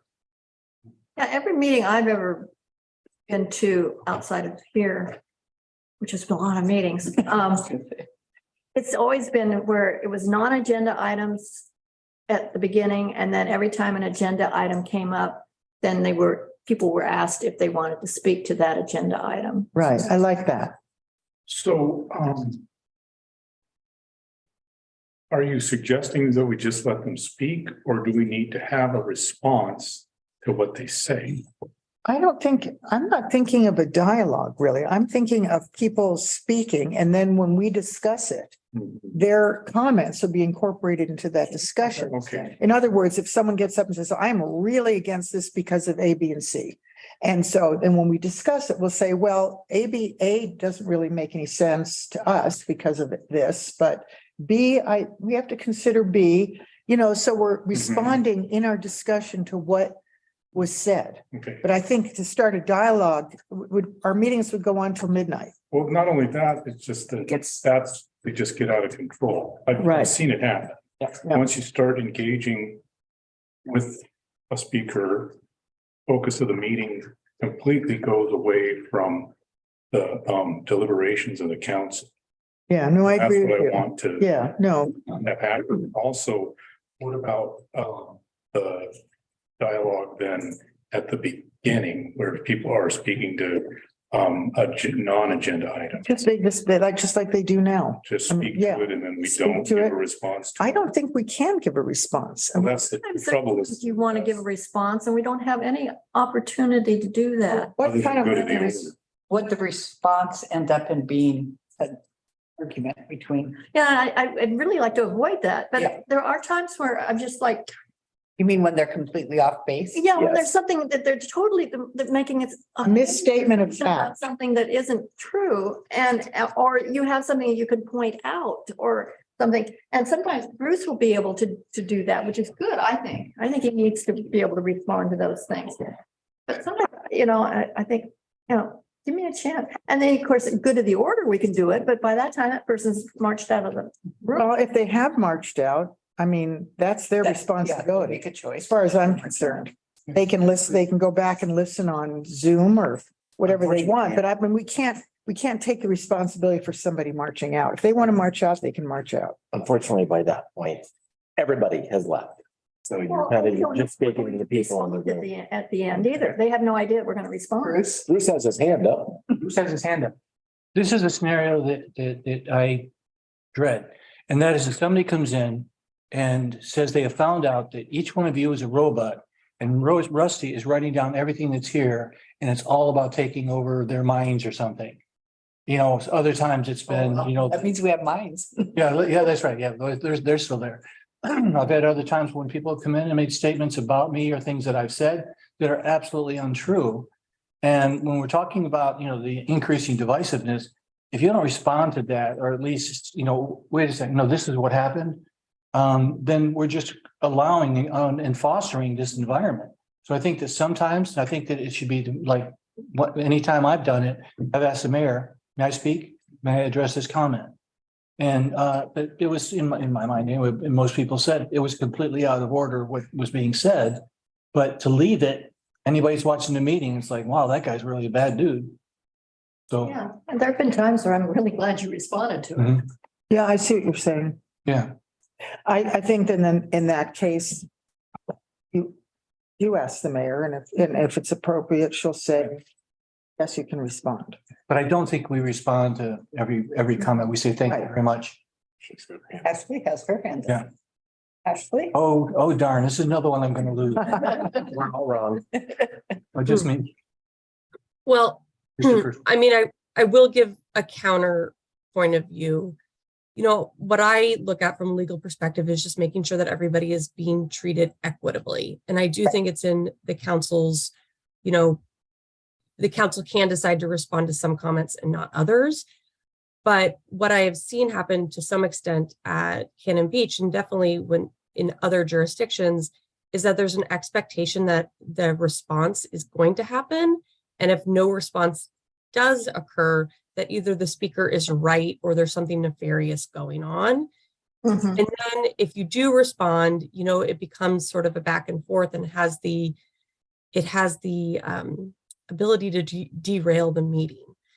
So, you know, my preference, and some of it, only a little bit of, I would say, is legal, more just sitting through a lot of public meetings, is to limit the amount of response to a public comment at the time of public comment, unless it's absolutely necessary. But again, from a legal perspective, all I would like you to be cognizant of is treating people equitably. Well, I think that's where the mayor comes in, starts limiting Right. what we can Yeah. say back and forth. I really want to avoid attacks on our staff. And I mean, we have a city manager, managers in charge of the staff, and I do not want any of our citizens attacking our staff. What do you mean by attacking though? Criticizing? Or We've had many, many times where staff members have been called out on the Taft Street signs is, you know, one thing that came up that just, a gentleman just stood up here and just berated Trevor and Karen, and it just went on, Mhm. and it was. but that's not the rule. Isn't that the exception rather than the rule? I mean, what I'm saying is that people, you can't start telling people that they can't, But can't but if start you have- monitoring how much, Right, you but know. if you have a complaint about a staff member, you go and talk to the city manager. And then if you don't, I mean, in my thinking, and then if it's not resolved, then you go up to the city council. The kind of thing that really bothers me is if somebody comes in, they weren't happy about a tree decision, and they come in and they talk about Trevor and Karen and Jeff, how they are just trying to go ahead and destroy trees, and they're not doing their job and this and that, when they're working hard to, as a matter of fact, I think we just replanted, I don't know how many trees. 9. We just replanted 9 trees, the new guy. So that's good to hear, but I'm just saying, but that kind of thing, that's misinformation.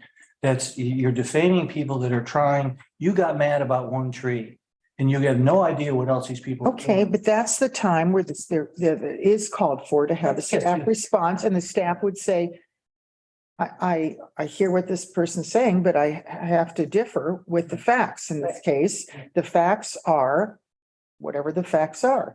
I mean, I think that's really scary to start saying you can't criticize staff. I I mean, didn't say, or you can't, I mean, I've never heard someone get up and actually call out someone to say they're a horrible person or Yeah. something. Oh, I have. Happened. At a meeting? Absolutely. Really? I've listened to practically every meeting and I don't remember No. Yeah, hearing that. Well, that's pretty new. huh? The sign in front, no, the sign in front of the mayor. No, I'm just saying that, Happen anymore? yeah, right, yeah, I just don't, you know, It can. it can happen. But that's when Barb has to, Very quickly. It starts out as a criticism and That's the it. person will work up to something and then all of a sudden they're off the rail and they're accusing, they're making misstatements of fact, and it's very difficult to predict when that will happen. okay, so that's when it's up, then that's when It the facts is- get, the record can get, you know, that's an opportunity to address the record, the facts, the actual facts. Okay. And that would be when Barb might say, could you confine your remarks to the issues and not to personal, to personal thing? I mean, that's totally appropriate because that's what we're here for, issues. We're not here about personalities. And That can be part of her statement when she's Right. saying, you know, time for the public to be heard. Please keep this in mind. Right, Good. yeah, and that would be, yeah, I think Barb's more than capable of. Yeah. Thank you. My two She's a cents is teacher. that She's a that the school teacher. response should be an exception rather than the rule. Yeah. So, Mhm. you know, again, like my concern is that if we take the time to respond to some of these issues and not others, that it's going to give weight to the ones that we are choosing not to respond to. And expecting, you know, an issue could be raised during council comments that staff, you know, isn't prepared to answer on the spot. Either not finished gathering information, there's sensitive things that we need to discuss, maybe some of it's attorney-client privilege. And I guess I have been in some situations at council meetings where a response from staff was, you know, expected at the end of public comment, but wasn't necessarily appropriate, or, you know, the staff response wasn't complete. So I think if we're going to go down this road and allow some response, we should be really cognizant that a response is an exception, or my preference would be response is an exception rather than the rule. I think the only staff response should come from me, or if I ask Karen, Karen, would you address I that? would, yeah. But staff would never interject unless I So cause it. Ashley, is it appropriate for for me to say, would you be able to arrange a meeting with Bruce and discuss the matter further with them if it involves staff? I would- think that's 100% appropriate. You know, during public comment, you know, you have you've created a limited public forum. You haven't put a lot of guardrails around what people are allowed to talk about and not allowed to talk about. So you can't tell somebody, you know, you're not allowed to criticize staff at this meeting. But what you said earlier is absolutely perfect. Just, you know, if you have a concern with how staff is doing their job, you know, the most efficient and appropriate way to address that is with the city manager. You know, my suggestion is that you arrange a meeting with him, you know, after this meeting. If they persist in going on in their public comment, you know, you wait to the 3 minutes and you say, thank you, your time is up. Okay. My concern with that is supposedly the problem is with the city manager. And I'm supposed to, at your direction, and this person and I have gone as far as we can. Oh, I wouldn't do it if it Right, was. right. No, for something like. For you, I would let them go. Yeah, let 'em go. Yeah. Unfortunately, the city council's who they talk to. No, I understand that. Or, you know, what I would prefer is if you ask me, hey, would you go ahead and be willing to meet with such and such, to go ahead and talk about this more? Then as opposed to getting an assignment. An Exactly. assignment to this, I'm not. come back at me. Yeah, No, yeah. okay, thank you. It's a couple of items down the list, but it kind of relates to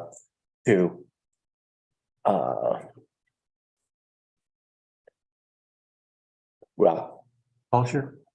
no, I was actually thinking about the interactions question, interactions with the community. Oh, But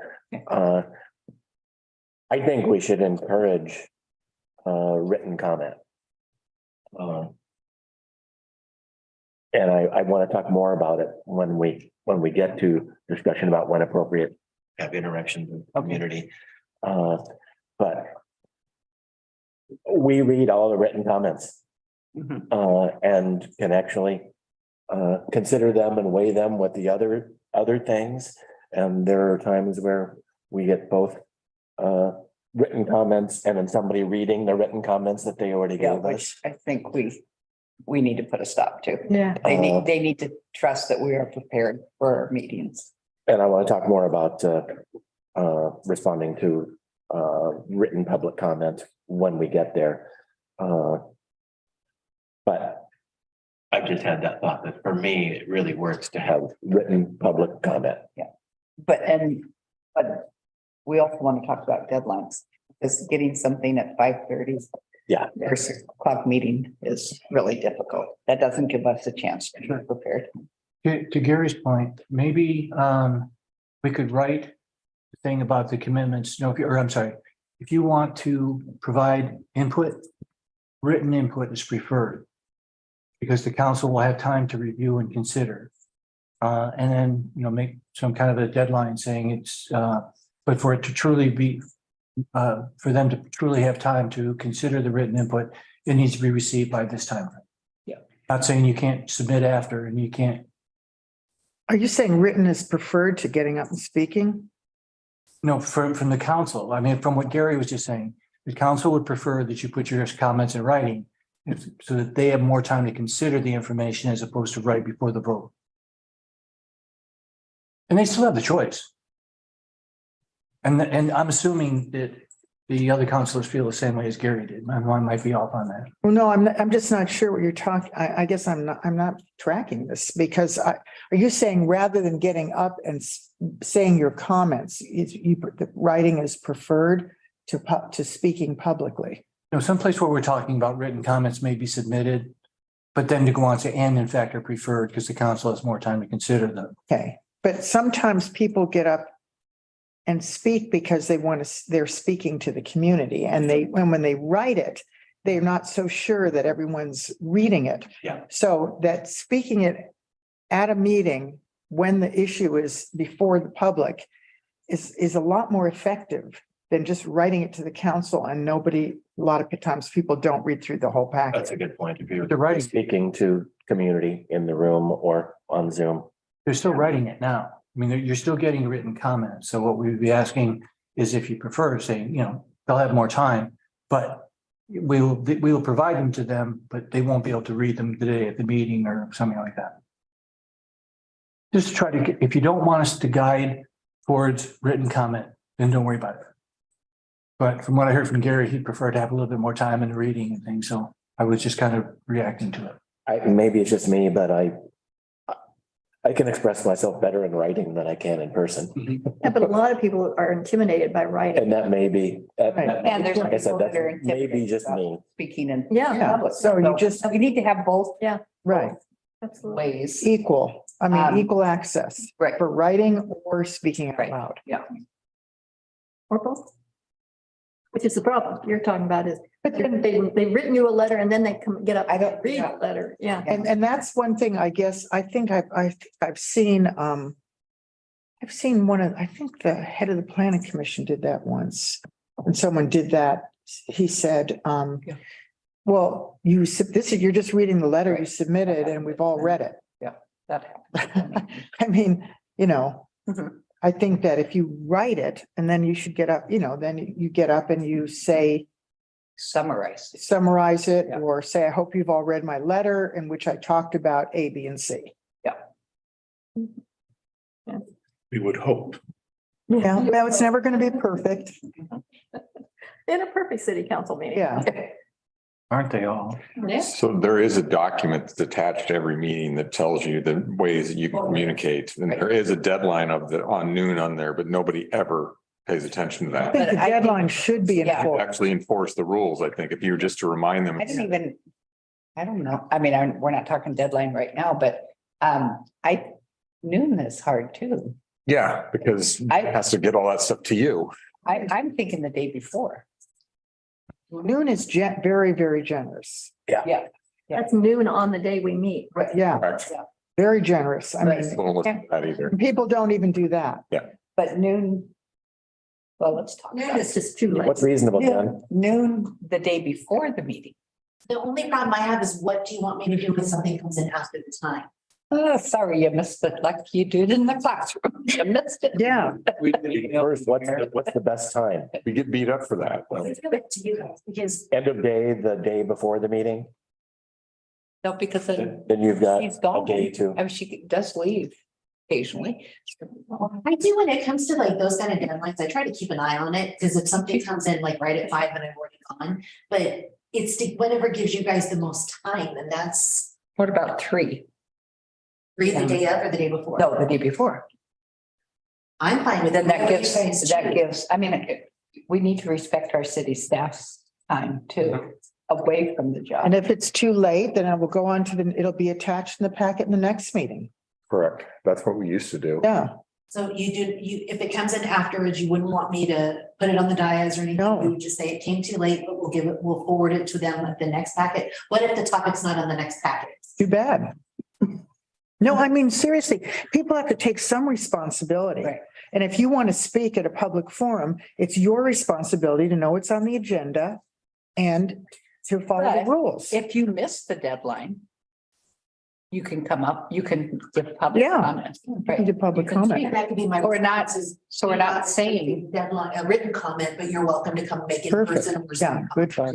And it's not that we're not accepting it, we're just not You missed the setting it for deadline. that meeting, to read before that meeting. We're not going to be responsible for reading it before that meeting. We'll read it, but we're accepting it, but we're just not going to be probably reading it before that meeting. And I don't mind having a written copy, but it really is not a whole lot of time to read and think about what they're saying. Yeah. And so it's not necessarily to their benefit to do that.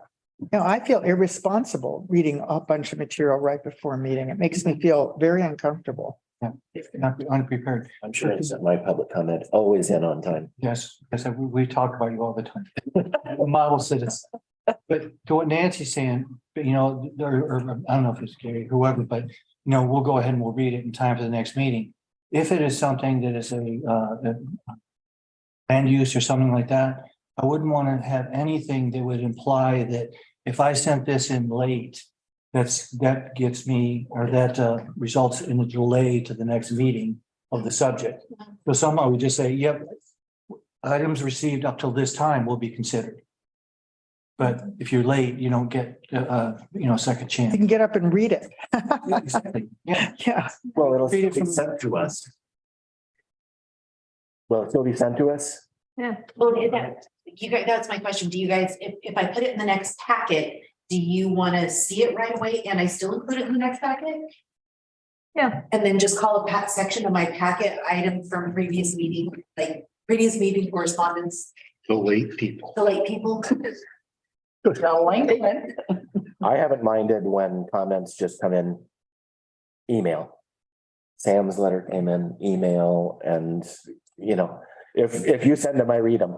Yeah. So, And so But do they still need to be in the packet so that they're public record? well, there'd be public record anyways, because it needs Right, to true, be public true, record. yeah. It just wouldn't be in the council packets Right. for that meeting because it came in past that deadline.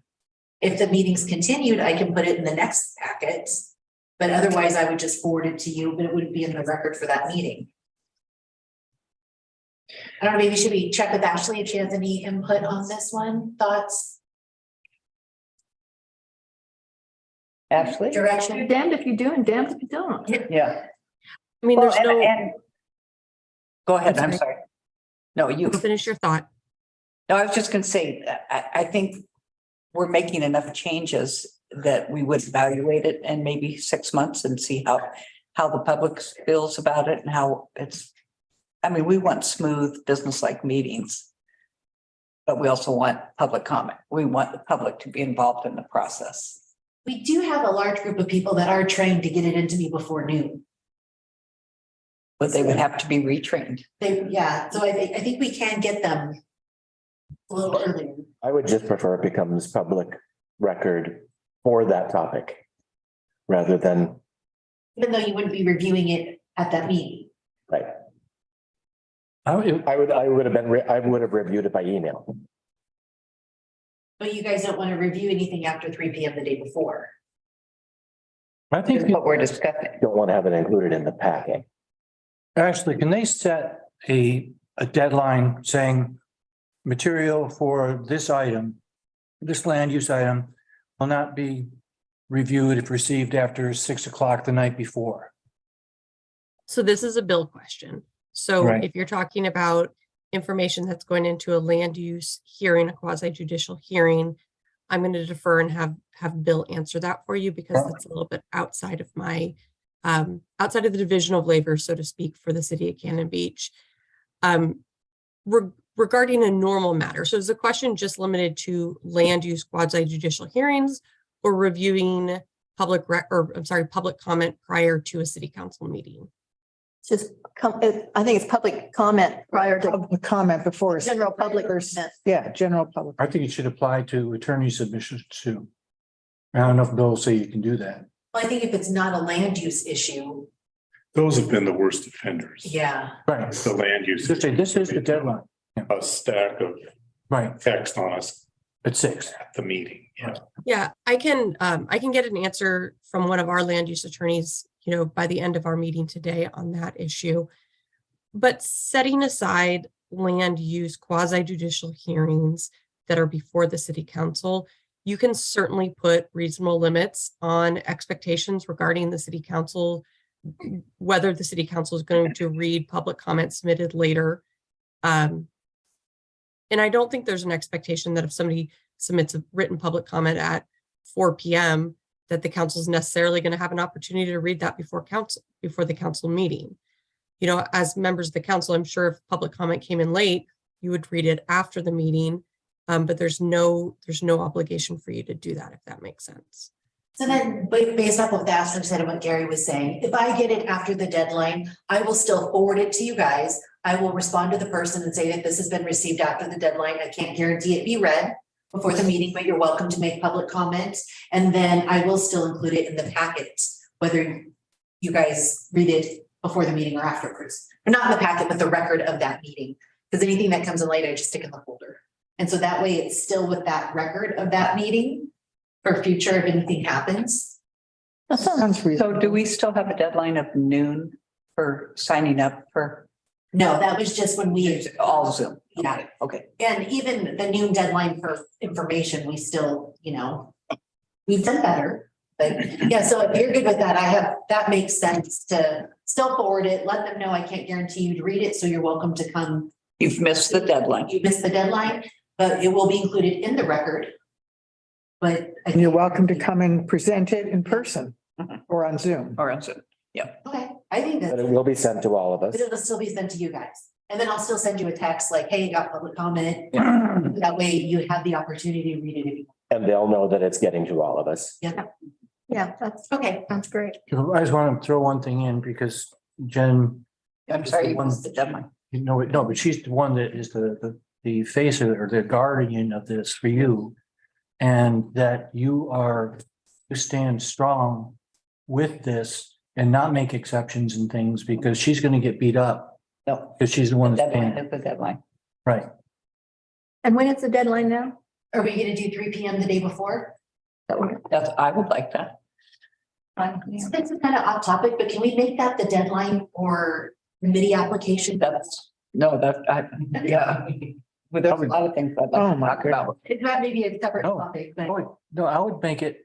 because it's part of the meeting. Earlier. If- Oh, it should be, I think committee application should be earlier. It's when the agenda goes out is when it's due. Oh, that's, Yes, that I think Oh, yeah, more, yeah. Yeah. that needs to be included when the packet is issued. Yeah, that could be at the top of the application. that's. Yeah, if we're allowing those that late, Yeah.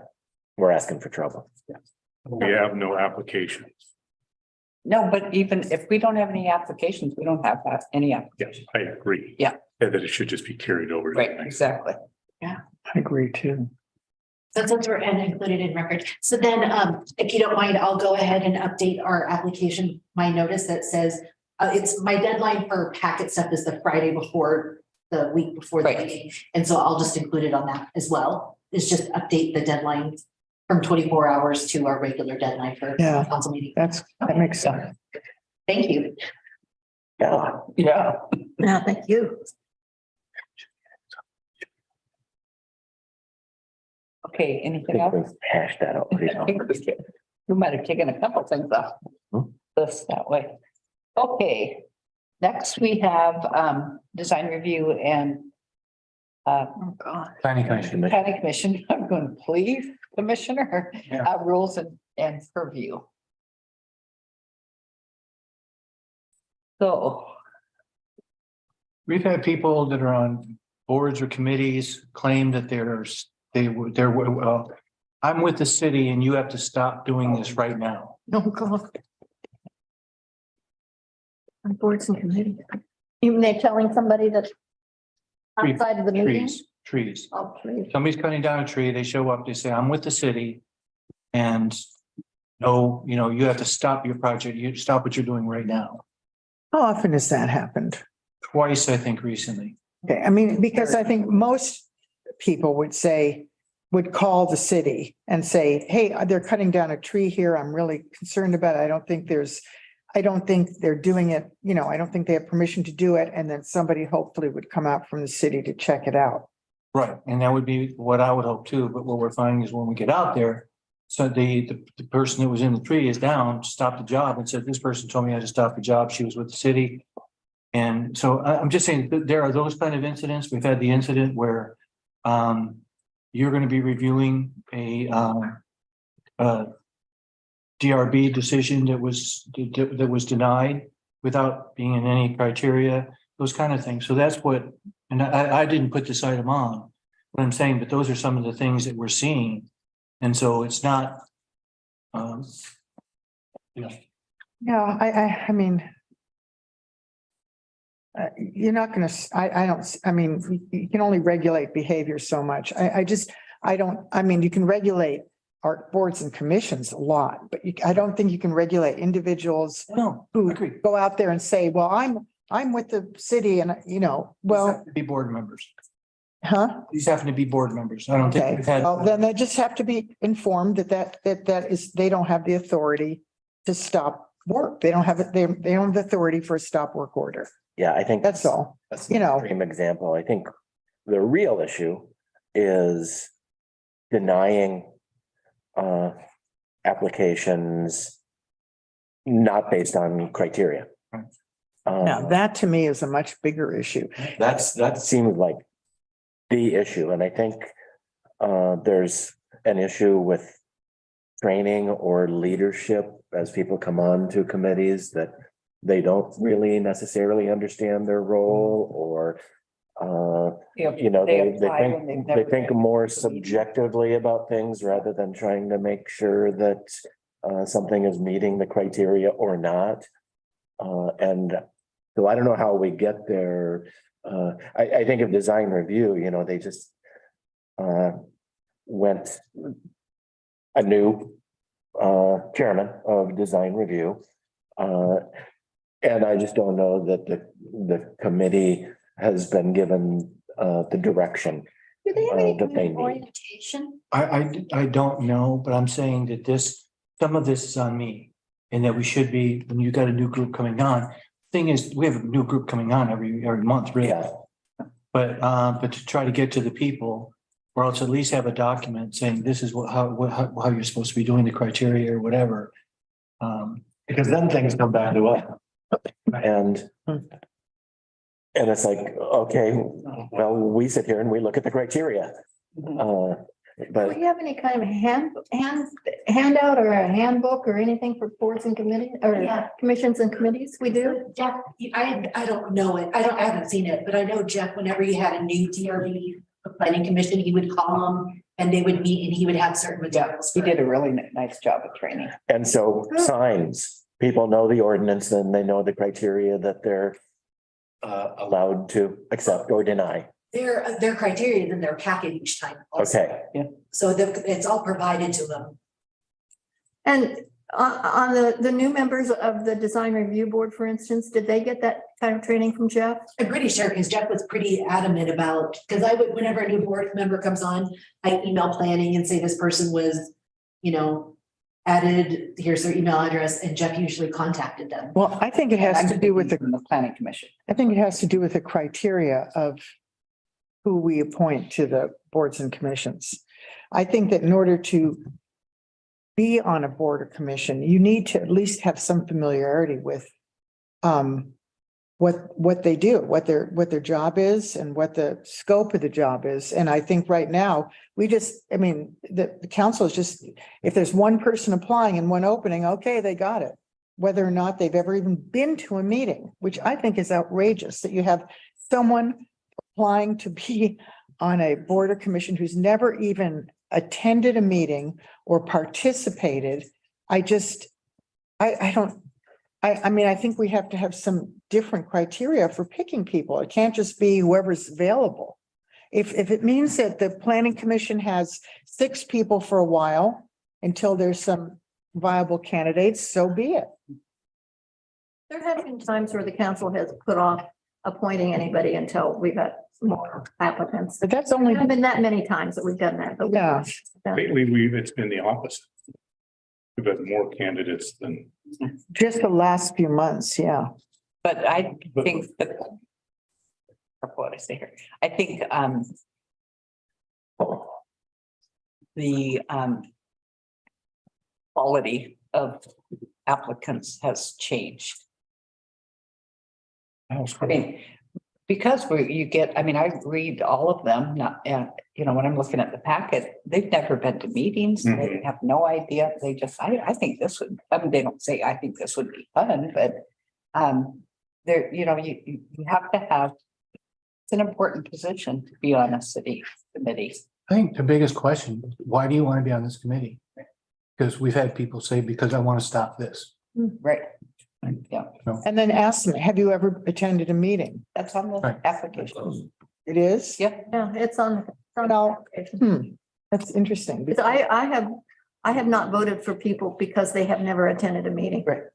And I've been criticized from people by people on the outside for not voting for that person.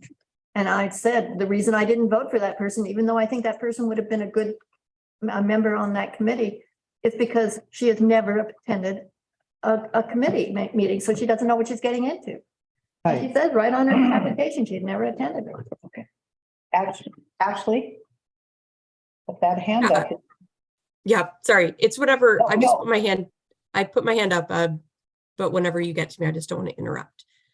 I mean, just to add a little bit to this conversation, and again, this is Bill's side of the coin here, but you know, typically our clients do a yearly land use training that goes through all of this. And it sounded like Jeff did that in the past, but maybe asking, if this doesn't already happen, asking Bill or somebody from his office to meet with the Planning Commission and meet with the Design Review Board and really go over in pretty finite detail what their role is and the implications of not following it. So I guess my question to the city, it sounds like Jeff goes over this information with them, but have we been offering an annual training on the specifics for Planning Commission and Design Review Board? We were gonna do one in October on the same night that we did the one with the governance training. And then Right. I'm not sure what happened, but it got split. And then we never got back to the other one. So we can definitely start fresh and do it yearly. Yeah. And I- one.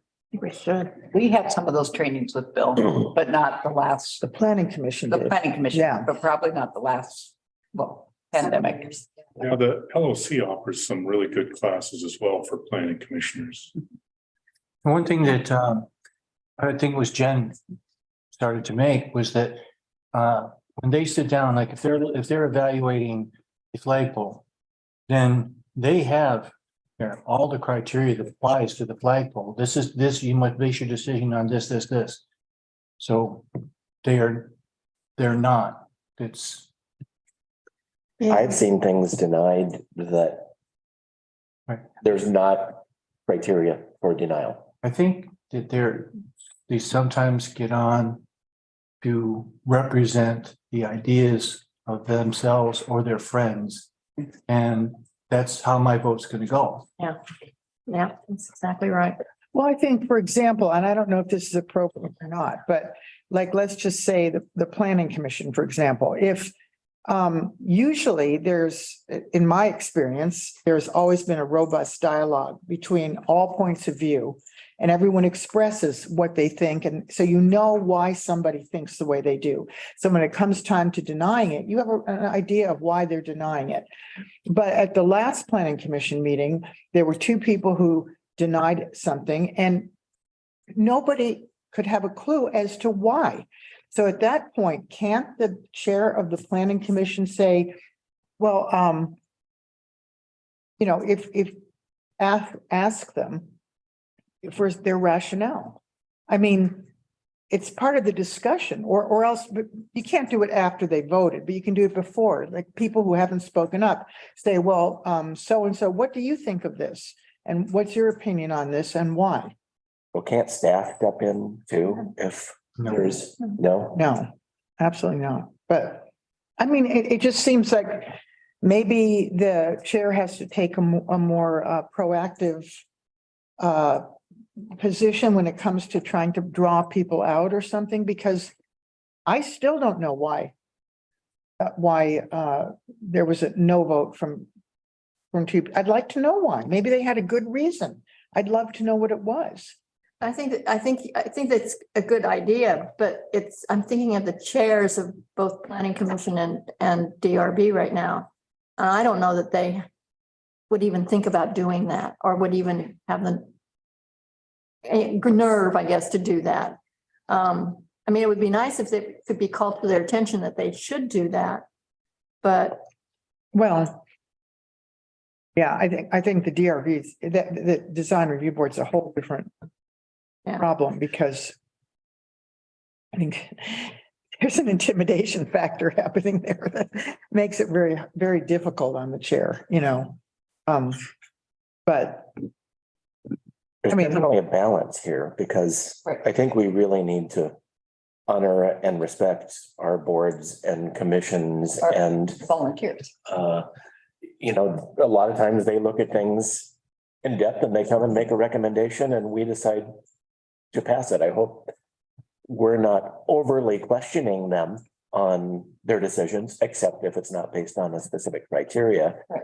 So, I mean, there have been instances in the past where a board maybe has denied something without good criteria and it gets overturned at staff level. And no, staff doesn't over. that can't change. It can't. Planning commission. At council. No, it has to be council. I'm thinking of design review. I don't know if that makes any Can't- difference, but, change that. well, It's our You job. can appeal, somebody can appeal to the council Yeah. and the council can change it, but the Which is staff gonna- doesn't have any power. I don't know of the workarounds there, but, Workaround. There's no workaround. I mean, it follows a certain procedure. It has to. It's the same for everybody. well, it would be nice, I guess. Well, I Well- think this is something that definitely could get addressed in the code audit is to try and, I've always had a difficult time trying to figure out why ERB makes some of the decisions that they do, because it seems like they're making subjective decisions without any objective criteria to be able to make that decision with. And maybe it's up to us to provide that direction. To change, yeah, to make it more clear. Yes, I think clear that's not a and bad idea. objective, I believe. Right. Yeah, Yeah, that's our. next yeah, word. no, that's true. And when I went back and looked at the, you know, what do you call it, on the design review commission, what their job was. I looked at the charter to see what they're doing, Mhm. wherever I found it. And it is a little bit murky. I mean, it could be much more clear and objective. It could. So, That's part of what you're going to be trying to write up yeah, when you get into that code. Can you say that again? That's some of what you're going to be doing is clarifying and making things more clear and objective as you do the code audit. Yeah, And that's. well, I don't see a reason why boards and commissions don't initiate that process if I was specifically thinking design review, if they don't think the criteria is giving us the desired result, I would hope that they are bringing to us something I that don't might think- strengthen some of that. I don't think I never got any hint that the design review board was looking for strengthened criteria. I think they're doing what they want to do. You know. And they've been included in the joint meetings Yeah. that we've had with planning commission and design review in terms of the code audit. Well, sign ordinance, for instance, I believe, I mean, limitations on size and limitations on material. Is that getting us the desired result? Well, and even in that situation, it was said multiple times in that meeting, this is what would happen. So, A meeting where signs were denied? yeah, when the signs were denied and it was said multiple times, if the material changed, they don't have to come through you. Okay, That was said probably 5 times. That it was just this, here's the, you're only seeing this because of the materials. And so it wasn't really a loophole in the code. I mean, it's just what the code is. Obviously, you guys want to tighten it up. right, but that was handled at staff level. That was handled at staff level. Robert Okay. said multiple times Because they talked about changing the materials and coming, or, they talked about ways to get it approved, and they said, well, if you do wood, we'll approve it. And Robert said, if you do wood, you don't have to come back. And in that instance, so it got approved and our board is like, we denied it and all of a sudden they're approved. So there's my concern about respecting and honoring them, even if they're not understanding their criteria that well, where they're like, we denied this and all of a sudden it's approved. It's like an administrative approval. In other words, if you're following the code and not asking for a variance on something or a conditional use for just using the planning commission, and you're just doing it within the code, you don't have to come before the board, the planning commission. You get an administrative approval because your plans And that's fit fine. the code. All I'm saying is would be more respectful to come back to the board and say, hey, we're going to approve these based on that they meet the criteria now for material. That's all I'm saying. Oh, well, the board should know that. What's that? Communication. Yes, it's a little bit of a two-way street. But they should know that. They should know what the statute I says, agree. and they should know that once the material is correct, that they're no longer involved. That's part of their responsibility to know that. If they want to be on a board or commission, they should know what the criteria are and what their responsibility is. I just, I don't. I think part of the question too has been for quite a long time. The committees and boards don't set policy and they have a tendency to want to set policy when it's the council's Right. role to set policy. And I think this is where some of this is, especially the DRB and the PC, are trying to set some kind of a policy for things without coming to the council first to talk about what I needs to think be done. that's really well said. Yeah. I think that's exactly the problem. So I don't know what other than, asking them to come talk to us about this, what can we? Well, that or just to give direction. Yeah,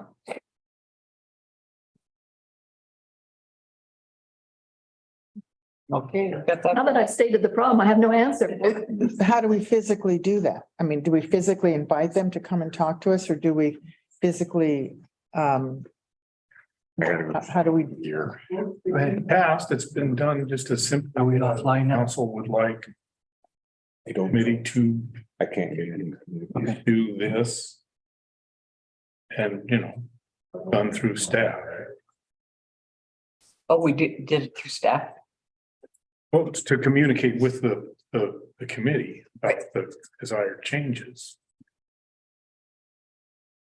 I just want to say that, we don't know if we're online or offline right now. Ashley, wave your hand if you can hear us. I think it's just our server that crashed. I can hear you, definitely. Okay, Okay, all right. So I don't know what's going on, but Rusty just left to go check the server. So if somebody says, well, the meeting stopped at 4:30, Because we were getting into the good stuff. it's because we're getting into the good stuff, right? no, It's a ball. It's on YouTube right now. Oh, good. Okay. So just to back into things. Yeah, I just want to let you know though that there's something quirky. It's really our chairs of boards and commissions that I guess need to make sure that if something's denied, there's a clear criteria for it. Right. So do you have any suggestions as to what the council should do in terms of making sure that the policy, that the DRB and PC and any other commission isn't setting policy? I mean, what do you suggest we do about it? I think that you call for a meeting with the chairs, the council and the chairs of those two or whatever. And, have a discussion and just say that this is what our expectation is. And you are the leader on that group. Now, is there anything else you need from us in terms of guidance or whatever? But, we're not supposed to be getting these appeals of this type. And, or whatever. Probably meet with the vice chairs also, because you have. And the chairs and the vice, but I think those are you don't have to have like a whole bunch of folks. Right. You don't have to have the whole board. First of all, we'd never schedule it. Yeah. Um, Um, Okay. Are there any other committees that are having those kinds of issues? Parks always does, but I knew you. that's always, Parks has always been kind of loopy. Not sure. Little, Still on, it's, Well, you know what, I'm noticing that it's definitely behind on YouTube. It's not up to the second, so I can't. It's never live. Yeah. It actually confirms Zoom's still working, so we're okay in here. But it is still streaming. I would suggest that. And I also think that if a couple of items get to you and you have to overturn them, that after a couple of times, it's like, you know, we want to talk to you folks and kind of make sure that we're in sync. so you don't think we should do it? Right now, we should wait until we, Well, our next meeting, we're dealing with the I denial know, of the. Yeah. I know. I think you should deal with whatever cases are in front of you first. Okay, gotcha. And then, Right, so after this city council meeting. probably. And I think that a lot of during that discussion, some of the stuff will be made quite clear, Great. you know. I have two things kind of related to this, if I may. Sure. One, I think, and I've made a statement to the planning commission, that the planning commission needs to respect the 120-day rule. Doesn't mean they have it for 120 days. Great. We've had one that the city council had 10 days to be able to go ahead and make a decision on the appeal. And that was it, 10 days. And so that they understand that. And I would possibly consider putting in a point, you know, that it's like, we need to have this by day 45 or by day 60 or whatever it is. And then they have to have it. I've never seen them have an extra meeting recently, at least, where it was just another 30 days before they took it up again. You had to have 2 or 3 meetings within 10 days in order to do that. So I would make that point. And then, you know, if they don't have it, then, you know, let us know or pass it on as is. Another thing is we used to have meetings, everybody was here.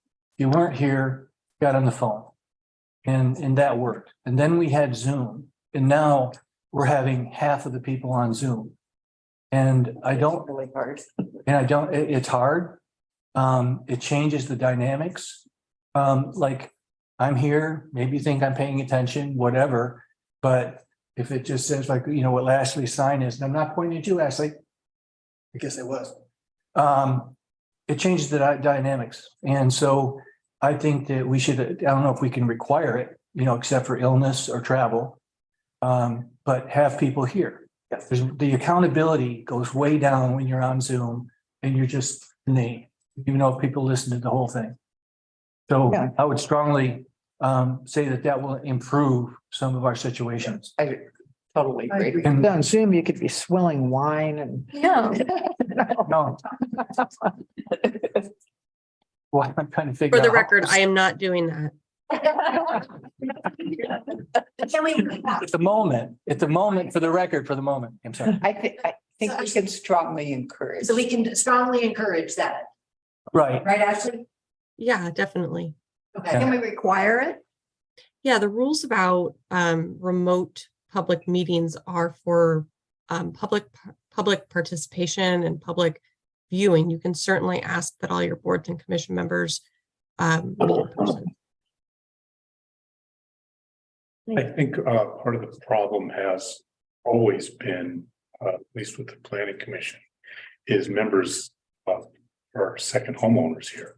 Mhm. And in Portland, and I think since Zoom has become a convenient avenue for them, Right. much easier. Yeah, and I think it's time to evolve back into in-person. Unless I you're- completely agree. Yeah, unless you're ill. I mean, People used to make it. yeah, Or you have a family emergency and you can't leave your home. Or you're actually You know. sick, they can. Right. can yeah. We I don't- say that. Meetings when Or this, people were here and I wish they weren't. Right. Okay, but thank you. If we can, I don't know exactly how to do that, but we'll find a way to do that. But the 120-day rule, I just see it a lot of times. something is deferred for 30 days. And I don't know if there's a good reason or strong reason for it, but it doesn't necessarily help us and help it to get to the council. I don't know if it is a tactic or whatever, but it could be Can be.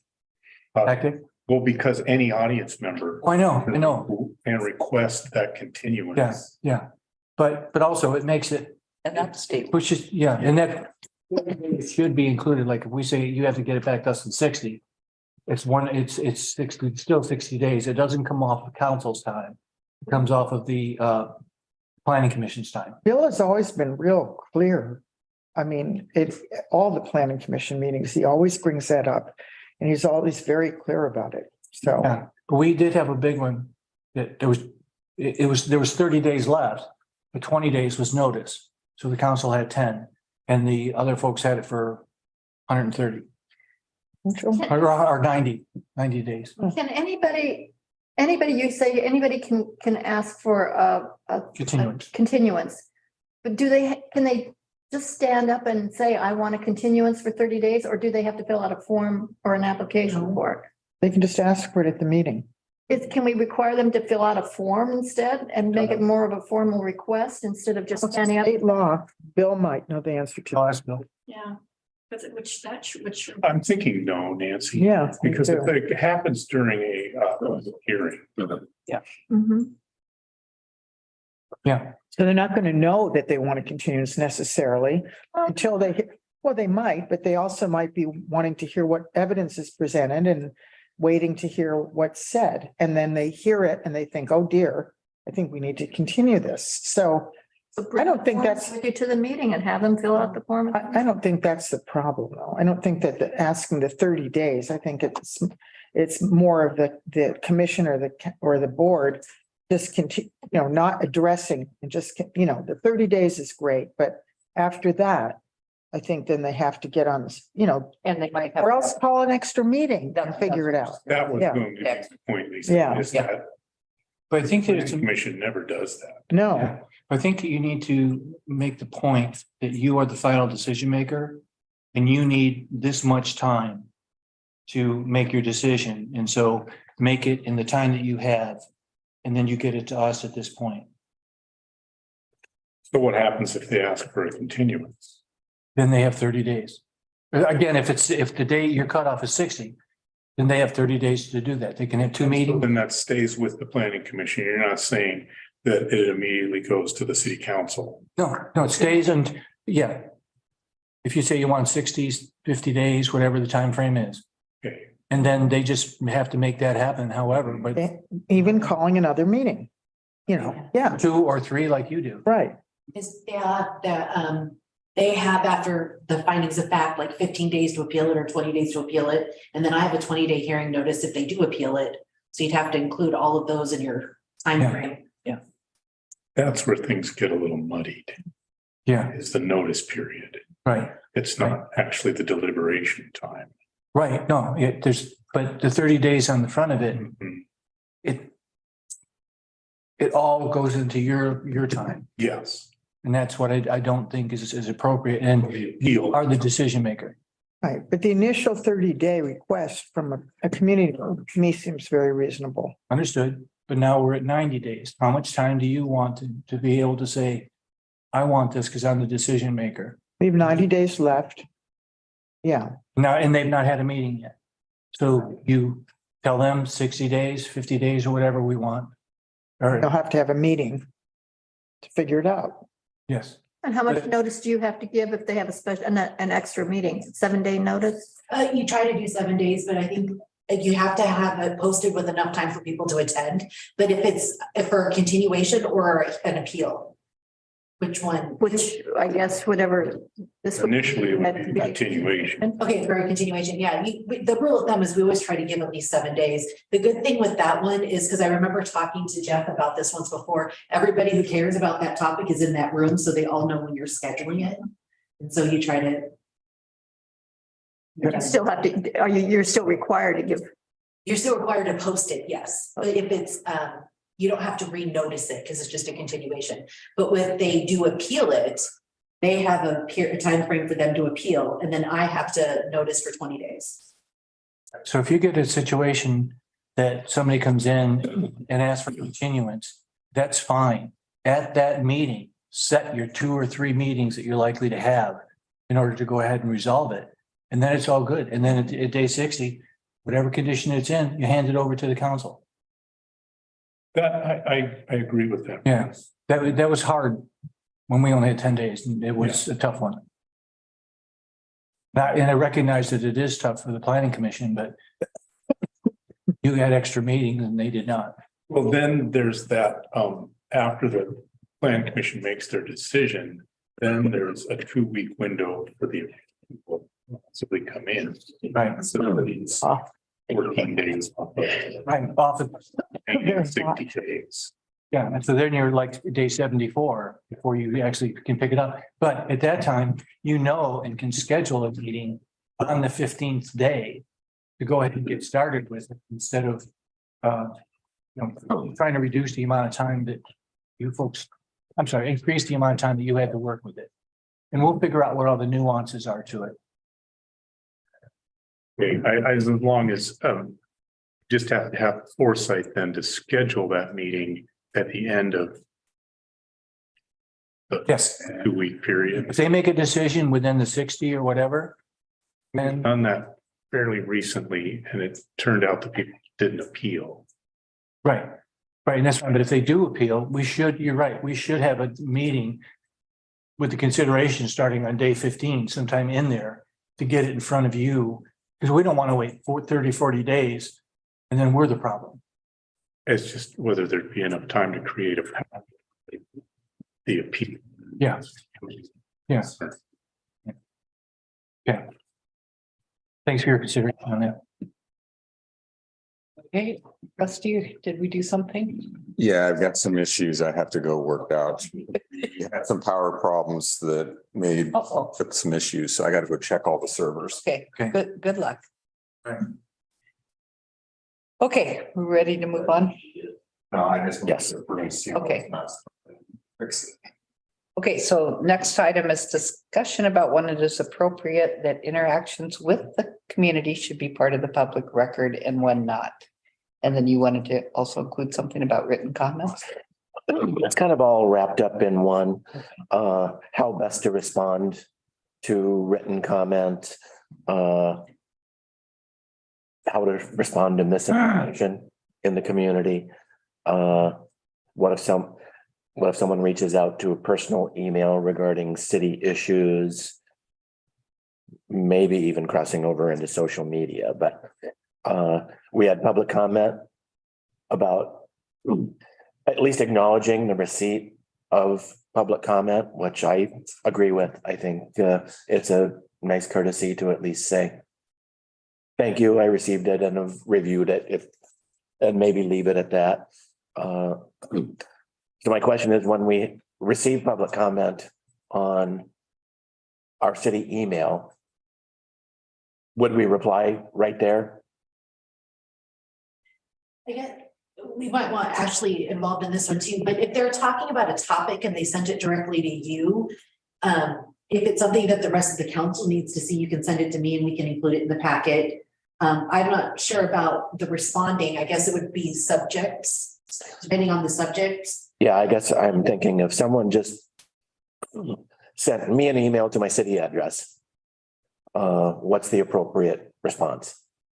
Thank you for sending this. I'll consider this when you said. So just right there, reply and say, thank you for sending this. But it was only sent to you. It was only sent to me. Forwarded How do copy. you know it was only sent to you? Sometimes Oh, they- people do individuals. But they'll send it to everybody on the council, but it's individuals. Unless you can see that it went to somebody else, you can do that and send it to Jen, and then Jen gets it to everybody else. Even if they've already received it and we don't know. But it's dangerous to get into a discussion. With that individual. That individual. How about letters sent to just our general address, city council address? If somebody outside of our system sends an email to city council group at CI, that they'll get a bounce back. So the only people that can use that group are internal users and attorneys. Oh. And that's the same thing with planning commission, parks, public works, all of those committees there. If you're in the committee it's yourself, I think you could, yeah, rest each confirm. If you're in the committee, you can send it to that committee. But if you're outside of that committee, just in the general public, outside of our server, it won't work. So they need to send an email to you and then pass it. Yeah, and a lot of people do. And Yeah. if they are sending it to the council group, they usually do include me. And if I see that they sent it to the council group and not you individually, I forward it on.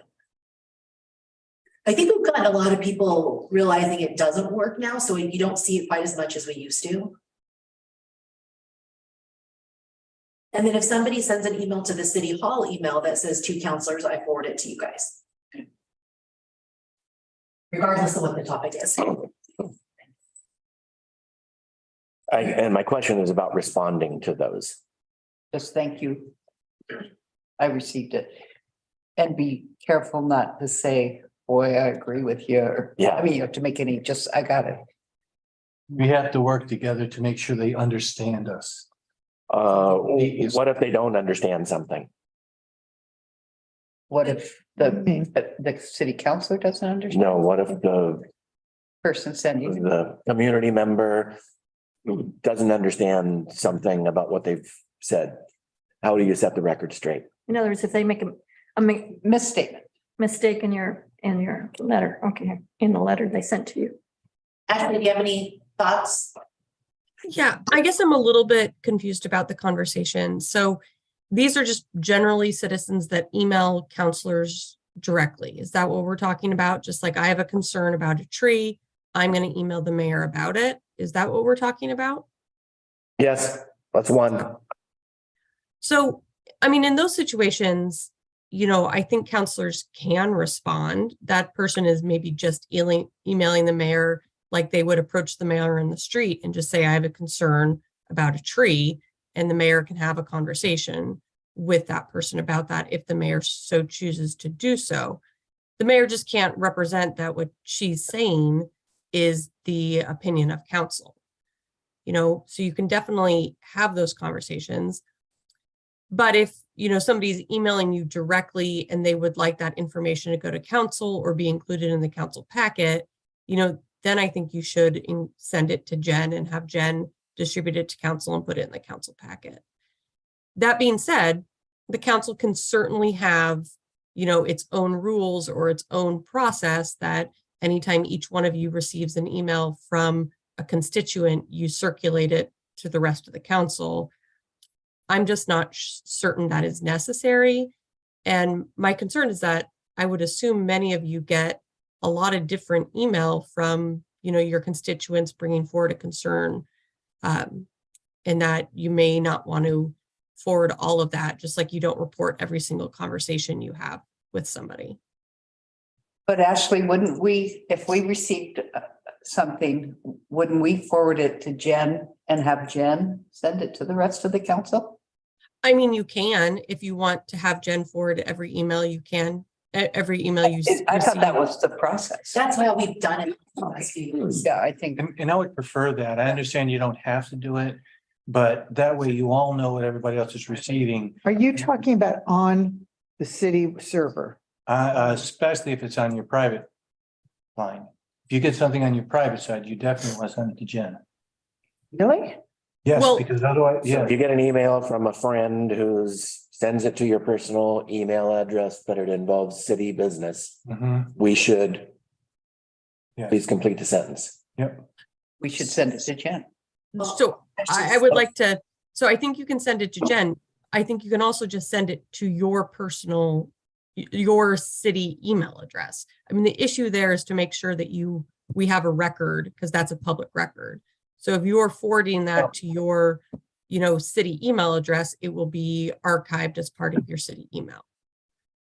So are you saying if you have an acquaintance who is concerned about a tree and they write to you and say, Personal. on your personal email and say, I'm really worried about this tree. It's our requirement to send it on to the city? So what I would tell you is that if they're emailing you as a city council that has something to, a city councilor on a matter of city concern, that is a public record, no matter if it goes to your city email address or your personal email address.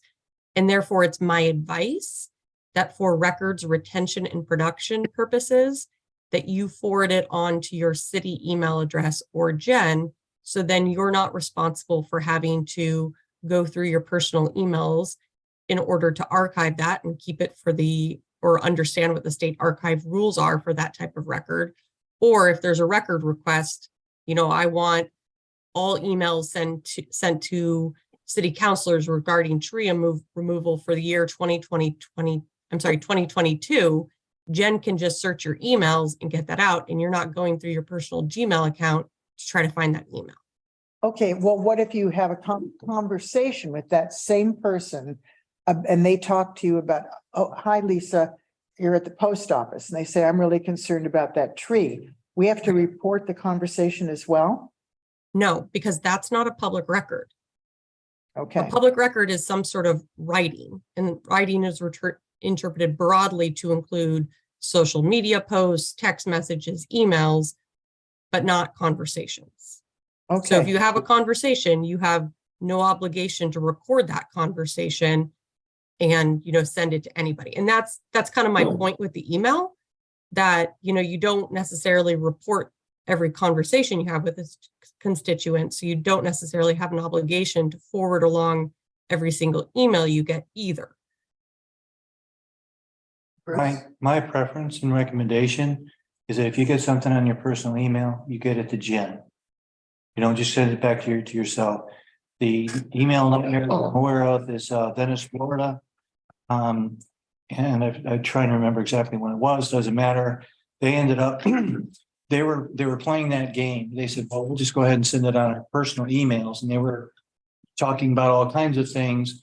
Somebody found out, they all denied it. And then they were showed by, you know, the attorney while they were sitting in a chair, maybe with handcuffs, maybe not, saying, well, oh, look at all these things we were copied. These are ones that you sent to these people, all that ended up costing the city of Venice about $800,000 in attorney's fees. And these same people said, well, this is all part of our conducting business, and so the public should pay for it. wow. So, Get everything, get it to Jen, and then you are okay, covered. anything in writing, but conversations don't have to be recorded. Right. And when I say conversations, are text considered conversations, or are they considered written comment? Text message is text message is a writing. So if Okay. you are texting about city business, then you need to somehow archive those text messages. My suggestion for that is that you screenshot those text messages and email them to yourself or Jen at the city. And so the city has a record of those. And I would recommend again, Jen, because we can go ahead and cover you on all this when somebody does a request. So instead of you having to go back on your phone or someone else going back on your phone, it's already done. So Bruce, let me understand that, just so we're not giving inconsistent advice. So Yeah. they all have city email accounts, Right. and Jen or Rusty has access to those email accounts. So if there was a public record request, say for all of the emails that Barb sent in a certain period about a certain issue, we could go into her city email account and get those emails. Correct. Yes, but there's another piece to it. My effort is always to make sure that all the counselors have the same information. And so if somebody contacted one about a tree, I just want to go ahead and send it out, you know, and somebody sends that to us, then we go ahead and we send it out so everybody knows that people are talking about that tree. And then everybody feels like, okay, I'm not at a disadvantage here. Okay. And so that's something that we try to cover. So I want to be clear that that is a different concern. So I agree. I agree. Yeah, my concern is public records retention and production. And Yep. that's achieved by making sure that your city email address has all of your city business in it. What Bruce is talking about is something different, and I'm fine with, but there's no legal requirement about it. It's just making, and that's about counselors making sure that they all have the same information. So these are two separate concerns. And a phone conversation is the same as person-to-person conversation. That's not something that would be subpoenaed with your phone contacts or your phone No. conversations. But Counselor Kerr, City great phone? question. If your follow-up is about voicemail, then, voicemail, no. But if you have a system where your voicemail gets transcribed, then yes.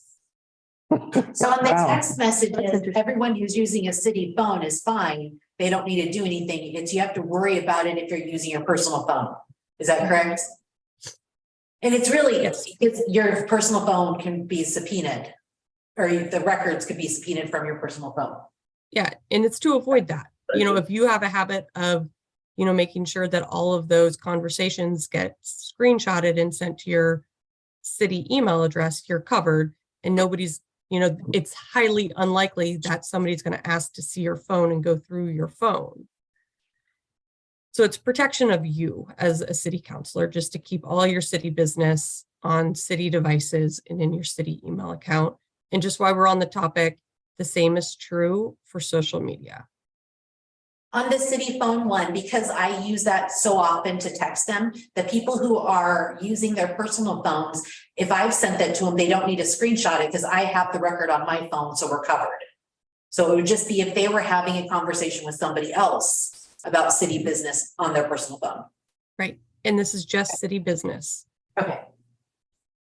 And then on the Facebook, that's why staff doesn't respond. And we try to put that little notice on Facebook and post that staff does not respond to this because of what Ashley just said. Can I back up to the first situation where public comment has been submitted? You've sent it to all of us. You sent that as a group mail to Yep. to all of us. Should we be replying to acknowledge receipt of that? I tell the person I received your email and forwarded it to council. Okay, So they get a notice from me saying I got it and I sent it. okay, Past that, it's up to you guys what you want to do, because it may be something that you think we need to add as an agenda item and you can say, hey, I think we should talk about this at a meeting. So it depends on how you guys want to handle whatever the topic is. yeah, I don't necessarily know if, people want to get 5 confirmations that we received their letter. I let them know that 6. it's sent. And so I think the assumption is that you've read it. Okay, And I've been receiving things just to me, text messages or emails, and then I'd say I received it and forwarded it to Jen, Yeah, mostly about the bridge. yes. I guess I've one other related question, and that is about how to respond to misinformation that may be getting out in the community, such as someone who's got a large email list and sends out something that's just totally erroneous. Is there a good way to respond to that, or an official way to respond to that? Bruce? Bruce wants to weigh in. Well, I will also want to weigh in after Bruce. after you, Ashley. So I would say the official way to weigh in on that is that it has to come before the city council. If you're responding on behalf of the council, that has to be, done at a city council meeting. Because as an individual counselor, you don't have the authority to speak on behalf of the council unless the council has delegated you that authority. So that's what I want to say.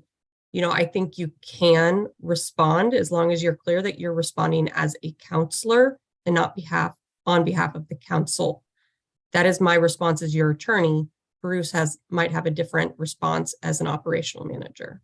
Yeah, if I get something on my personal email that's misinformation, I could respond just for myself, not representing city council.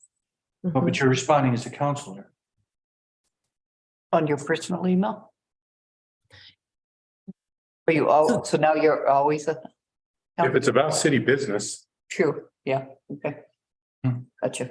Yeah, and that's one that can just come back and bite you. So what I would suggest is if you want to have a conversation with me and it has to do with operations, you say, hey, I got this email. I don't know if you want to respond, and then I can make a decision as to whether or not I want to respond. And I'm responding as the city manager, not anybody, and not your representative or getting the direction from you. In other words, be the bad, I'd be the bad, I bet I'd be the bad guy in that case, right? And I've responded like to different people in those situations. I don't respond to them all. I would only want to clarify where someone is just totally Yeah, So we let Bruce, misinformation. we let Bruce do the clarifying. because I mean, most likely, I'm going to be in the same position or be expressing the same position as what you all would, because we're all up here at the same time. But, and I copy the council, and I asked the person to say, please copy my response to everybody that, you sent yours to. I mean, I have had to explain to people. Yeah. No, we did not raise the food tax in any way. Right, So that message is out there. right. And it sounds like, okay, I could respond as counselor communications at a meeting. Which comes at the end of the meeting when the only people I'm speaking to are the people who are here. But there's still people that watch it after the fact. Yeah, but not, I think that, I think it's declining now. yeah, I don't. And it's, you know, certainly We're not gonna go all not the way through. the impact of an email that's hitting 300 people in the community, Right. So are you done? I guess. So I have a question about the letter I received regarding a staff member to my personal email. Mm. And number one, I was aghast that somebody would do that. But I should have. Well, you received it and the staff member received it. The whole council What should received it. After the fact. Because I didn't know how to react. I just was, and so again, I want to make sure that you all have the same information, but okay, so what should I have done? The original email was sent to you, staff member and Bruce. Bruce. And to my personal. Okay, But I did not, that's one that I would not choose to respond to. Oh, I didn't mean respond, but what should I have done? Should I have sent it to Jen? Oh, you could have, but once I saw that I received it, I sent something out to everybody, and you should have received it because I did it to the city council saying that, you know, the mayor and I received this. And I didn't even look to see if it was your personal or whatever, but and just wanted, because the mayor. I shouldn't have- Everybody have. I shouldn't have done anything. Felt like I did the right thing. You did the right thing, but because you got it. and there it is. Just- Because you got it. But if it had just been sent to me, You should have sent it to me, Okay. send it to Jen, send it to me. so I did go through the right So, process. so if the question is, if you get something to your personal email address that's city business, what do you do with it? The answer is, at the minimum, send it to your own city email address. And then if you believe it needs to go to Jen and Bruce, forward it to them as well. Okay, Need to be. Okay, we could send it to ourselves and copy Yep. Jen or Bruce. okay, so let's, Do we want to look at dates real quick for the second half of our retreat? Right. Because we and then We almost made it. we almost Yeah. did. and I think we've spent a lot of time talking about some of these, like culture. I think I have a clear understanding of what our culture I have no needs idea. to project.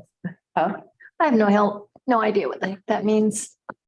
Bruce had kind of explained what he thought about it Right. in his. Yeah. And I don't know who, came up with that. I think it was Bruce.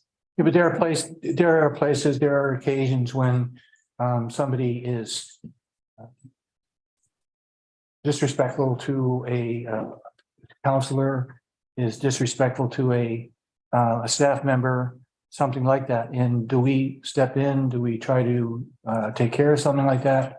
Are we more patient with somebody that's not used to speaking publicly?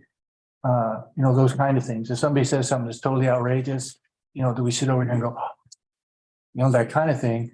Or do we just be patient with them and that's part of the culture and that's a concern. I think we need to be as professional as possible. Yeah. I mean, there's gonna be, we're people, so there's gonna be sometimes when we get really, Right. For example, there was someone who got up and spoke about the elk in town. Okay. And I thought the council did an amazing job of not, Not laughing out loud. yeah, or rolling their eyes. I thought that was fabulous.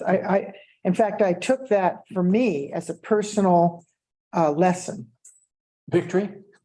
No, a personal lesson. I know. Yeah. You know, because I'm an eye roller. So yeah, I thought, wow, cool. You know, they didn't roll their eyes. I'm really impressed. Yeah, and that's important, you know, because I think there was a strong disagreement, everybody else here, but Right. it was like, you know, we heard them out. Yep.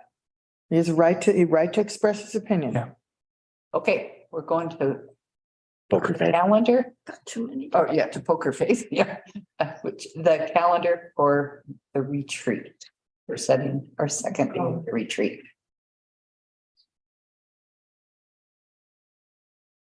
I am not here next week. And best of luck to you. Thank you. And so if we want to look, the following week, we do have a preliminary budget meeting during the day already scheduled.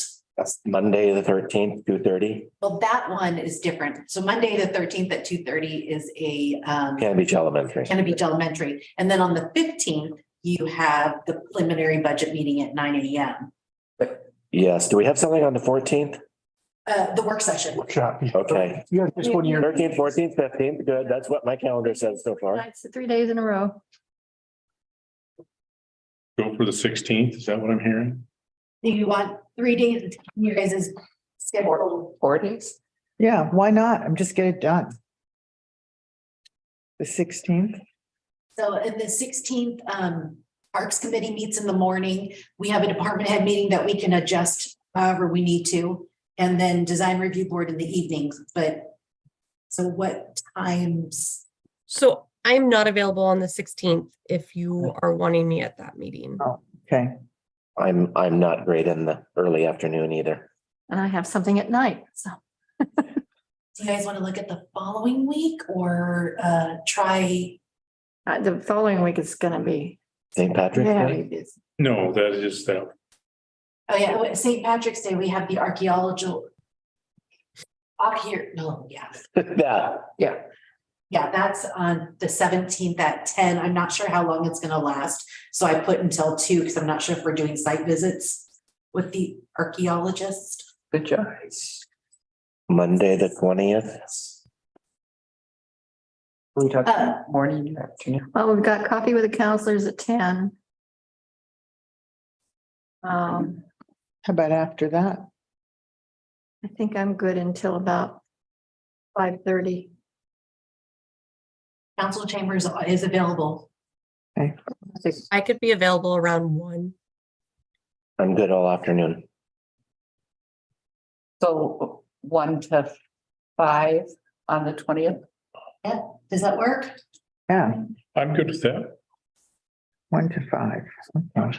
I'm just looking at the, what would you all like to do with the rest of the day? Not talk about anything else? Well, No, I think Ken Or has to add leave. every- I understand that, but are you wanting to add everything we're not going to discuss? I think we'll start where we left off, Okay, if that's okay with everybody. I just may make for a longer day. I'm trying to. We're gonna have a third day of retreat. No, looking at No, I, topics, thinking hopefully it'll just go faster, it but should that's just my hope. We talked about some big things. today. Yeah. Yeah, exactly. That's Necessary. why it went so long. Well, and I think the fact that there's 3 of us. And a lot of those are process things on day Yeah. 2, whereas today it was more, I think maybe we'll be Concepts. motivated Yeah. to speed things along So 1 o'clock to 5 o'clock, is that what we're talking on about? the 20th. I just sent out a calendar notice. And then tomorrow I will update the March calendar with this meeting and send you guys the current March. thanks. Okay, All thank you. right, Thank you, Jen. thanks. And then also I have an email set ready to go to Bill Weisman and Carrie Richter, Ashley and Bruce about looking at potential dates for the land use training for planning and DRB when we have the community development. So that way we can kind of get it on their radar. Okay, So in April. Okay, so I adjourn this retreat and thank you guys Thank you. for. Thank everybody. Invigorating discussion. And I will do an email summary of all the things I've got for tasks. Okay, Thank you. Thank you. thanks. Thank you, photographer. Does everybody want to look at their Don't forget to do our- Before I pack up